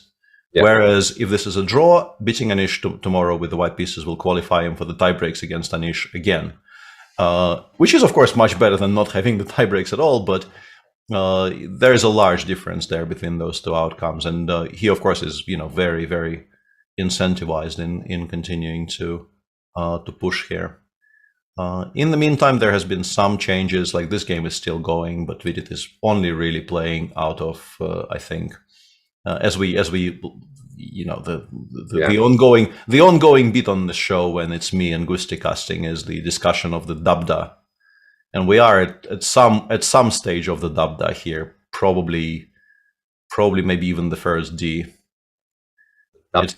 It's the 5 stages of grief. Yeah. So we are probably somewhere around. Although I guess I think this is like way deep. I think at this point, right? Yeah, it probably is. Yeah, it probably has progressed to somewhere around maybe already acceptance. Of course, he knows he's completely lost. Of course, he knows it's unlikely anything will ever happen in this game. But he is still continuing just to kind of get those feelings out of the system. Many things win here for black. Like, I think eventually just playing f7, f6 you remove the pawn with the pawn on e5 and just remove. Maybe not even that eventually, right? Maybe just play it right away. Just play f6 now. Yeah, I'm sure there are other ways of winning this position as well, but nothing wrong with that. Yeah. White has no threats and is unlikely to ever develop any threat. Something like, I don't know, rook c1. He has played f6. Yeah, I mean it's entirely a matter of taste how you approach this, but yeah, the result basically is never in doubt. Now White goes like ef, gf, rook b7 and continues pretending, but it really is all that it is. It's pretending. Like you can still very much do even that is winning, which is annoying. But yeah, I mean you can imagine some situation. A little sad, yeah. Yeah, you can imagine some situation in which the king comes in and it's less winning suddenly. But obviously nobody is at all forced to go e6, e5 here. You can just improve slowly. Create a sort of d3 or something, like play rook c1 and then d3, d2 or something. Or we know what this is. And in this rook ending, the pawns finally did get traded after king f6. Predke played h4, takes, king g7, rook d3, king f7.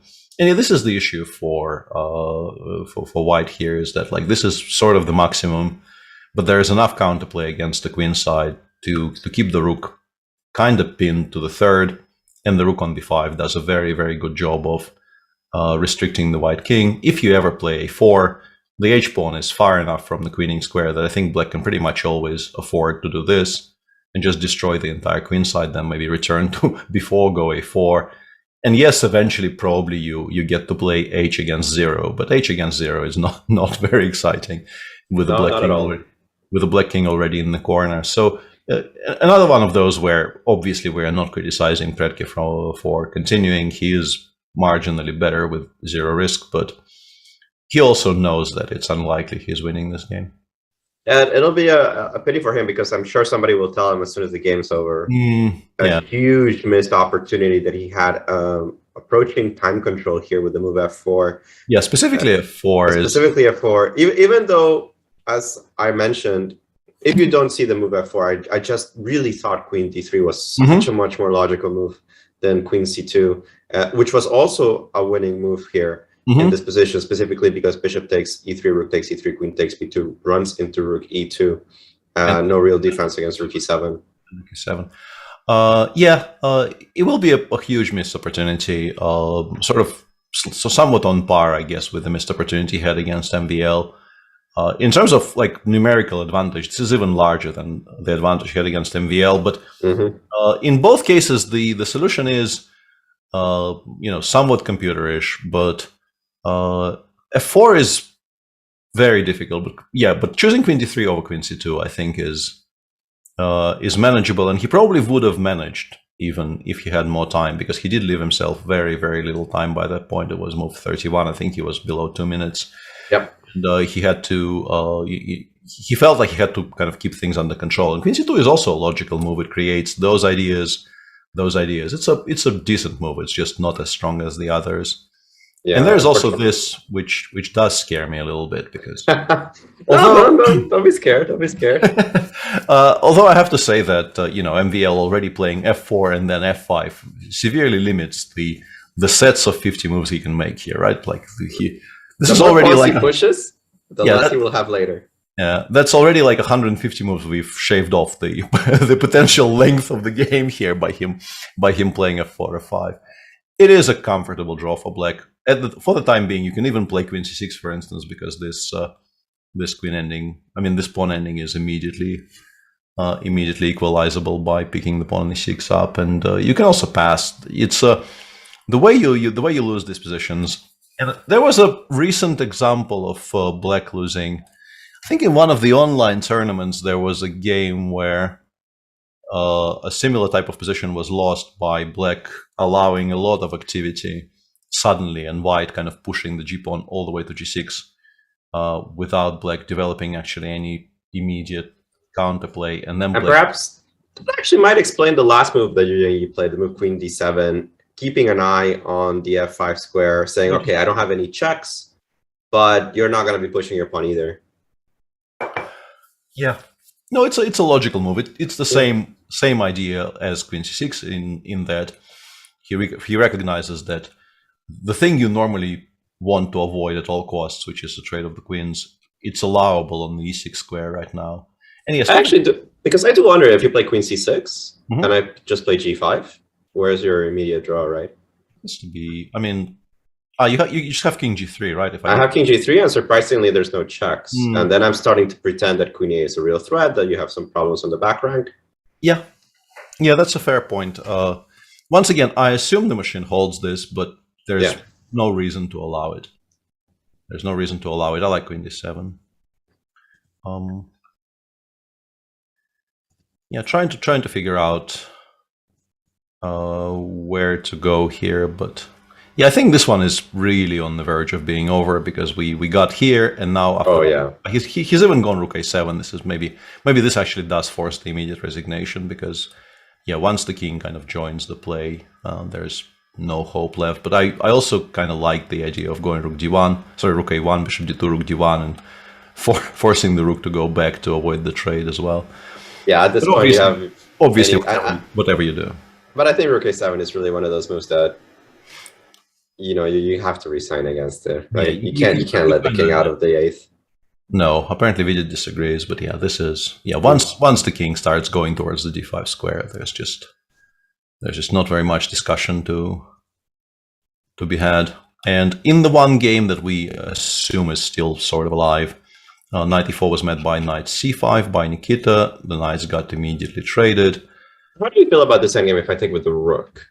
I think the point is I can take, right, and go king e2. And then knight b4, no, knight b2? I think it's king f7 actually, because if you go knight b2, I wanted to go like knight e5 and just... I think that works, right? Knight a4, knight c4, knight c3 check. Does it work? Yeah, king d3, knight d1, king e2. And of course, 3 against 3 is not going to be like some position like this is just unwinnable. Of course, so I think we can reasonably safely trade rooks here. The one question I have here is like king f7 and or h5. But after h5, I think this pawn ending is like if anyone is better here, it's white, right? Because I've gotten to c4 and now I can start pushing on. There you go, f4 g4, 4 g4. Probably still a draw, but not the way you would want to make it with black. Like you definitely don't want to be the side calculating here if you have enough tempi. And I'm not actually sure. I'm not guaranteeing this is a draw. Yeah, somebody else can do that for me. Yeah, you definitely don't want that. But king f7 maybe is not stupid to kind of put white in a weird spot where now the pawn ending is definitely less fun because the king doesn't get to c4, even though this is still fine for white, right? And because you can never push c4, and I have all the tempi in the world. It's a draw, but it's a safe draw now for both sides, I would assume. It should be very easy. Mm-hmm. Yeah, so I think taking is fine, and I think on 20 minutes you can definitely, pause here and ask yourself, do I want to calculate this out? Do I trust myself to calculate this out or assess it correctly? And I think you get there. I also suspect we don't lose after rook d7, but this one you don't particularly want to be playing, right? Because like rook d4, even rook c4. This is a much worse version because these are still connected. Yeah, you never know when the b5 push is actually going to just win. But also it feels like you might just be losing the a4 pawn. The a4 pawn. Yeah, and when they're disconnected, you have no hope of actually taking them. This one, I think rook c5, if you can calculate it out, is the more professional way of making the draw. But I don't think there's anything wrong with going with counterplay and perhaps like instead of retreating the rook, go rook d7 and on knight b2 maybe try to counterattack something. Yeah, we're slightly bad. Like you actually have to give up on a4 there. Like a 4 knight e5 exists, but I don't know what threat it creates. I was thinking like,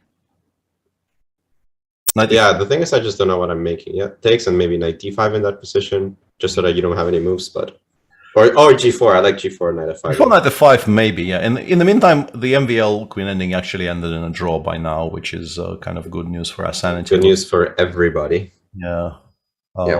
Meaning that, once again, we can maybe for a second, considering that not really very much is going on here, we can bring up the standings and just discuss tomorrow's action for a bit. In Group A, very clearly we have Andrei King and Shankland in the lead. And they're going to be playing not against each other. They just finished their game in a draw. Mm-hmm. So they're going to be playing against Andrejk is going to be white against Bakro. Krishuk is white against Shankland. Both of these players, the leaders, I assume, will go kind of all out to win. I don't know. It's a kind of a weird one, right? Because you kind of do assume that, but on the other hand, in particular for Andrejk and I don't know who has the sort of the safer way not to go all out in terms of pairings. It's a weird one because you can make that justification that under all normal circumstances, Shankland with black against Krishuk will find some kind of solid way to equalize. But the way things are shaping up, right? Mm-hmm. And the importance of this tournament for Sam, I have to imagine he's going to try to play something sharp tomorrow. Yeah, I think it makes sense for him to and now I'll just finish because this game is finishing because Rook C2 d5 97 ends it on the spot. Yeah, just ends it. Yeah. So yeah, finally this will conclude in a moment because this is this is absolutely the end. White loses even more material, and King B5 Rook B2 check is not very interesting either. Returning to the pairings and the standings in Group B, there's still a game going on today, and as we've discussed, it's not entirely killed off. Nikita still has perhaps. What are the chances that we get a situation in which Andrejk over pushes against Bakro, Shankland gets a bad position from the opening, loses, and Bakro ends up qualifying from this? Just qualifying as a clear first place, eh? As a clear first place, yeah. Yeah, that would be quite something. Yeah, if Andrejk chose to go all out for something, and Etienne very much can beat people. Etienne has been beating people for sort of 30 years now, and since I was alive. Yeah, would be quite cute if that happened. Yeah, in Group B, as I've mentioned, and as Vidit has resigned, so we're left with 2 games. The assumption is this is still going to be a draw, and then tomorrow Nikita will have to win on demand with the white pieces on demand against Anish Giri to force a tiebreak. Nikita has won some very important games on demand with the white pieces, and he is a very, very strong player and has become, I think, even sharper and even more on point theoretically in recent years. But he is playing against somebody who has one of the absolute best repertoires in world chess today, and is also a very good practical player. So yeah, Anish is still obviously a heavy favorite.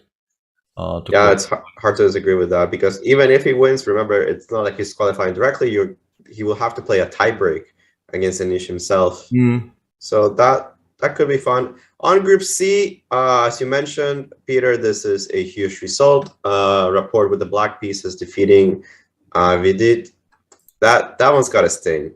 I mean, especially the way that he started this Grand Prix, right? Yeah, with 2 wins. Yeah, that, and also we kind of we oohed and ahed about it when it was sort of live on the board, and then we ignored it because it just didn't happen. But you do have to point out that he lost this game after having this option, right? Which is pretty much winning. Like Queen d3 b5, you can play, like, if you realize just how lost this is. Yeah. And this is the move that, for those of you who weren't watching at the time, this is an absolutely stunning idea of actually forcing black to win the central pawn. You pretty much never want to lose in the French, and then playing h4, and there's no good defense against rook h3 whatsoever. It's a very, very beautiful idea, which the computer obviously indicates immediately, and the human being, not knowing that the solution exists, probably doesn't find. And this is what happened in a game we did, I think. Just did. I mean, I don't have to think. He did not get there. If he saw this, he would play this.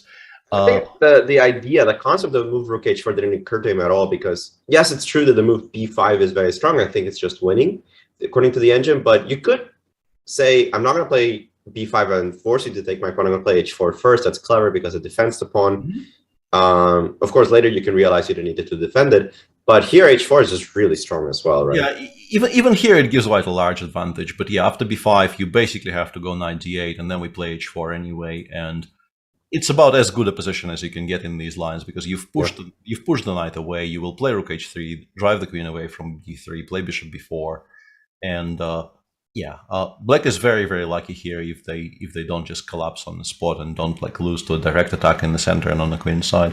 So yes, it's a kind of a fleeting chance which was offered by the fact that Rapport kind of played very sharply for a win and declined. I think there were some safer options along the way which Rapport could have chosen, but still, by the end, at the end of the day, there was an option today which would have given him a very large, perhaps decisive advantage, and he missed it.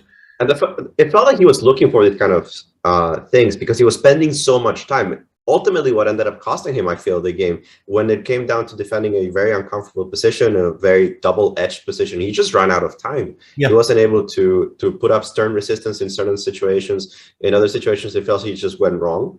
Yeah, but by this point, he had, what, like 10 minutes? Mm-hmm. He wasn't even doing that poorly, apparently. Even somewhere around here, he still had a reasonable position, but he needed to realize that queens have to come off, and I'm just kind of cheating here to check what happened later.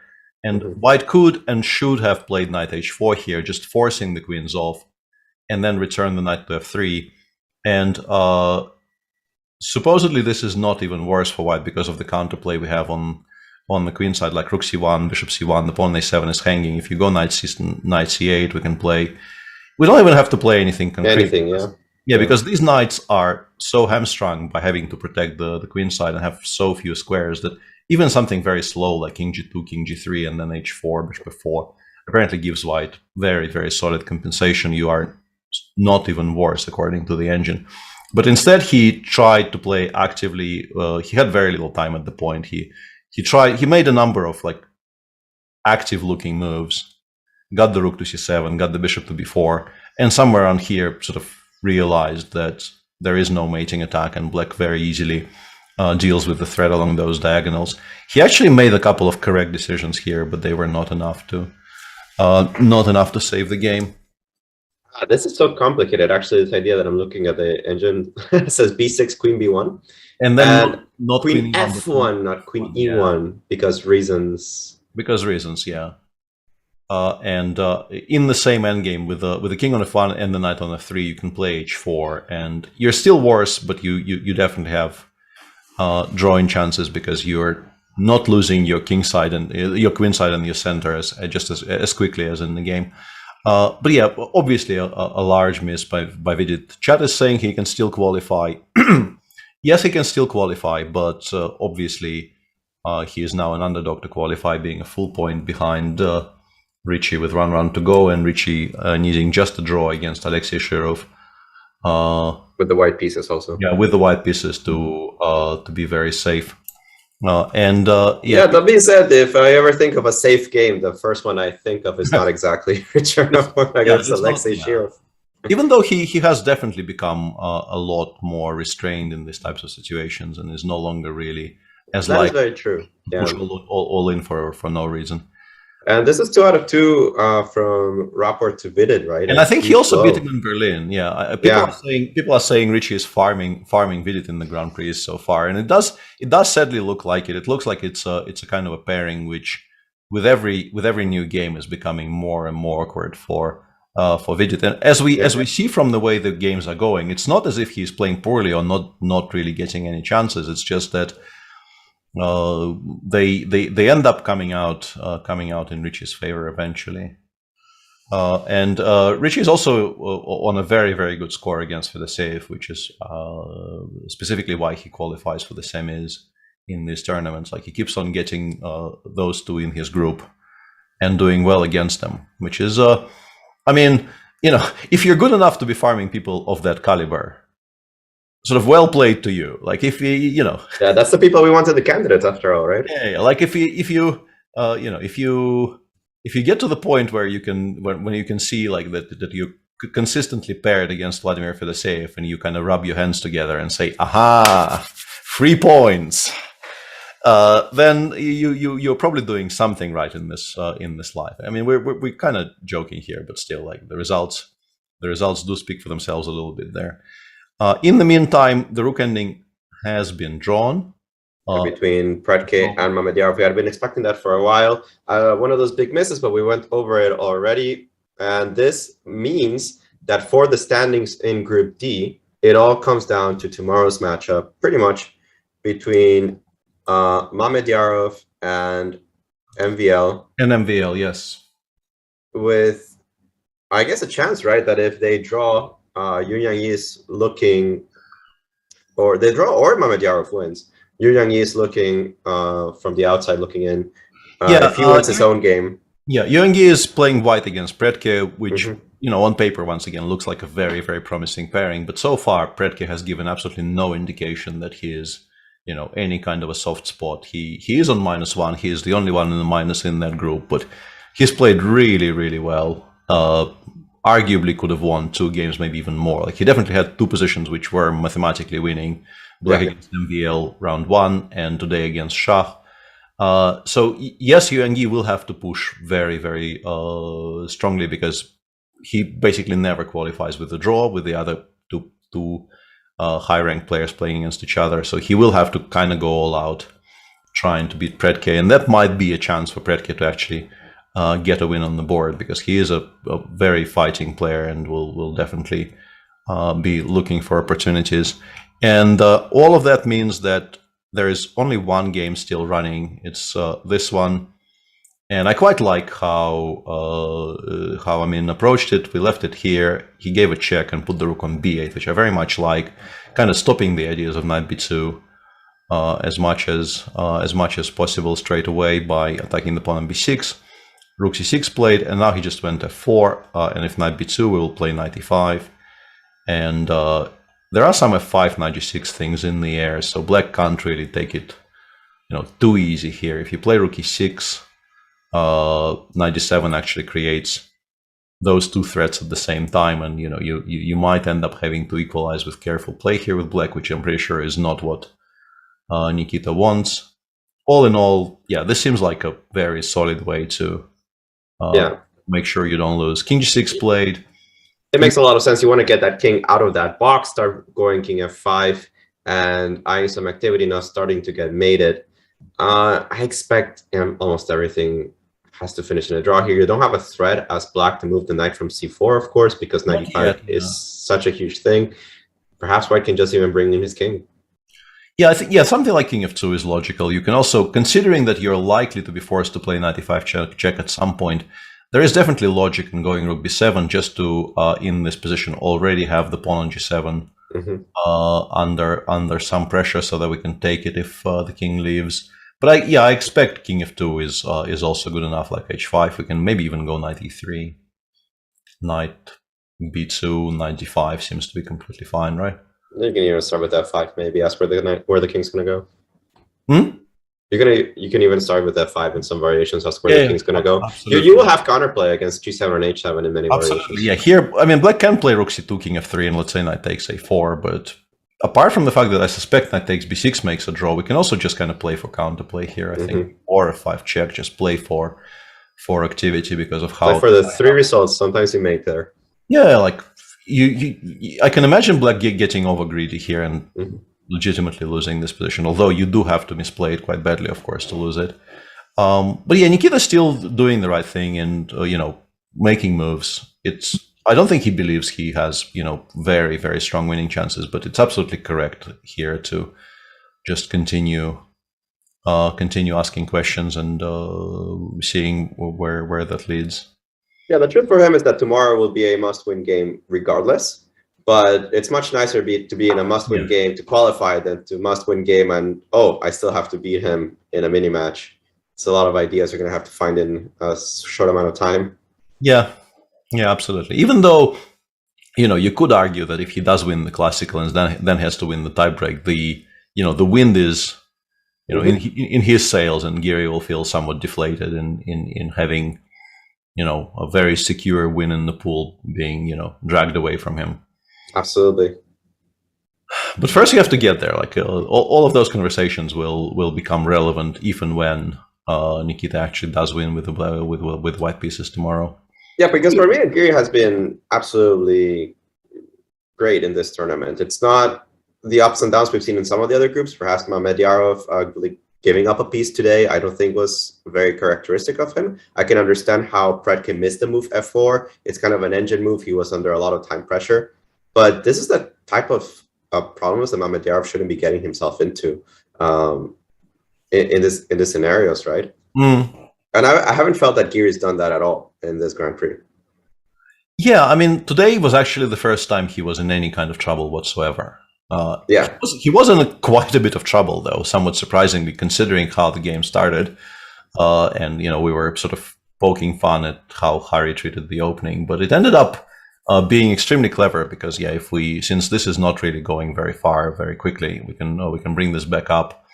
And there was this particular sequence straight out of the opening where Harry played knight a5, and we were discussing the fact that c4, c5 not only is a strong move, but also arguably sort of keeps the position more under control than the cd5 that Anish played. But after what Anish played, which was takes, and then seemingly a very smart move before using the fact that knight c4, knight d5 just straight up loses a full pawn in the center, knight c6, bishop b2, and Harry played knight b8 here. And we were sort of giggling here because of kind of how awkward and slow this seemed. And then, like 5 moves later, we were discussing just how much black was better somewhere around here. Yeah. The conversation definitely turned to, okay, we now need to find a specific way to equalize. And Anish actually realized that very, very early on, because the thing he played here was him trying to make an immediate draw. It's just that had Harry played rook c7 here, he very likely would have failed. But that turnaround from this position, looking slightly silly for black with the amount of time wasted on all the knight moves. And this is move 16, this is move 21. It's legitimately 5 moves. And black has all of these pieces sort of on starting positions. It's better because of them. Yeah, and he is better because he has a protected passer, and his bishop on f8 is just so much better than the bishop on b2. So very, very well played by Harry. But then, he made basically one very large mistake in not playing rook c7 here, and then he feels like sort of gave up on it after bishop c3, even though the position remains at the very least slightly better for him if he just decides not to take the immediate draw with bishop takes a3. Yeah, we're looking, I think, at queen a8. Yeah, queen a8. Right? Yeah. Queen b7 is also fine, but queen a8 is like, it's very much on point. Like having played rook a7 earlier, we want to be true to the style and play queen a8 here, just to give yourself a square on c8 to have a retreat available along the c file. And white still has to play precisely here to not be in trouble. So yeah, this is really the first time Anish was in any kind of trouble at all in the tournament. His black games so far were very, very solid. He won 2 very nice Italians in the early runnings. In the early running, he beat Amin in round 1, and then he won that very explosive game against Nikita in round 2. Yeah. So yeah, well, he's had a very, very solid tournament so far, but he still needs to make that one draw against Nikita tomorrow. Well, let's see if he can do it. He definitely has the repertoire for it. A very, very impressive and solid repertoire whenever he wants it to be, as we see again, the cross tables. It comes down to a few games tomorrow. Huge pressure in some of these players and their seconds and finding ideas. Yeah. I'm particularly curious on what Shaka is going to bring to the table tomorrow. Yeah, and also, like, MVL, for years and years and years, we thought, okay, I'm white against MVL. I know exactly what my position will be by move 15, right? And then the question is, do I believe this position is good enough, or do I want another position I will get by move 15, which is even better? and then he started playing the Nimzos and like the Petrovs or the Spanish or whatever it is that he's playing against 1e4 now. I think they played a Caro in one round to here. No, the Kara wasn't him. The Kara was Hare Krishna. But basically, it's no longer just a forced Grunfeld and a forced Najdorf on the black side of things. I remember that I was looking at his games, and the one time previously that he kind of expanded, he said he studied the Caro-Kann and was ready to bring it. He actually ran straight head first into a novelty against Fabiano Caruana in that super run that he had in the 2014 Singfield. And he decided, why am I running into preparations in the Caro-Kann when I can run into preparations in the Najdorf? Yeah, and, that also happened more than once or twice, including against Fabi famously in the first round of the second leg of the Ekaterinburg candidates. Yeah. I mean, it still feels kind of weird to watch him, let's say, not play the Grunfeld, considering that for the sort of later stages of my career as a Grunfeld player, I very much just kind of watched what he was doing and took ideas from that. I very much accept like the courses of a player this strong. MVL, not exactly a spring chicken anymore, considering some of the people that are up and coming. And at what point does he decide, I need a repertoire overhaul, and starts including so many things? Yeah, I don't know. It's it feels like these days the absolute top players, the absolute sort of monsters of the game, they all are extremely well-rounded and can basically choose move one very much depending on mood and or who they're playing against. For me, I remember the point where, I remember when that point came for me. It was when I kind of coasted on my understanding of the open openings, and felt that even if I'm not sort of ahead of the curve there, my general experience, like in the Spanish and the Sicilians and so on, is good enough to not really bother. And then when I qualified for the London candidates in 2013. I remember we sat down for the first training camp with Nikita, whose game we're watching right now, and Maxim Matlakov, our mutual friend. And we kind of looked at the field and we thought, if I continue playing e4, it will be just like a steady diet of Berlin and Petrov, and I will get nowhere at all against that. And we legitimately went for a complete overhaul. We just, they made me a 1d4 player in like half a year. I think it happens to everybody at the top, that at some point they're relying on old stuff. A big tournament comes in and they say, it's time to pause. This is the time where we understand that some of our ideas are not good enough to be just relied on. We need a new direction. Yeah. It does seem to happen, and also many people are already ahead of the curve by seemingly sort of starting on that process very, very early on, even before perhaps, in my case, it was absolutely forced upon me by the realization that I'm so far behind on the current rock solid openings in 1e4 that I just have, if I want to have fighting chances in my white games in that candidates, I have to do something else. I have to do something that they're not expecting me to do.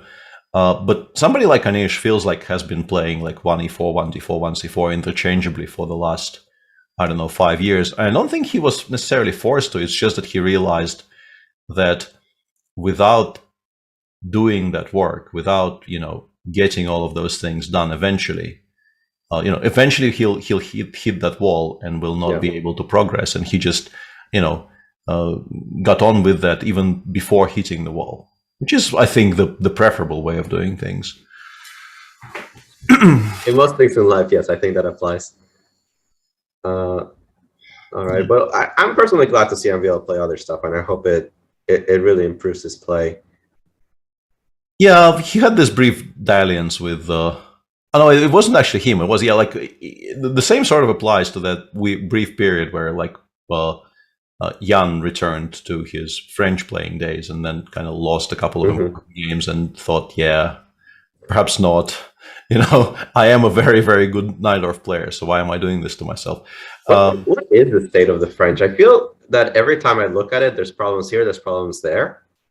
But there's new ideas and variations I didn't even expect should be variations. Like this advanced line with rookie 1 h4 became all the rage. But there are other lines that are also problematic, right, for the black side at the moment. Yeah, I think the French has always been basically the opening that is probably not going to equalize, but also because everybody sort of understands that it's not going to equalize, there is a lot of EV to be had if you're willing to put the hours in with black into studying and finding new ideas, because nobody really is going to pay attention. Like the white players will very happily coast on something they've looked at 10 years ago, and like the general understanding that we have more space, like, you know, we have a good position by move 3, why do we need to study it properly? Like the earliest player who did this in my memory was, of course, Morozevich in the like late 90s, early 2000s, where he seemingly revived the opening alone by his own efforts, by just finding very sharp, very concrete ideas everywhere and studying them very, very seriously, so that it's a, you know, a bit I repeat every now and again, and it's not as relevant now when, you know, he basically is now you barely see him as a chess player. He still comes to like World Rapid and Blitz and plays really well occasionally, but you don't see him at tournaments very much. He moved on to other pursuits. He now plays Go and so on. But the thing about him, and this is not a criticism, it's just that I think it's a thing that many people did not really understand particularly well when he was still playing actively. And I mean, people who haven't really played against him or like played alongside him in team events, is just how much work went into the extremely dodgy repertoires that he was playing. I have to completely concur with that. It was I remember when I was growing up as a chess player and you saw this Morozevich ideas, engines were certainly not that strong. They weren't as definitive if things were good or bad, especially when it came to long-term plans. And there were so many French defenses where he was going c4, and everybody understood that this cannot be correct chess strategy, but Morozevich did it, and that means that there's some study behind it, and you have to pay some attention to it. Yeah, like I have specific examples as well. Like nobody will remember that it's searchable, but it's not maybe even that spectacular of a game. But like I remember the Lista Olympiad, I think, where he had a game against Christopher Lutz in our match against Germany, and he won some kind of a really brilliant, really sharp French, which looked extremely suspect at some point, and then turned out completely fine. And Christopher obviously burned a ton of time and eventually went down by not finding some kind of a correct way to continue in a very, very mad position. And I asked Alexander after the game, like, okay, this looks absolutely mad, so when did you start playing? And he kind of looked at me strangely and said, move 29. and like it was at those types of points where you realize that, you know, he's not actually ad-libbing any of this stuff, right? Because no, it came with an incredible amount of work. Yeah, it only really works, openings like the French, for instance, they only really work if you're willing to invest a tremendous amount of time into making them work, because they are strategically very, very risky, much riskier than, I don't know, the Spanish or the Sicilian. And looks like our rook ending PGN Parcera normally means that the game is over. So I assume this is now a draw, unsurprisingly. Yeah, and yeah, we had been expecting this for a while. I actually just went through that craziness of Lutz Morozevich, at least the Olympiad 1998. I did, yeah, it was against Lutz, right? Yeah, it was. It's a fun game. It's a fun game, and it was fun to watch from the outside, because you kind of knew he will be okay. But yeah, it's nice to have this confidence in your teammates that they know they're opening and they know that they're doing something good. And you kind of knew he was going to be okay, because he was at the time one of the absolute best players in the world. He was at some point almost 2,800. I think his top live rating was 2799. He was definitely world number 2 at one point. Yeah. So you kind of knew he was going to be okay for that reason. But also he actually worked a ton on his openings, and that's a very good combination if you can achieve it. So yeah, we're done with today's round. This game was the last one, and it has been drawn. So yeah, those are the results. And absolutely crucial rounds tomorrow. Don't forget to tune in. Your favorite commentator will be back. Jan Gustafsson will be back, I believe, tomorrow to bring you the action. And for me, it was a pleasure to be here. I think I'm coming back for the finals, but I thought that Richard's game was really impressive. I think that I like the risk taking that some of these players are are taking, despite their tournament situation, it wasn't like Richard really needed to be using one of these openings, but he thought, let's go at it. And FIDE, you kind of feel for him, right? Yeah. You kind of feel for him that he had these chances and wasn't able to do so. But Peter, for me, it was a pleasure to be here with you. Absolutely. I am leaving you. I'm going to get ready for my next bout of commentary, but today was super fun. Okay. Yeah. Thanks very much for stepping in. And yeah, I think we're doing the last couple of rounds as well. So that will continue being fun. But for now, thanks everybody for watching. Thanks Dodgy for the raid. We will be back tomorrow, same time, for the absolute crucial last round of the pool stage. Plenty to watch out for. So yeah, do come back tomorrow, same time, and cheers.